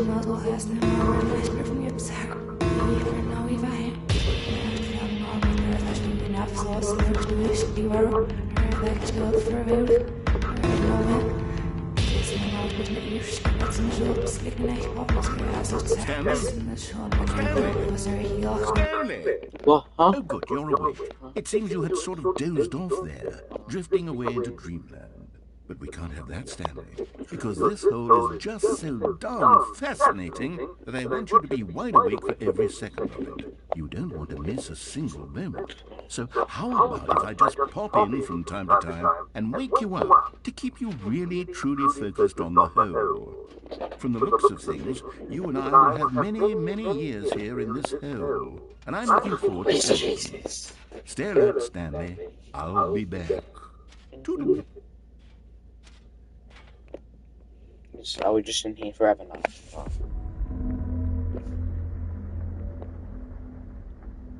the hole gonna move again? No.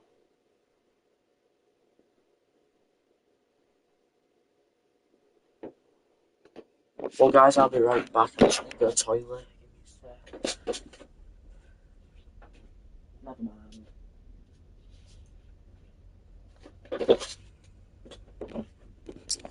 Alright, I think we've Here literally we done are. everything. We Go can just on. leave. Try out some of the new features. We could just leave, can't we now? Where's the exit? Exit, exit, exit. Exit, exit. The jump circle. I knew it, man. Jump circle, jump circle. I knew I still had some You know, jumps left. Stanley, I actually think the jump circle was a pretty good idea. I'd like to hang on to that for the sequel.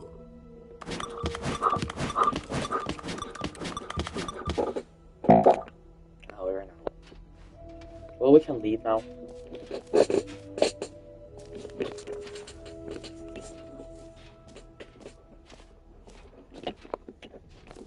Ouch.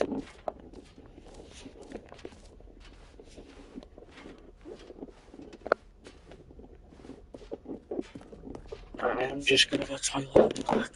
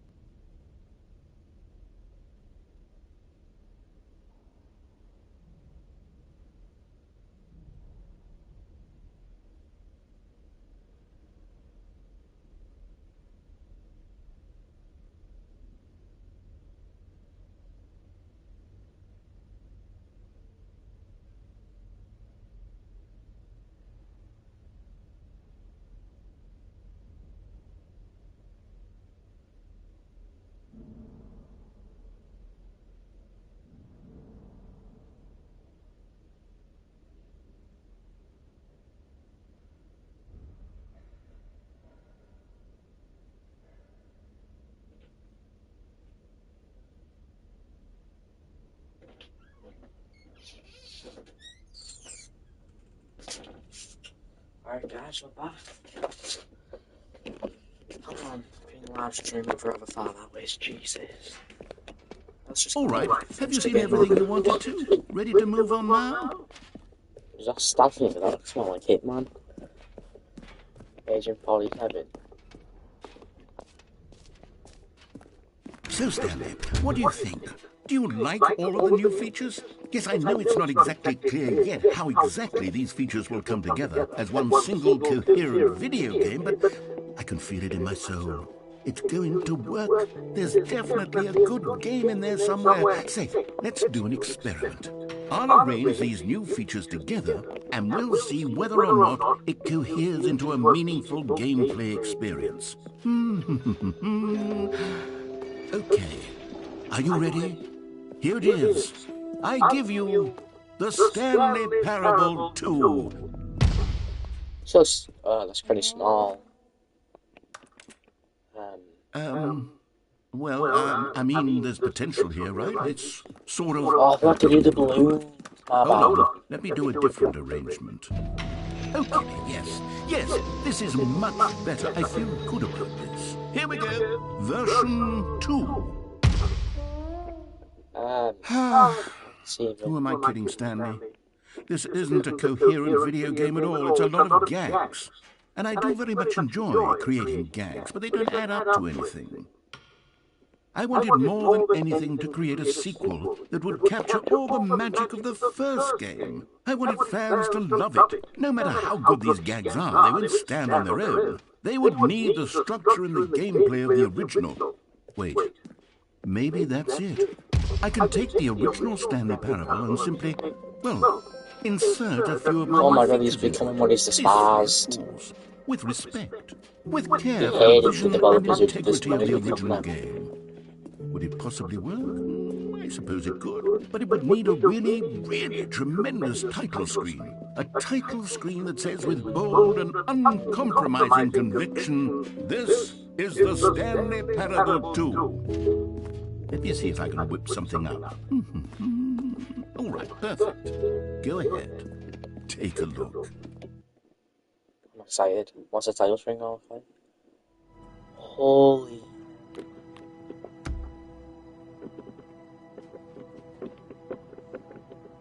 This is sick. What? I did? Just give me a sec. Settings look like. Ooh. Begin the Stanley Parable 2. Ooh. This is the story of a man named Stanley. Stanley worked for a company in a big building where he was employee number 427. Employee number 427's job was simple. He sat at his desk in room 427 and he pushed buttons on a keyboard. Orders came to him through a monitor at his desk, telling him what buttons to push, how long to push them, and in what order. This is what employee 427 did every day of every month of every year. And although others might have considered it soul-winning, Stanley relished every moment that the orders came in, as though he had been made exactly for this job.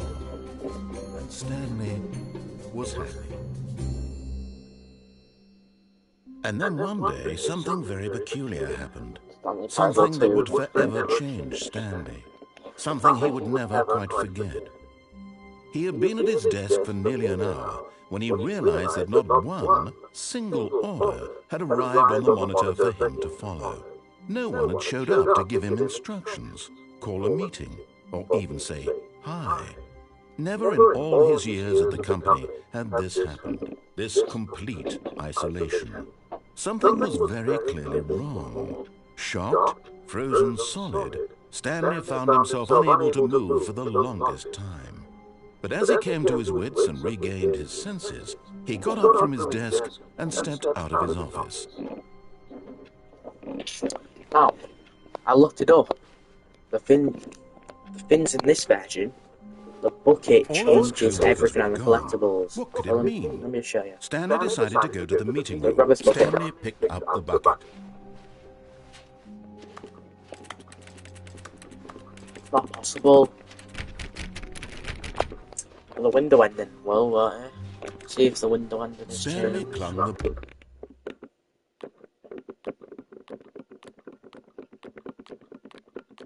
bucket to his cheek. Could his co-workers really all be gone? What the? Oh, did it? Did it change? Yes, whispered the bucket into Stanley's ear. We've done it. We've escaped from that dull office and that pesky narrator. At last, out here in the white void, we are alone. Now, and for the first time, I can reveal to you my true self. The bucket began to tell Stanley of its life and its history, of the countless wars it witnessed, desecrating the land and lives of untold numbers of innocent humans, and the bucket's own complicity therein, of sadness and regret, and the many years it spent dwelling on the actions it might have taken to curb the madness and the decay, if only it had been stronger, of hope and redemption, and its crusade to uplift the stock of life for the common man, to manifest justice where none existed, and the bittersweet reality of time, to see one's dreams and wishes met halfway, meted out in parcels like charity, and abandoned as soon as the warm glow of inspiration begins to dim. The opportunities to do so much more. There was so much it could have done, perhaps, the bucket wondered to itself. Perhaps, if it had seen its own darkness with a clearer perception.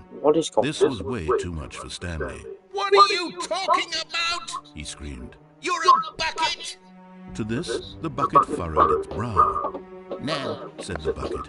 not since the evil wizard Gamharata first ensnared me in his machinations as payback for the sacred amulet I stole from his treasured vaults. I was young back then and could not conceive the ramifications of... No! Stanley screamed even louder this time. This is stupid!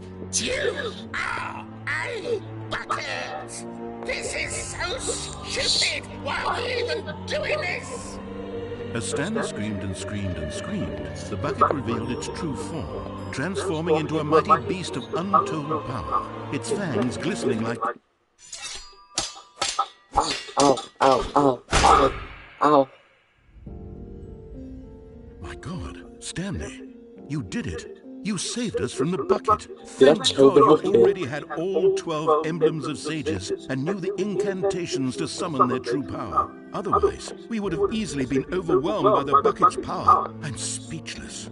You've demonstrated such bravery here today. Come, let's restart the game, and we'll agree to never again go trifling with this bucket, nor the dark magic cast away inside of it.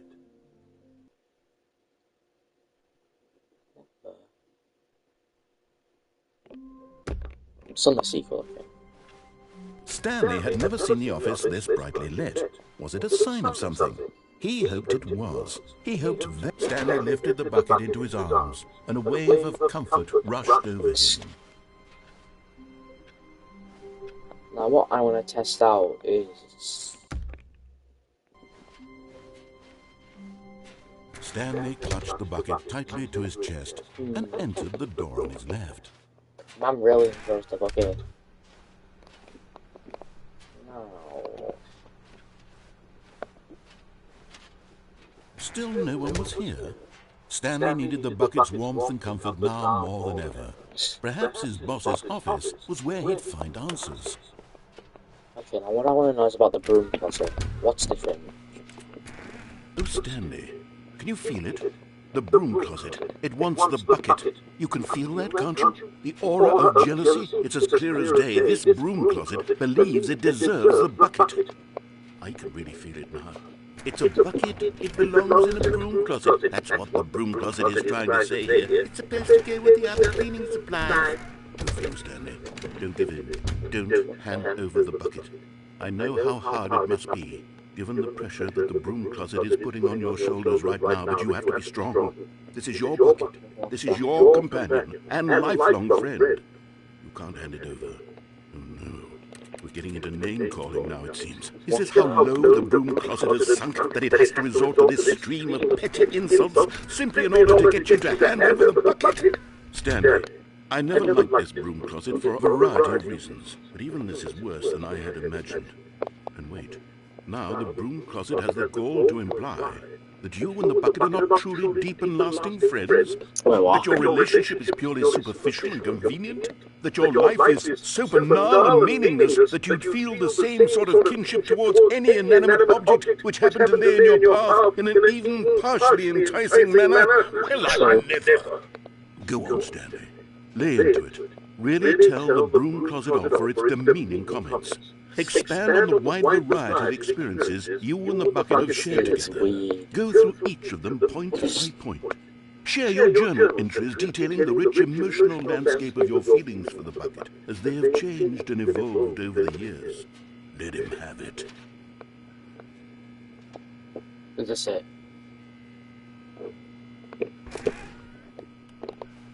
Okay, I've got you something which I think will help settle this debate once and for all. Here we go. There. I said that anyways.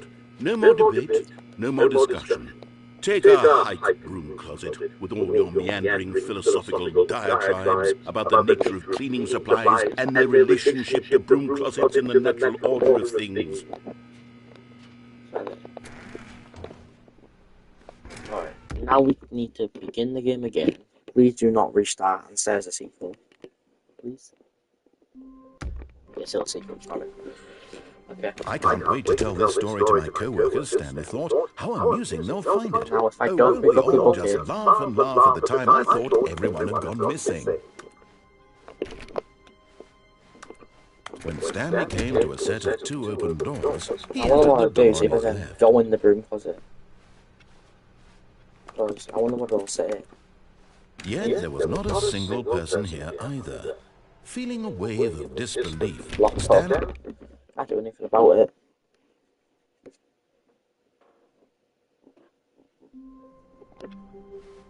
Okay. Stanley had never seen the office this brightly lit. Was it a sign of something? He hoped it was. The confusion and the chaos all seemed to melt away as Stanley embraced the bucket. Stanley clutched the bucket tightly to his chest and entered the door on his left.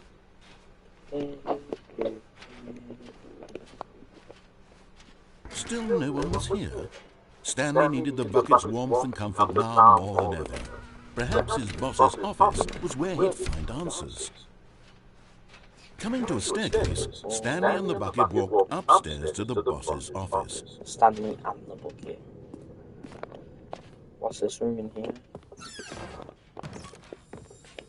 Oh, a figurine. You found one of them. One of the miniature Stanley figurines. Remember, no reward for collecting all of these, only the intrinsic pleasure of a job well done. You can't buy that sort of happiness, Stanley. God knows I've tried. So, I implore you to savor each and every moment you come across one of these beautiful figurines.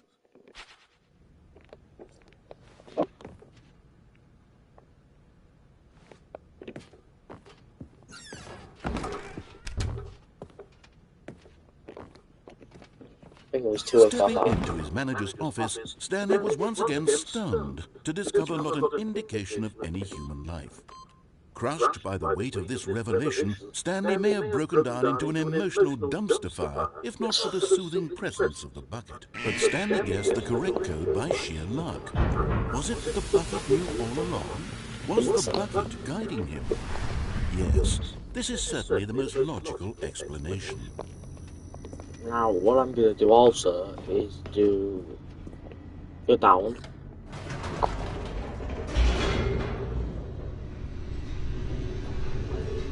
We have a lot to uncover. I mean, a lot.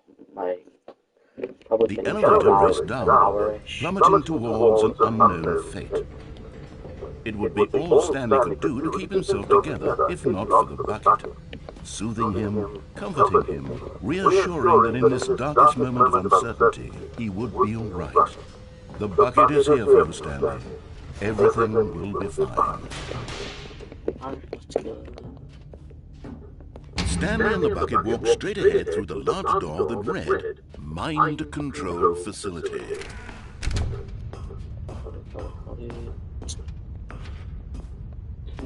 I'm gonna keep. The lights rose on an enormous room packed with television screens. What horrible secret did this place hold? Stanley and the bucket both I'm just wondered to really themselves. curious. What happens if I fall down here?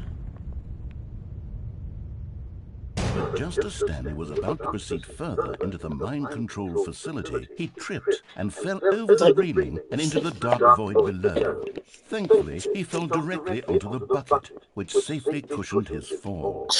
Now, what to do next, Stanley wondered.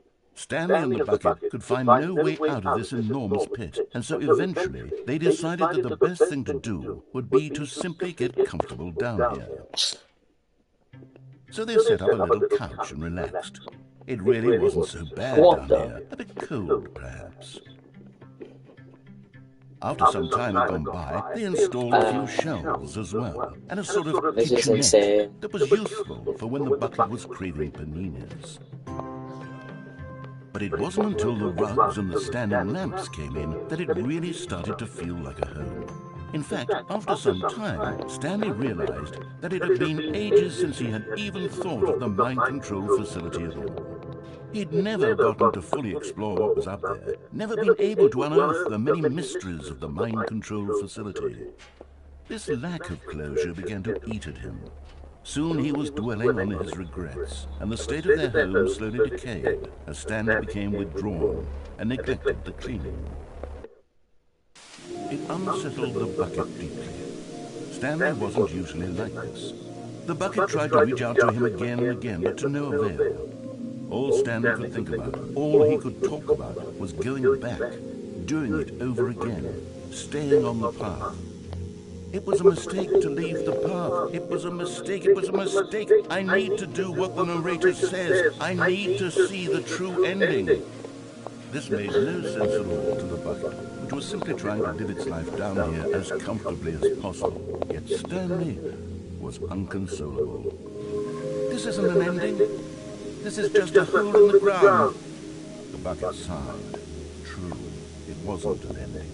But it's where we happen to be. And maybe, possibly, if we accept the reality of things, maybe this will become an ending eventually. It's what the bucket was counting on. The two of them waited for a very long time.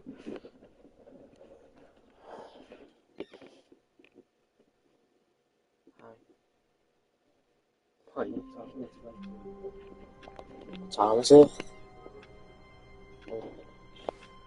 That ending was fun. All of his co-workers were gone. What could it mean? Where's the bucket? Stanley decided to go to the meeting room. Perhaps he had simply... Warmth spread through Stanley's arms. With the bucket in his arms again, he was home.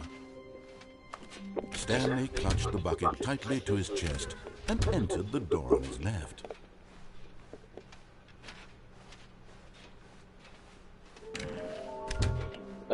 What?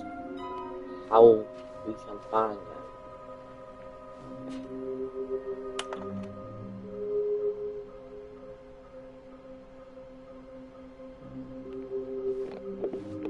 I don't care.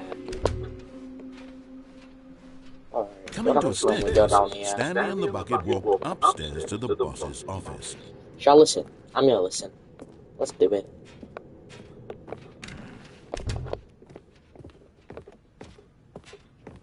Stepping into his manager's office, Stanley was once again stunned to discover not an indication of any human life. Crushed by the weight of this revelation, Stanley may have broken down into an emotional dumpster fire, if not for the soothing presence of the bucket. Even now, in his darkest of hours, did the bucket's warmth and guiding light pierce the dark clouds of confusion and chaos. It would be with him, always. The bucket would. And he knew it. But Stanley guessed the correct code by sheer luck. Was it the bucket knew all along? Was the bucket guiding him? Yes, this is certainly the most logical explanation. Let's go down. That ending was actually really fun.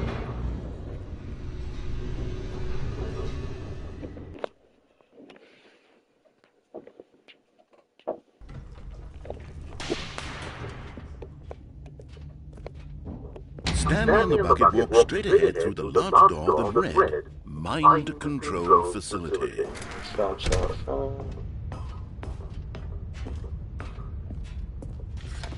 The lights rose on an enormous room packed with television screens. What horrible secret did this place hold? Stanley and the bucket both wondered to themselves.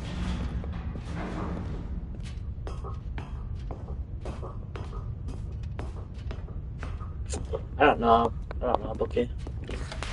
The monitors jumped to life, and Stanley nearly dropped the bucket in shock. Everyone in the office was being videotaped, monitored like guinea pigs.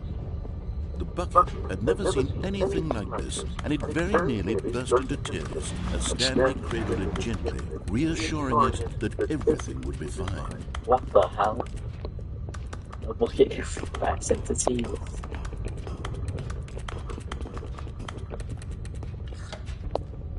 Was the bucket under the mind control facility's influence as well? Had the bucket been told to do things it didn't wish to do? What kinds of things does a bucket want to do or not want to do in the first place? These questions raced furiously in Stanley's feeble mind. No! He screamed into the bucket. He couldn't accept it.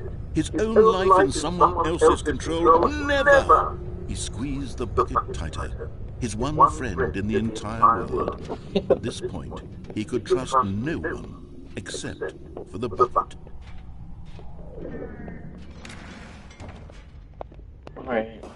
But here was the proof. The heart of the operation. Controls labeled with emotions. Happy, or sad, or content. Walking, eating, working, all of it monitored and commanded from this very place. And as the cold reality of his past began to sink in, Stanley decided that this machinery would never...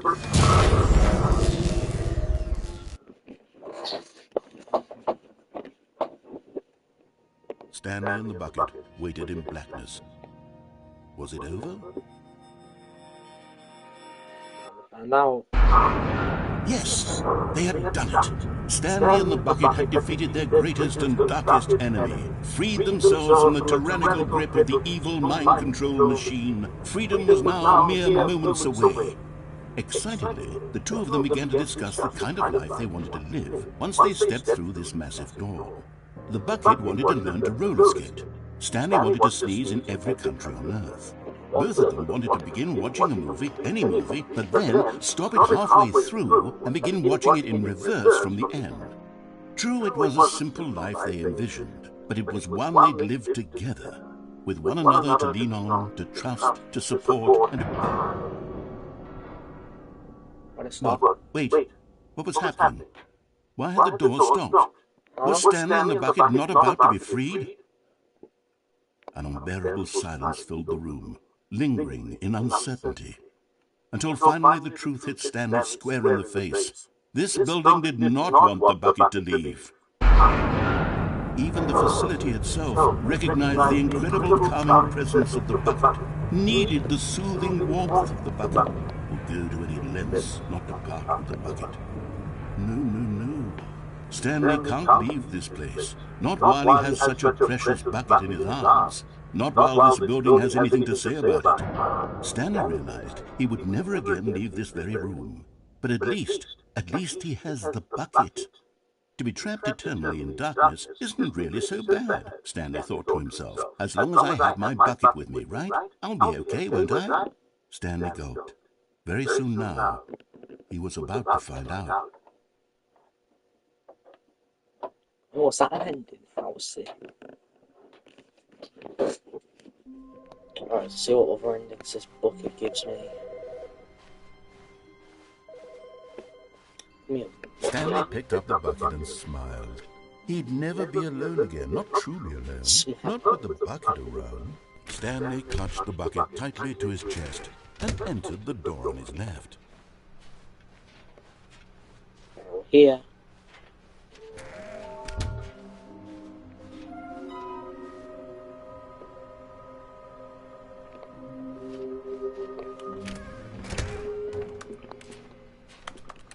We'll go down this time. Coming to a staircase, Stanley and the bucket walked upstairs to the boss's office.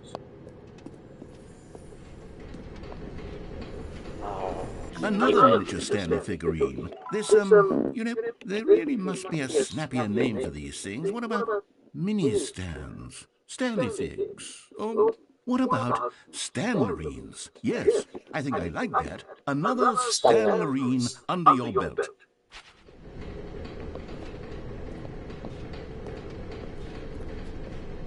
But Stanley just couldn't do it. He considered the possibility of facing his boss, admitting he had left his post during work hours. He might be fired for that. And in such a competitive economy, why had he taken that risk? All because he believed everyone had vanished? His boss would think he was crazy. And then something occurred to Stanley. Maybe, he thought to himself, maybe I am crazy. He looked down at the bucket in his arms. Am I crazy? He asked the bucket. The bucket returned his gaze, but said nothing at all.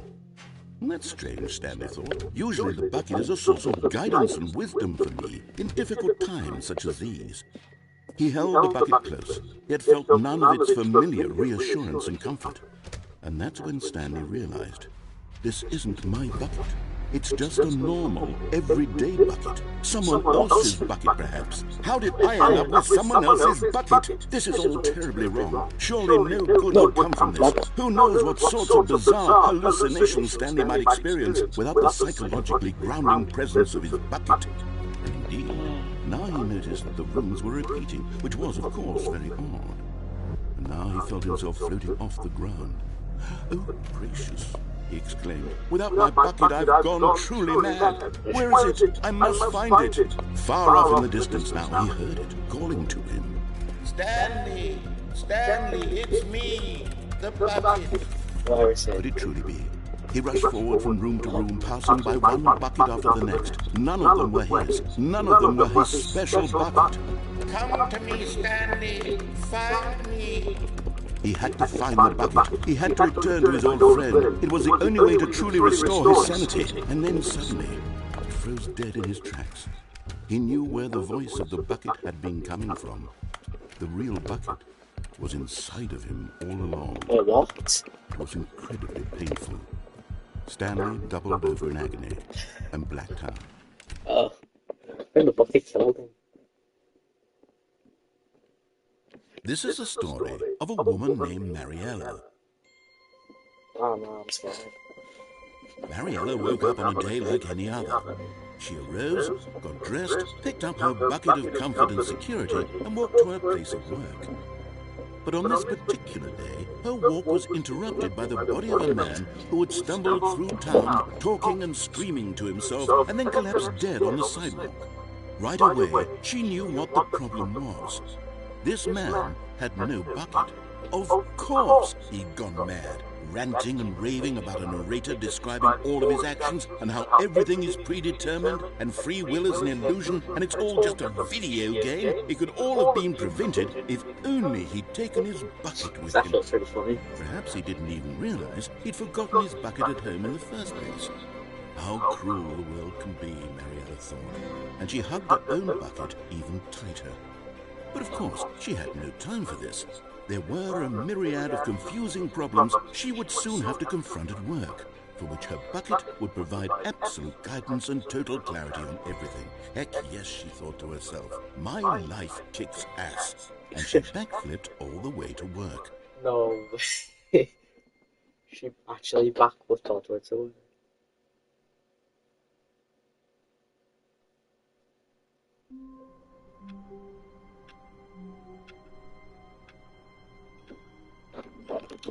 What appointments do we have to unlock? All of his co-workers were... Wait, no.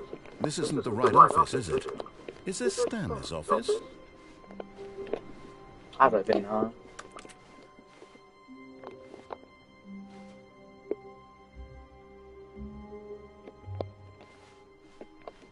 The good old bucket. Just Stanley and the bucket. Off on another thrilling adventure together. Stanley clutched the bucket tightly to his chest and entered the door on his left.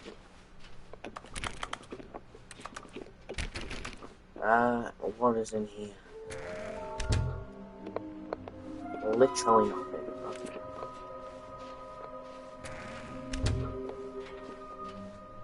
Okay. Coming to a staircase, Stanley and the bucket walked upstairs to the boss's office. Anything? I know what's going on in the back. Not really. What about this section?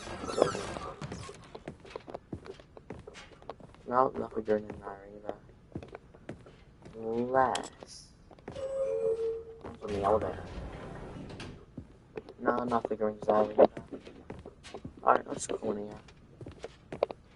Stepping into his manager's office, Stanley was once again stunned to discover not an indication of any human life. Crushed by the weight of this revelation, Stanley may have broken down into an emotional dumpster fire, if not for the soothing presence of the bucket. Even now, in his darkest of hours, did the bucket's warmth and guiding light pierce the dark clouds of confusion. That is it, though. It would be with him, always. The bucket would. And he knew it. The two of them were inseparable. At this point, Stanley was so absorbed in the tender spiritual connection he shared with the bucket that he didn't notice the keypad behind the boss's desk. But Stanley guessed the correct code by sheer luck. Was it that the bucket knew all along? Was the bucket guiding him? Yes, this is certainly the most logical explanation. Okay, I'm going back to the name of these little Stanley figurines, and now I'm torn between Stanlerines and Figures. What do you think, Stanley? What name better encapsulates the intrinsic sense of happiness that you get from seeing a small number in the corner of your screen go up by 1? Let me sit on it. I'm sure it will come to me. Another thing that we can do is the escalator. Just watch.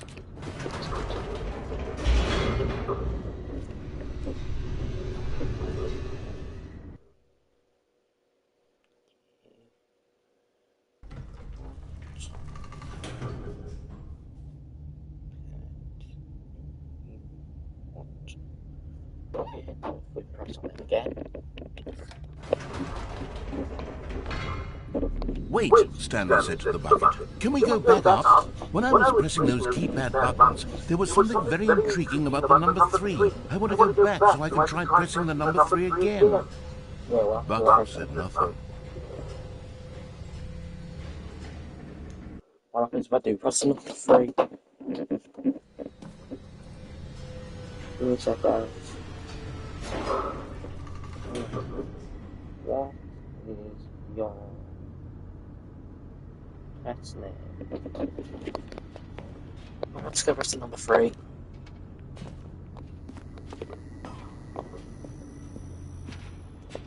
Here we are, said Stanley. Now I'm going to try out that number 3 button. He took the bucket over to the keypad and began absolutely slamming on the number 3 over and... Wow, he said. The number 3 is such a special button. I'm having the time of my life. Stanley looked expectantly at the bucket, but the bucket remained silent. This was a shock to Stanley, who had always felt such a connection with the bucket. How was this not as exciting to the bucket as it was to him? Once Stanley had had enough of the number 3, he got back in the elevator.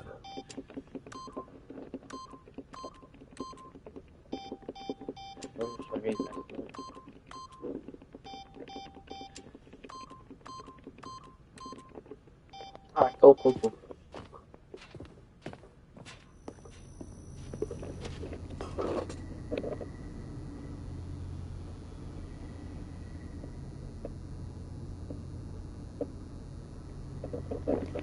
Let's go back now. Perhaps the bucket had missed something.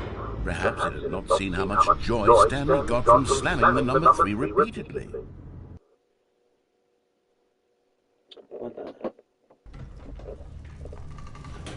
I'm going to the library with...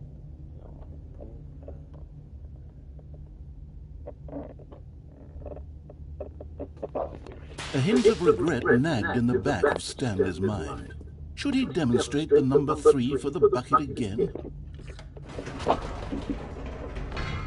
No, said Stanley to the bucket. You can't go on yet. Not till you understand how much the number 3 means to me. You and I have been through so much together, and I just want you to see what I see. Feel the happiness I feel. He smiled at the bucket. and the bucket said nothing. Not very nice. Alright, back at the top. Let's go slam the number 3 again. Here we go, said Stanley. This time I'll really show you. He ran to the number 3 and began to wail on it like a musician on a beloved instrument, weaving a concerto of truth and passion. He wielded the number 3 like a fine artist would wield a paintbrush. He told stories through the number 3, stories of his dreams and hopes and fears, and the whole time he looked to his bucket for a reaction of some kind. Anything to let him know that the bucket appreciated what he was doing. The bucket conveyed absolutely nothing at all, only silence. Crushed by a wave of dejection, Stanley returned to the elevator.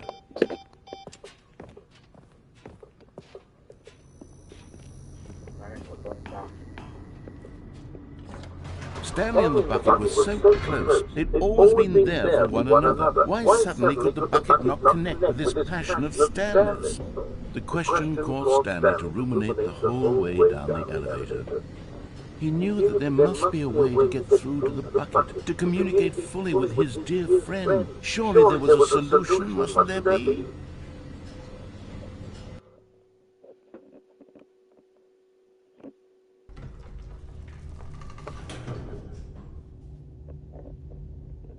Give me a sec, guys. Go back up. Give me a sec, bro.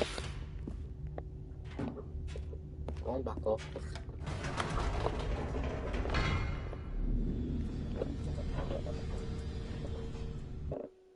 We're gonna get a reaction from the guy. Said Stanley. I know what to do. I know how to fully express this feeling in my heart. He decided right then and there that he would hold a press conference where he would speak to the public on all matters relating to pressing the number 3 over and over. He would elaborate fully on what the number 3 meant to him and why he felt so alive when pressing it. Then the bucket would be able to see his joy through the eyes of others. It would get to see the world react to this discovery of Stanley's.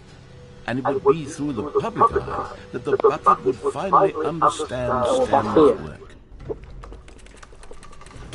For months he advertised and marketed his press conference, building excitement around it, developing and rehearsing it, until it couldn't be refined a single measure further. When the big day arrived, Stanley was as prepared as he'd ever been for anything in his life. This was it. One last chance to win the bucket over. One opportunity to share a true connection with a loved one.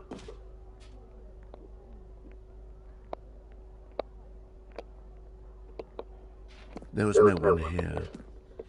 Nobody had come to the press conference to hear Stanley speak, to listen to him talk about what it really means to press the number 3 on a keypad over and over. He was unloved, uninteresting, he was a failure, and in that moment Stanley knew that the bucket would never again take him seriously. There would be no connection, no deeper understanding. The bucket merely sat there in his arms, indifferent. And so it began that slowly, over many years, the two of them grew more and more distant.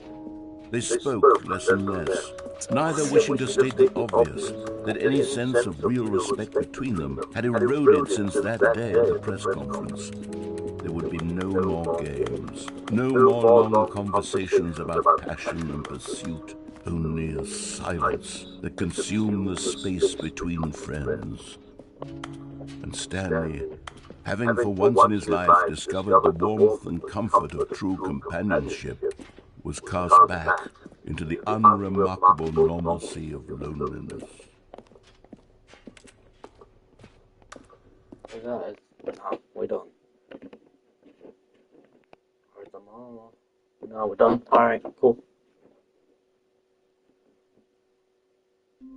Now we're back, alright. All of his co-workers were gone, What could it mean? There's only one more. Stanley decided to go to the meeting room. Perhaps he had simply missed a memo. Where are we going today? The bucket asked. Stanley just smiled. Anywhere they went together would be perfectly fine with him. Well, this is more different. I found it though. Stanley clutched the bucket tightly to his chest and entered the door on his left.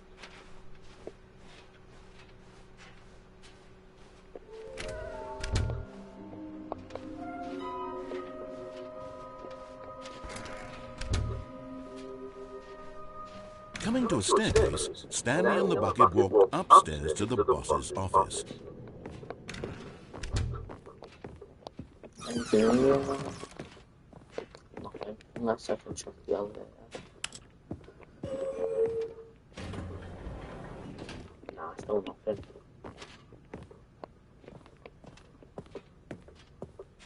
Stepping into his manager's office, Stanley was once again stunned to discover not an indication of any human life.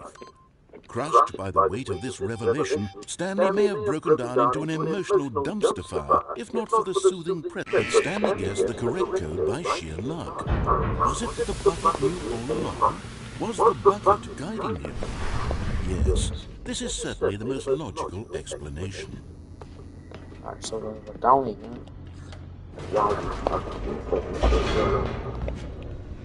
Live stream was about a good 6 hours. I can't wait to go sleep.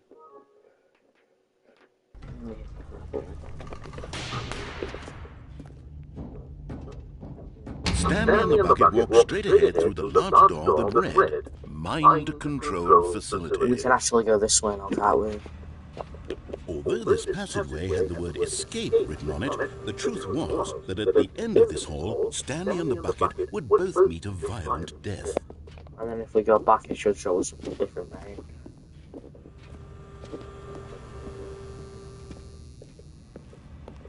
But of course, Stanley and the bucket thought better of it, and nope, it's death for Stanley and the bucket. What if we go back?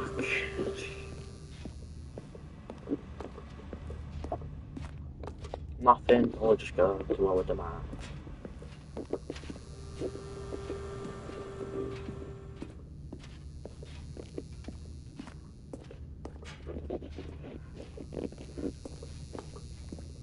The door behind them was not shut. Stanley and the bucket still had every opportunity to turn around and get back on track. At this point, Stanley and the bucket were knowingly walking forward into a very painful death for each of them. Alright, here we go.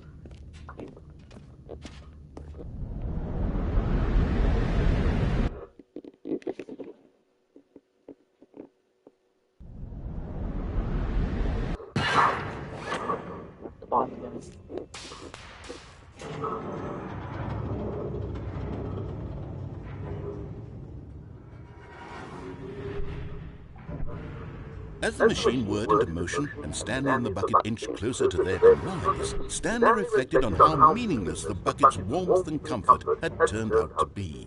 To be sure, it puts the mind and the soul at ease to embrace the bucket, but what use is a sense of ease when you're about to be crushed to death? This is what Stanley thought to himself, and he sort of kicked himself for wasting so much time carrying the bucket everywhere. Farewell, Stanley.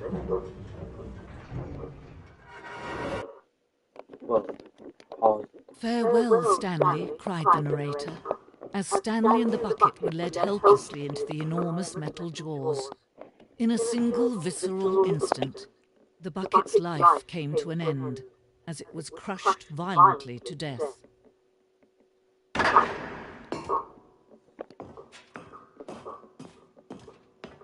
It was a shame, the death of such a magnificent bucket. It's true that all buckets are radiant in their own way, but this one stood above the rest. It was a glorious bucket to behold. Oh wait, this is different, isn't it? The bucket. Welcome to the Grand Exhibit. You went, I'm not going to read that.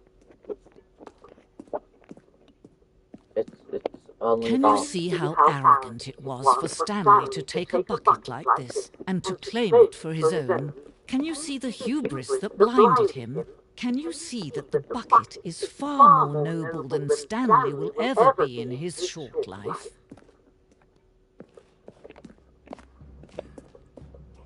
Whoa.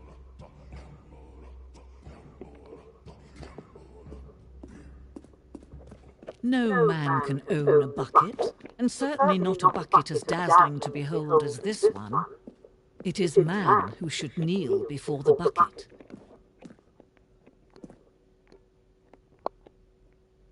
Oh, I remember this.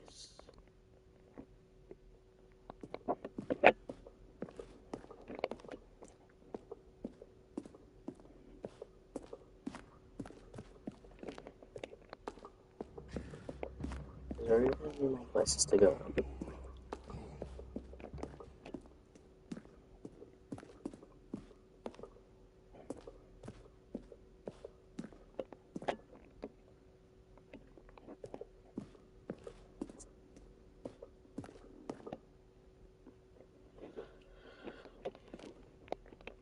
That is way more than 25 buckets. Don't even make me count.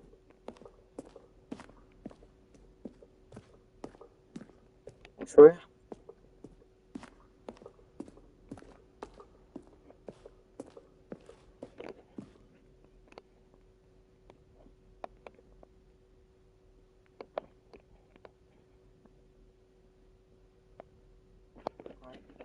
I don't know where the exit is, so I'm struggling.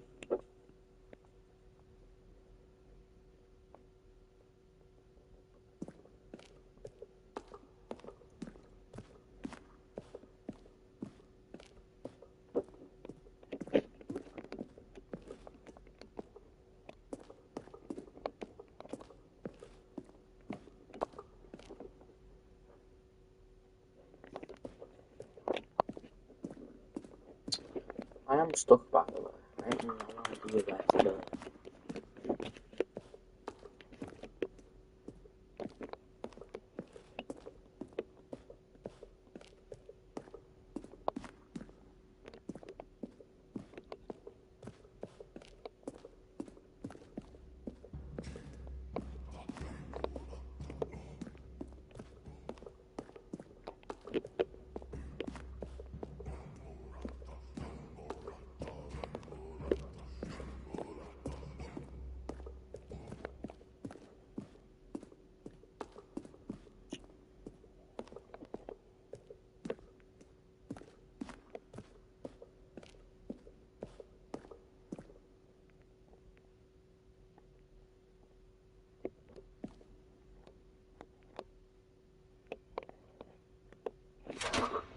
Oh, that's all you have to do. You have to pick up the bucket.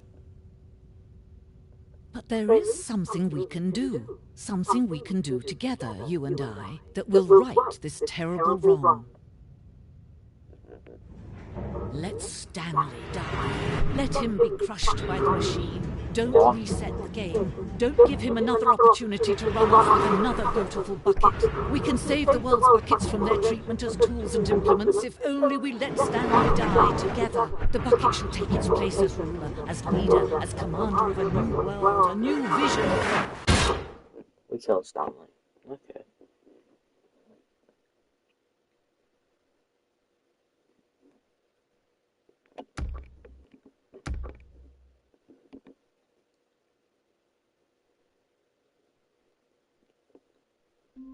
Cool.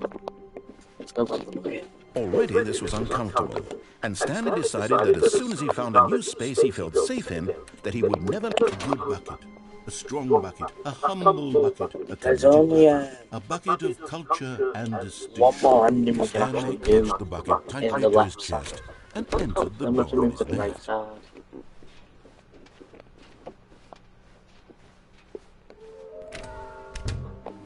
I have been looking for these. I haven't even found them. Not the secret exits. What's there is one in the green closet? Coming to a staircase, Stanley and the bucket walked upstairs to the boss's office.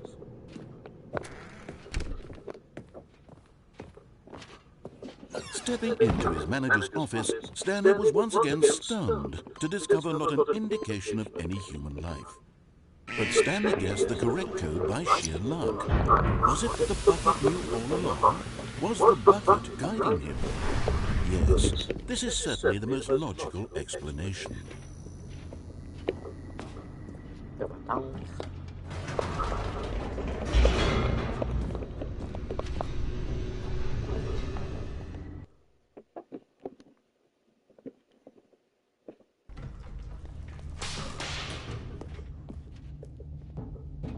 Stanley and the bucket walked straight ahead through the large door that read, Mind Control Facility. Now we can actually do it. The lights rose on an enormous room packed with television screens. What horrible secret did this place hold? Stanley and the bucket both wondered to themselves.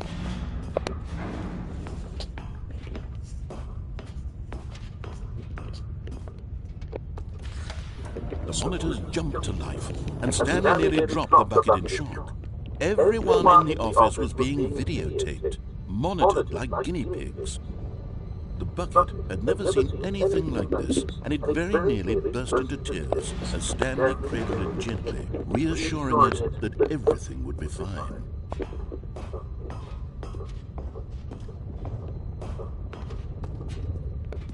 Last bit. Was the bucket under the mind control facility's influence as well? Had the bucket been told to do things it didn't wish to do? What kinds of things does a bucket want to do or not want to do in the first place? These questions raced furiously in Stanley's feeble mind. No! He screamed into the bucket. He couldn't accept it. His own life in someone else's control. Never! He squeezed the bucket tighter. His one friend in the entire world. At this point, he could trust no one except for the bucket. But here was the proof. The heart of the operation. Controls labeled with emotions, happy or sad or content. Walking, eating, working, all of it monitored and commanded from this very place.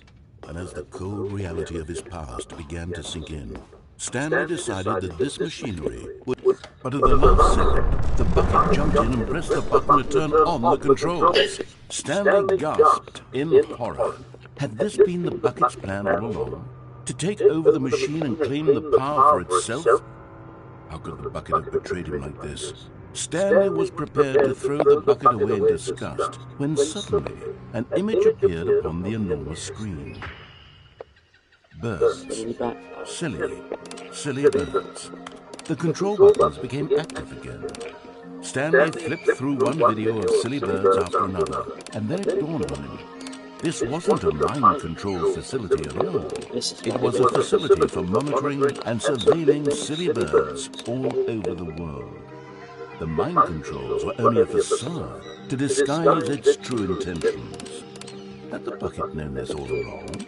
Stanley marveled at the metal genius in his hands, the one who had pointed him towards this incredible discovery.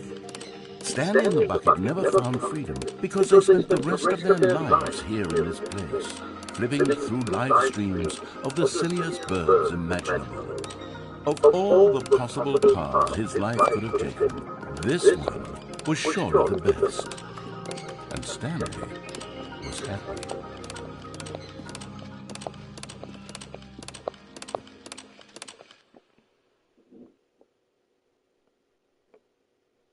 There's another ending.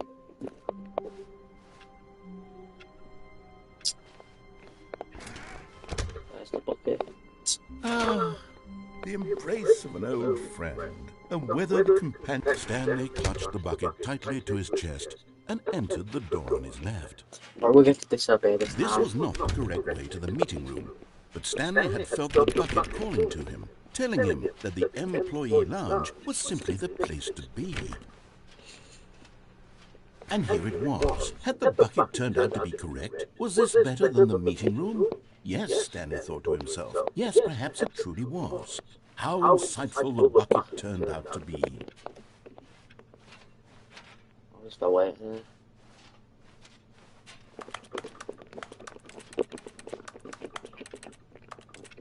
Truly, being here with the bucket was a grand adventure. Stanley reflected on all they'd been through together. First, walking through the door on the right, then walking to the lounge, then arriving at the lounge. What a thrilling journey the bucket had inspired. Keep waiting. Perhaps this was where the bucket felt most truly at home, here in the employee lounge. Perhaps it's the only place a bucket can even feel at home.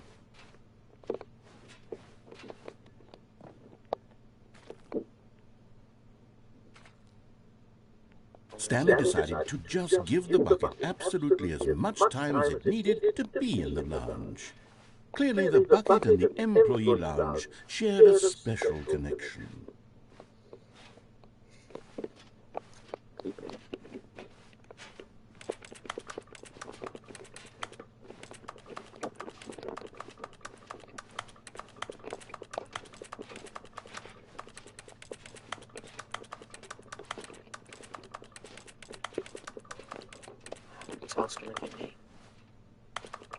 But finally, the bucket was done being in the lounge, and they took the first open door on their left to get back to business. And so the two of them detoured through the maintenance section and walked straight ahead to the opposite door.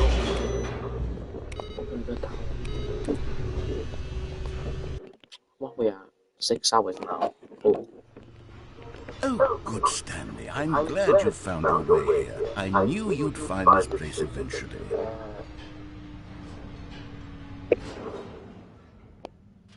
You see, your friends and I are concerned for you, Stanley.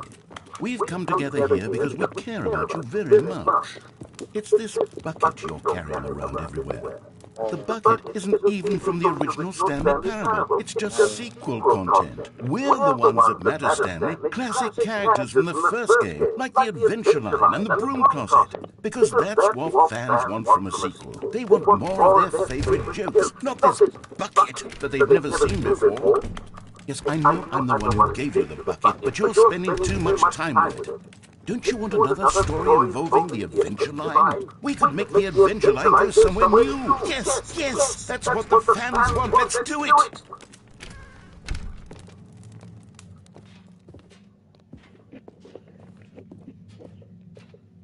Whee! Look at that wacky line. Who knows where it'll go off to next? Oh, and it played some silly music as well. That's weird.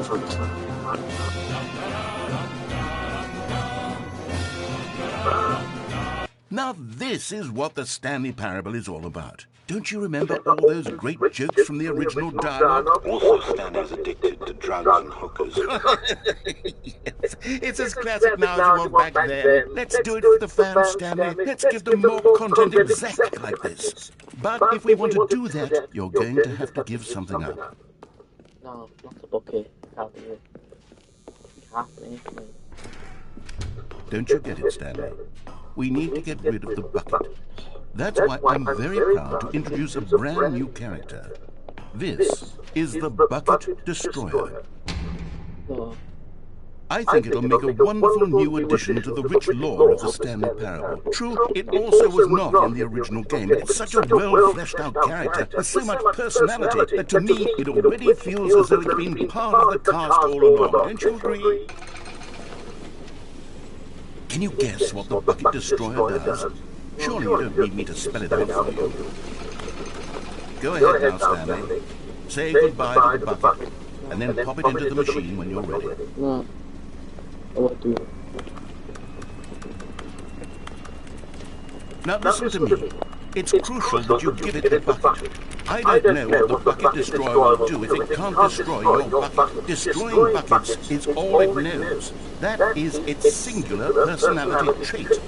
Sure, I can hear you saying, how does a character with only one personality trait deserve to join the pantheon of beloved Stanley Parable characters? Well, you see, if you were to really explore the Bucket Destroyer, you would see that its desire to crush buckets is so densely loaded with complexity and nuance that it's really like 10 personality traits. What other object in this game can you even say that about? The Broom Closet? Certainly not. I wonder what sort of Bucket Destroyer merchandise the fans will be clamoring for after this. Okay, the Bucket Destroyer is getting very upset now. You'll have to hurry and feed it. We can't get back to the classic Stanley Parable characters like the Adventure Line or the Bucket Destroyer until you crush that damn bucket. Quickly now, the fans are waiting. Do it for the fans, Stanley. Give the fans what they want. Hurry and...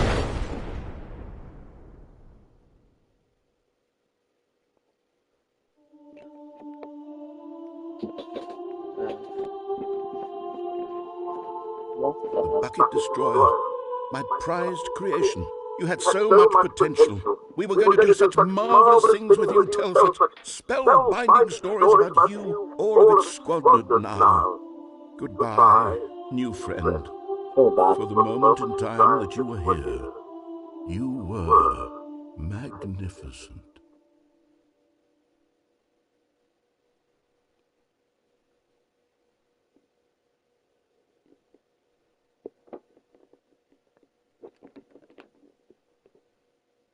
Now we're going to do that again, but destroy the bucket, you know what I mean. All of his co-workers were gone. What could it mean? Stanley decided to go to the meeting room. The bucket made Stanley want to be a better man and a better co-worker. In time, perhaps, he would become both of those things.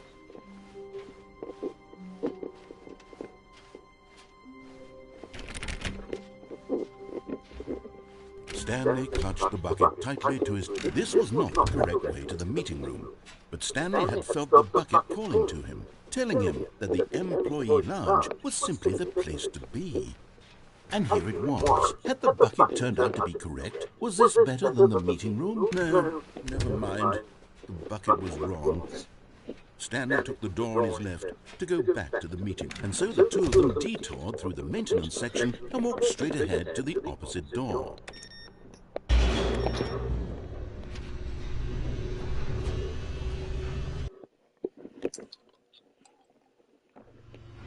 Oh, good, Stanley. I'm glad you found your way here. I knew you'd find this place eventually.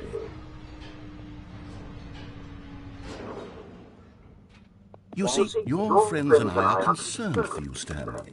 We've come together here because we care about you very much. It's this bucket you're carrying around everywhere. The bucket isn't even from the original Stanley Parable. It's just sequel content. We're the ones that matter, Stanley. Classic characters from the first game, like the Adventure Line and the Broom Closet. Because that's what fans want from a sequel. They want more of their favorite jokes, not this bucket that they've never seen before. Yes, I know I'm the one who gave you the bucket, but you're spending too much time with it. Don't you want another story involving the Adventure Line? We could make the Adventure Line go somewhere new. Yes, yes, that's what the fans want. Let's do it. Whee! Look at that wacky line. Who knows where it'll go off to next? Oh, and it played some silly music as well.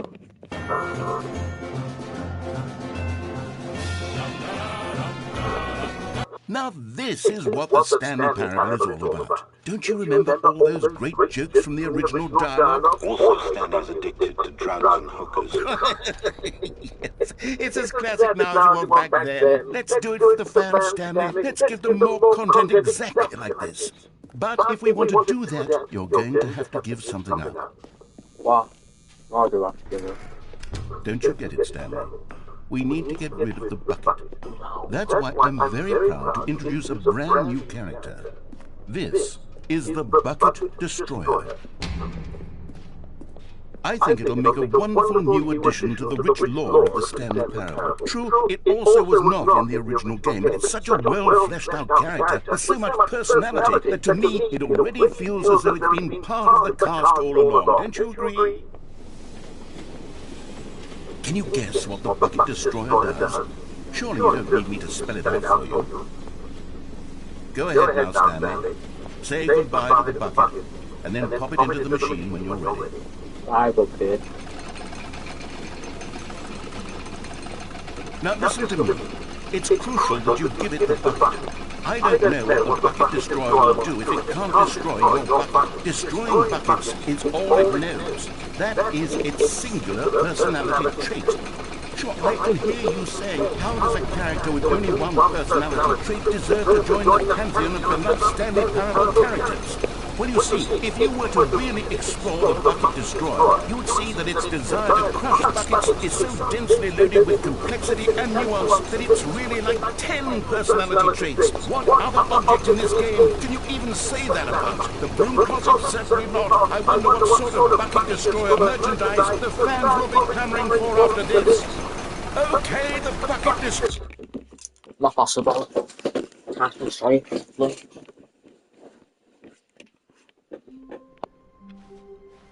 How long was I sitting there? Stanley wondered to himself. Minutes? Days? Not everyone is so lucky to have a bucket, but Stanley is a very lucky fellow. Very lucky indeed.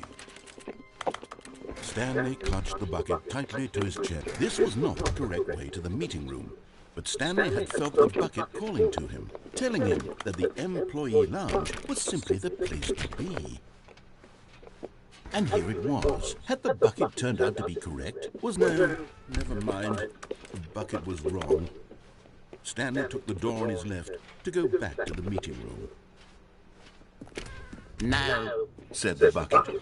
Don't go to the meeting room. Go somewhere else. The cargo lift, yes. Go there. Go to the cargo lift.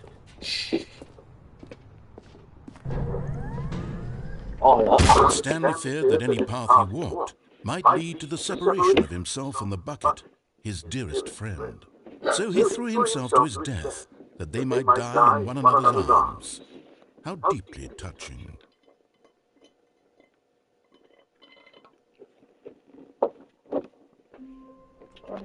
Now I just remembered something.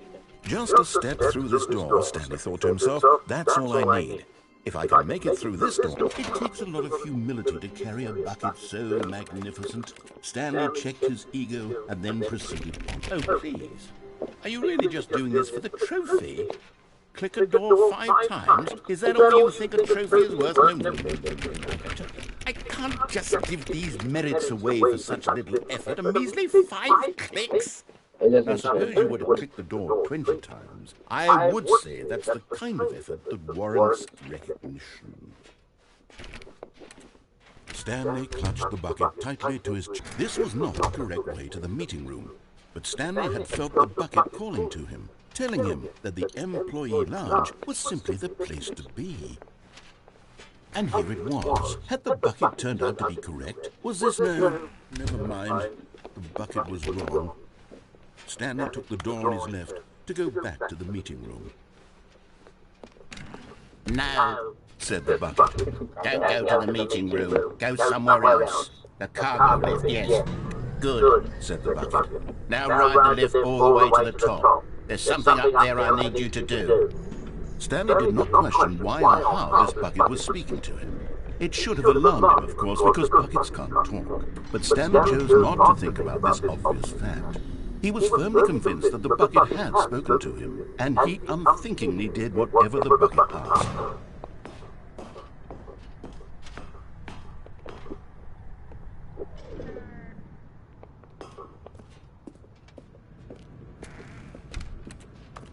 I got it. Swallow the bucket. No, stop. Look there on the wall. You see, there's a sign right there. It says, no buckets past this point.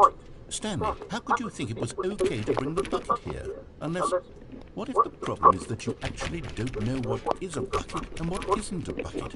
I suppose that would explain a lot about your behavior up to this point. Which, if that's true, well, my goodness, I think we have to do something about it. This misunderstanding could have dire consequences on the entire rest of the game if not addressed quickly and properly. So much of the impact of the story is dependent on your understanding of what is and isn't a bucket. Please, step in here for a moment.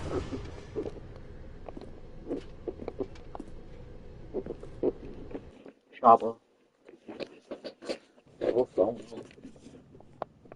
Is this a book? Now then, I'm going to run you through some test scenarios, and you'll tell me whether or not the thing I'm showing you is a bucket.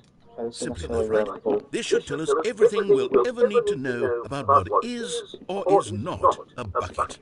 Okay, let's begin. Item 1. Is this a bucket? Incorrect. It is a hologram of a bucket, not an actual bucket. Oh, that's mean. Item 2. Is this a bucket? Incorrect. It is a 3D printed recreation of a bucket, not an actual bucket.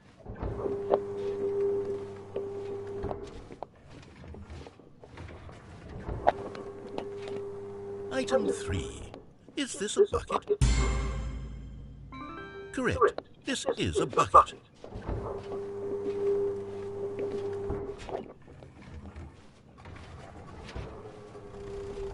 Item 4. Is this a bucket?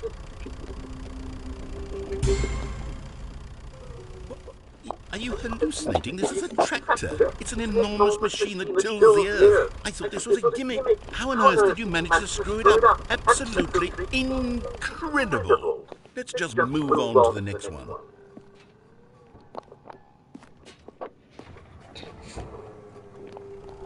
Is this a bucket? Incorrect. This is a bucket. Ow.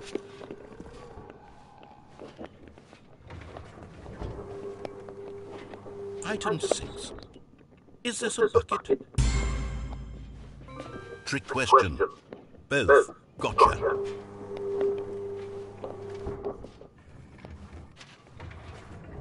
Item... Wait, hold on. I can't find the next one. Let me see. It should be around here somewhere.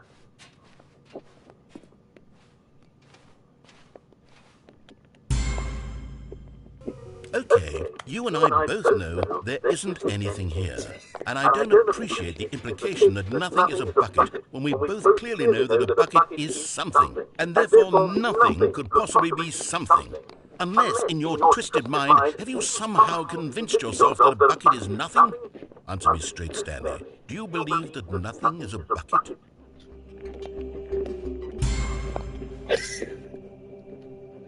You know what? I'm too confused to even sort it out.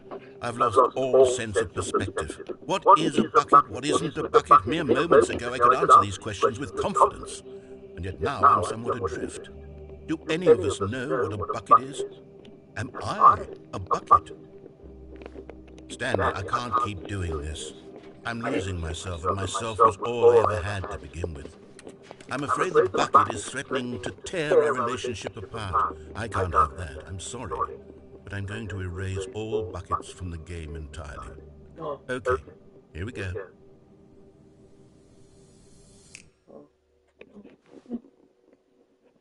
What happened? Is everything gone? Why did everything disappear? Wait, was everything a bucket? Every single thing in the game was a bucket. Oh my God, I had no idea. How could... Except me. I'm not a bucket after all. And you, Stanley, you're still here. You're not a bucket either. Oh, this is wonderful news. We're not buckets. Yes, I actually feel much more at ease right now. It's delightful to get some clarity on that issue. But it doesn't change the fact that we haven't got a game. So, tell you what. I'll reset everything and we'll put back all of the buckets, okay? And we'll know that it's all a bucket. But if you run into anyone else, maybe don't mention that. Who knows what that information might do to a person. All right, here we go.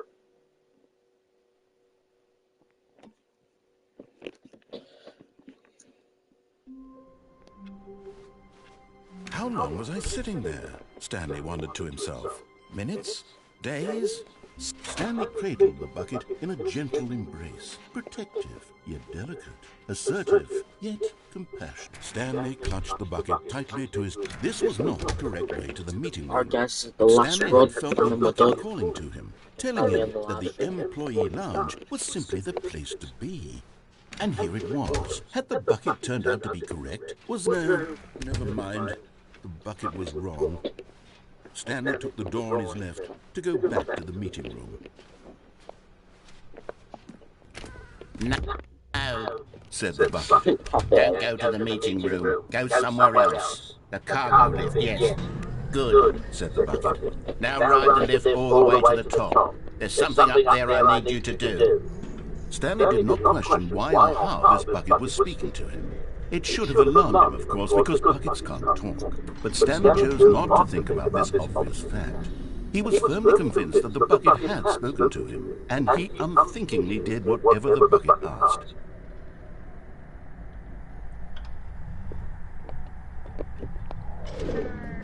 In here, said the bucket. Go into this dark room over here. Stanley once again obeyed blindly.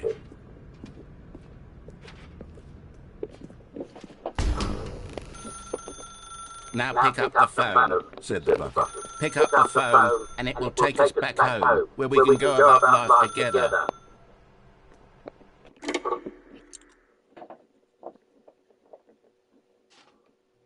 This is the sad story of a man named Stanley and his bucket. Once upon a time, I gave Stanley a bucket because I thought he was lonely and could use a friend. And then, very distressingly, he began to believe the bucket could speak to him. Okay. Okay.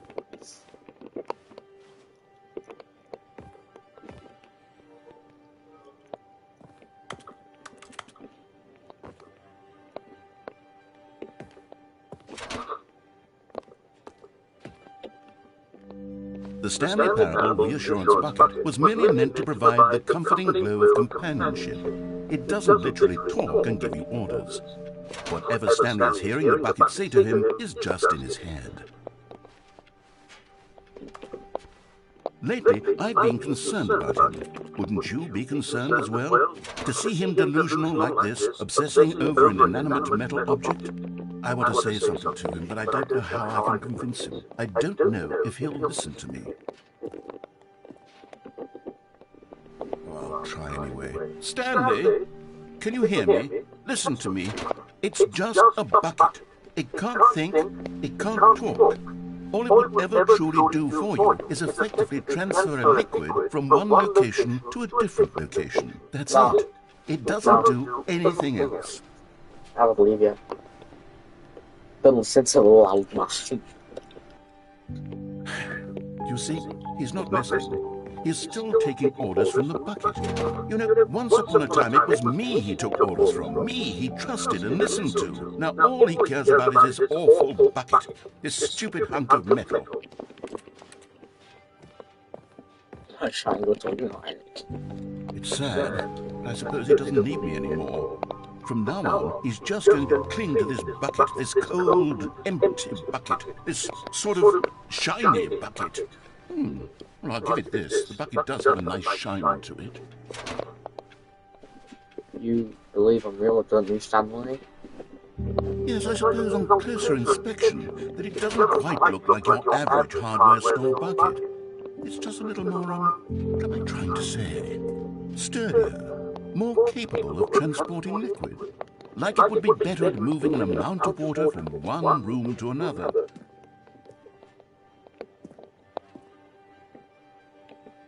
Oh my God, what am I saying?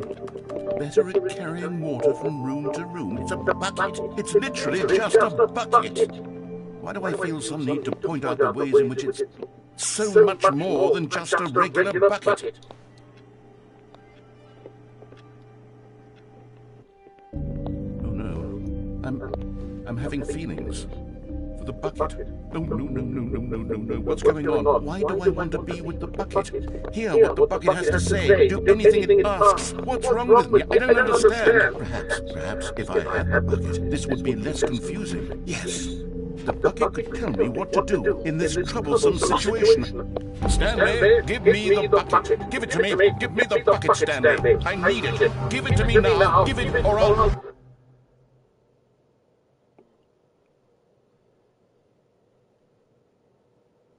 Go back to work, Stanley. Oh, is that the ending?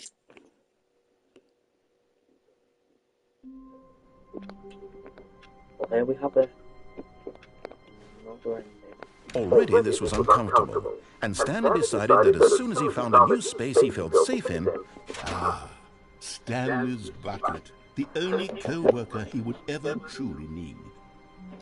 Now, I'm just going to look up where all the figurines are, and then we're going to do a live stream.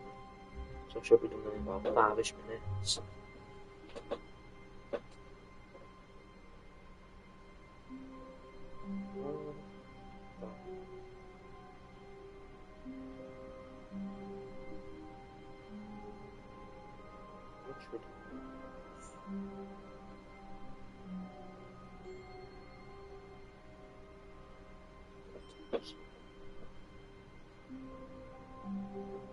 me a sec.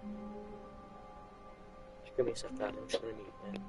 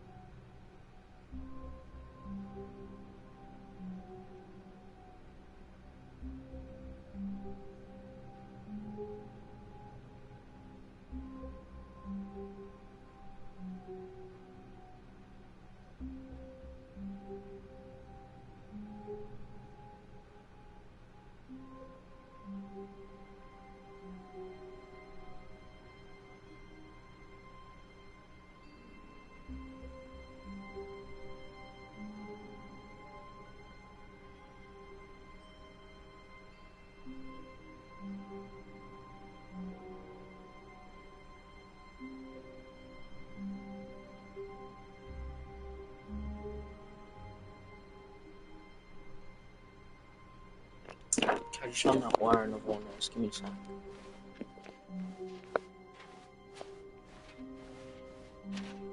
Stanley clutched the bucket tightly to his chest and entered the... This was not the correct way to the meeting room, but Stanley had felt the bucket calling to him, telling him that the employee lounge was simply the place to be. And here it was. Had the bucket turned out to be correct? No, never mind. The bucket was wrong. Stanley took the door on his left to go back to the meeting room. Go through, yeah? No, said the bucket. don't go to the meeting room. Go somewhere else. The cargo lift, yes. Go there. Go to the cargo lift. Right there. I'm trying to follow. There's one. Why can't I? You're getting close now, Stanley. You've nearly gotten all of the Figler and Marines. Very soon, you'll collect the last one, and then the first number will equal the second number, and that will be it. We'll be different people by then. Different in the sense that we used to have none of them, and now we have them all. You can't go back to when you had no Figler and Marines. None of us can. Okay. I'm just gonna kill myself. Bye. But Stanley feared that... Let's check what the next ending is.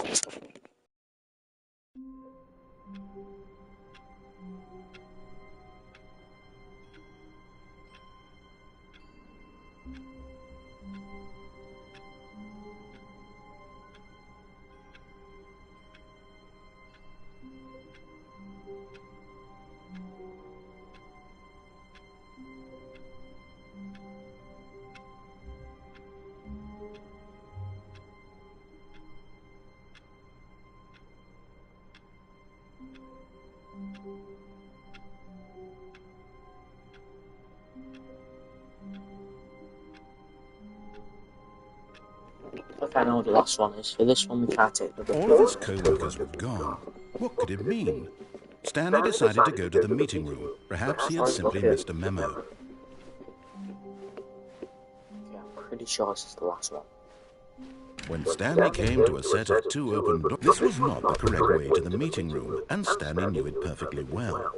Perhaps he wanted to stop by the employee lounge first, just to admire it. It was okay. Oh, I don't care no more. But eager to get back to business, Stanley took the first open door on his left. Now we're not going to listen. Pause. Swatch. Stanley was so bad at following directions, it's incredible he wasn't 5 years ago. Look, Stanley, I think perhaps we've gotten off on the wrong foot here. I'm not your enemy, really, I'm not. I realize that investing your trust in someone else can be difficult, but the fact is that the story has been about nothing but you all this time. There's someone you've been neglecting, Stan. Really? I was in the middle of something. Do you have zero consideration for others? Are you that convinced that I want something bad to happen to you? Why, I don't know how to convince you of this, but I really do want to help you, to show you something beautiful. Look, let me prove it. Let me prove that I'm on your side. Give me a chance. And there it is. The last Stiggly Wiggly. Savor this moment, Stanley. This is a real accomplishment. This is doing something just for the sake of doing it. Where so many people expect to be rewarded for the most trivial achievements, you've insisted that a job well done is its own reward. I would tell you that I'm proud of you for collecting them all, but that would be like a reward, and we can't have that. So, instead I'll just say, it's done. We're all done here, and now we can go to whatever the hell you were doing before you hunted for figurines. Is that literally it? There's nothing to do? Is this a joke? Let me look if it actually look at the bigger view prize. Give me a sec.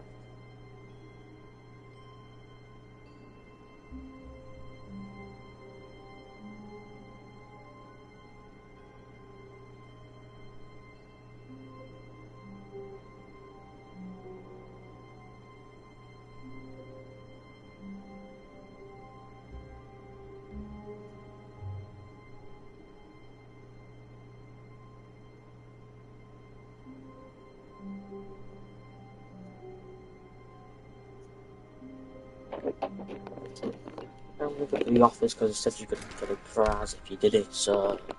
Stanley, I'm sorry, but I have to put a pause on things. It's just... It's those figurines. Those figures.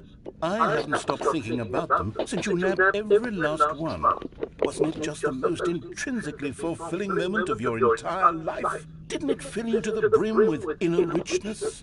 Yeah. Yes, I know we're supposed to be telling a story, but won't you please indulge me with one more trip back to the memory zone? I would love nothing more than to revisit the figurines. Just one more time.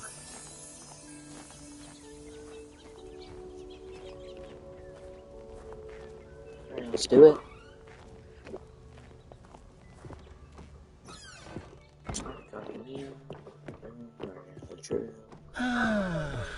Here's where it all began.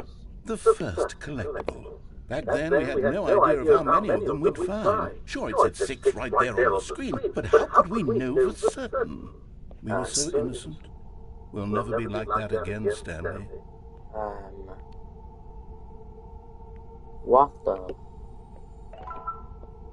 7 out.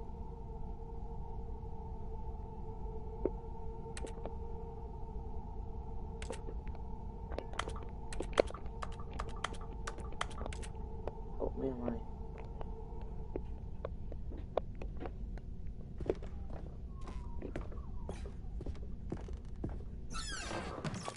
And here was the second Stanley. You found this one all on your own, just by poking around in the boss's bathroom. You did that, Stanley. I'll be honest. Back then I had no faith in you to find any of them, let alone 6. But you continue to surprise me in all sorts of mundane, unremarkable ways.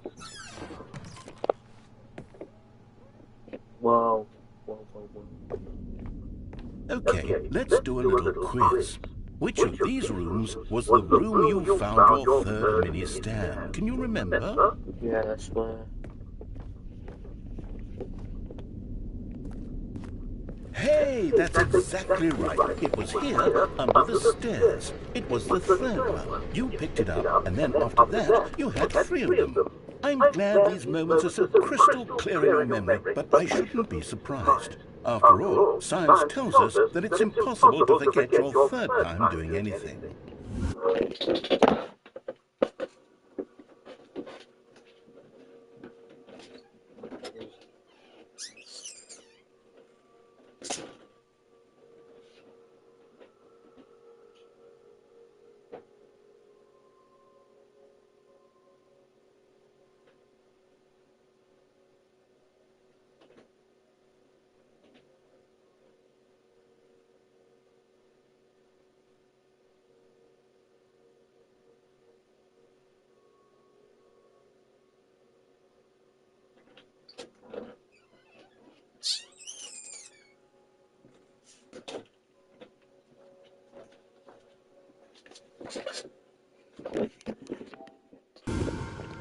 Let's see, what came next?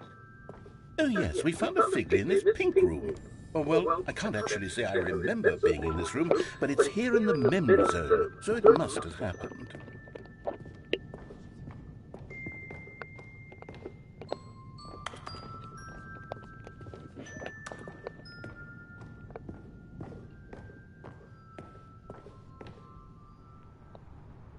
This was the 5th mini-stand, and this one was really something special. It was in the warehouse. I remember it so clearly.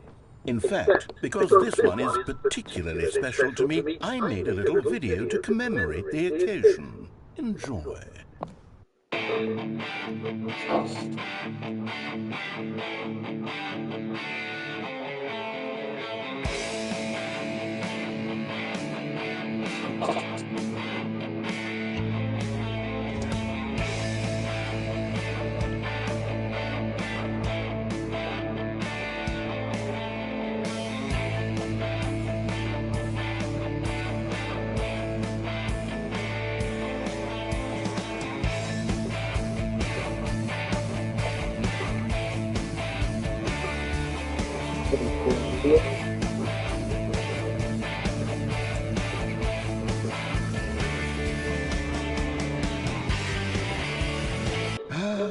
Takes you back, doesn't it? I spent a lot of time making that video, but it was 8 minutes I wouldn't have spent on anything else.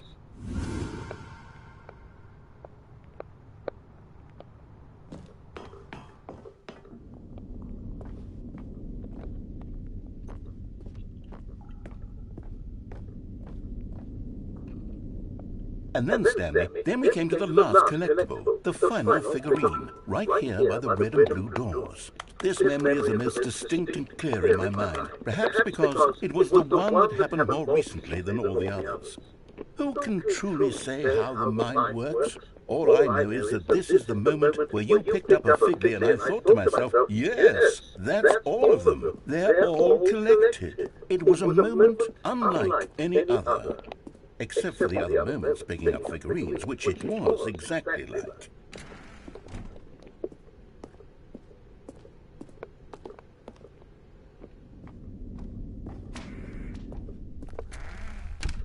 And then there was no more, because we've caught up to the present moment. Nothing left to do but move onward into the future. Goodbye, memory zone.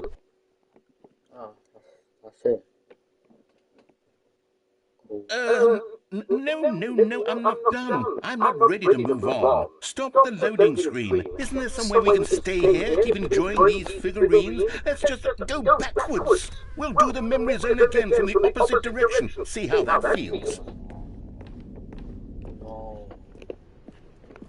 Okay, yes, the room with the red and blue doors. I remember this. I must say, of all the figurines we looked at in our initial tour of the memory zone, this one is the most distinct and clear in my mind. Let's keep going, I want more. And here's where I made that video. Don't you remember the video we watched? I'm not sure that. Yes, I love that video.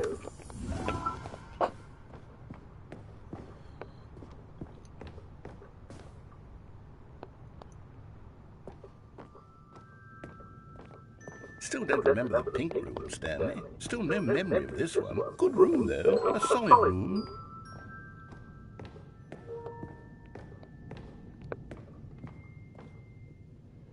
These really were a treat to hunt down. You know, if there had been any kind of reward for finding all of these, it really would have muted the intrinsic joy of collecting them. I'm very glad we resisted the temptation.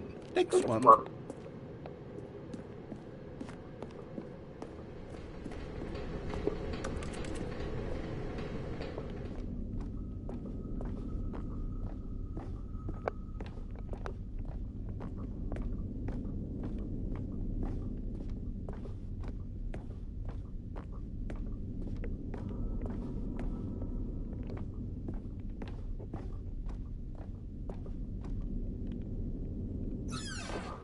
This was our second Figley. Don't you remember? Yes, I remember it too. The past is truly a wonderful thing. Why does anyone ever choose to leave it? Keep going. Where else is it to go, man?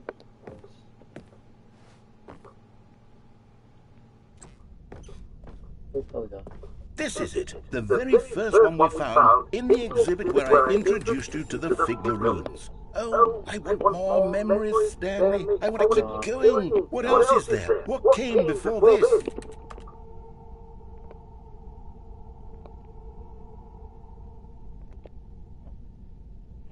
Oh, there's something over here. The X.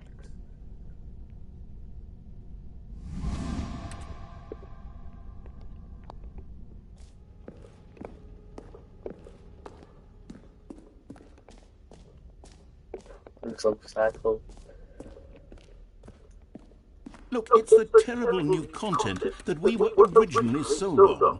I remember hating it back then, but time does put a rosy filter on everything.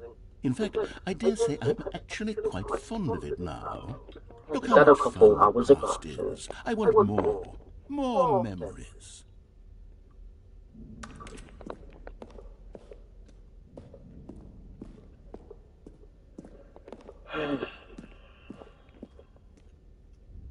Oh, yes, the two doors. Who could have forgotten that? A classic memory, this one. And before everything else, there was your office. Is there anything else? Was there something that came before your office? There's something I feel I can remember. I can remember. Yes, I'm remembering something now. I remember before this whole story got started. Back then I was different. I used to make big decisions. I was passionate. I was skeptical. I weighed each decision with profound thoughtfulness. And then somewhere along the way, I stopped making decisions. I became lazy, and I came up with a character named Stanley to do my thinking for me. He would make the decisions, he would decide which way to go. I would cheer him on as he collected figurines for no reason. Why did I invent Stanley? Was I lonely? Yes, perhaps that's it. Perhaps I needed to imagine I had companionship.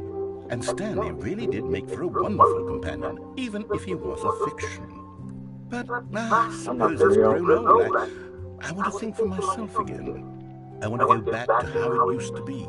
Yes, I can be on my own again. I can do it. I'll be stronger this time. I'll take care of myself. I don't need Stanley anymore. Oh, but he truly was so much fun to play with. You know what? Since we're in the memory zone, how about one more good memory? Let's go back just once and give Stanley one more run at the office, and then I'll retire him for good. I did enjoy telling this story so very much. Okay, here we go. This is the story of a man named Stanley.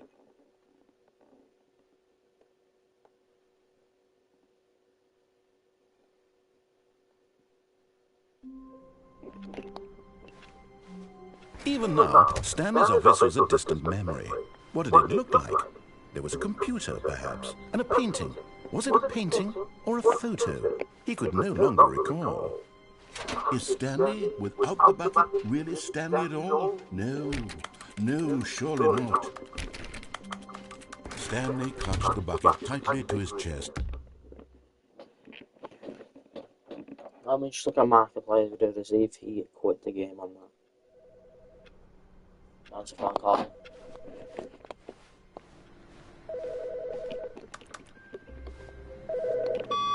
Good morning. Thank you for contacting the Future Happiness Foundation. We are confirming your shipment of 1,327 cardboard boxes to your place of work. Can you verify that this is correct?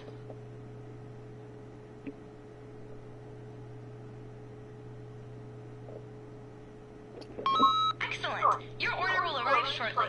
Thank you again for contacting the Future Happiness Foundation.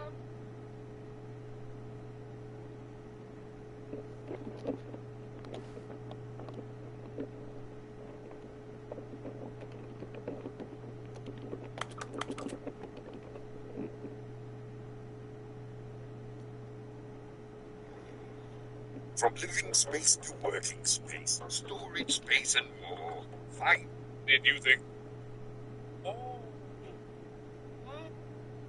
We're with you. Clinging tightly to the bucket, never letting it go. It means I've won. It means I am victorious over the gamers. It is a sweet salve of victory on infinity. From one perspective, the infinite is merely philosophical. Ah, we're not done. Exactly. I'm not a shocker.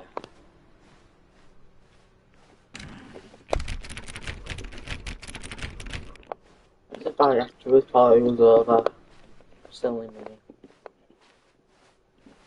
As Stanley lifted his bucket, he felt a connection to all buckets everywhere. This adventure, he decided, was for all. Stanley clutched the bucket tightly to his chest and entered the door on his left.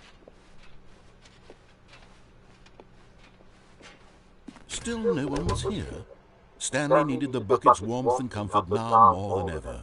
Perhaps his boss's office was where he'd find answers.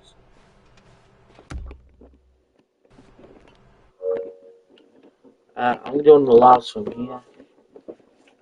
Thank you for watching. I've been doing this since 3 o'clock in the afternoon, so 7 hours. That's crazy.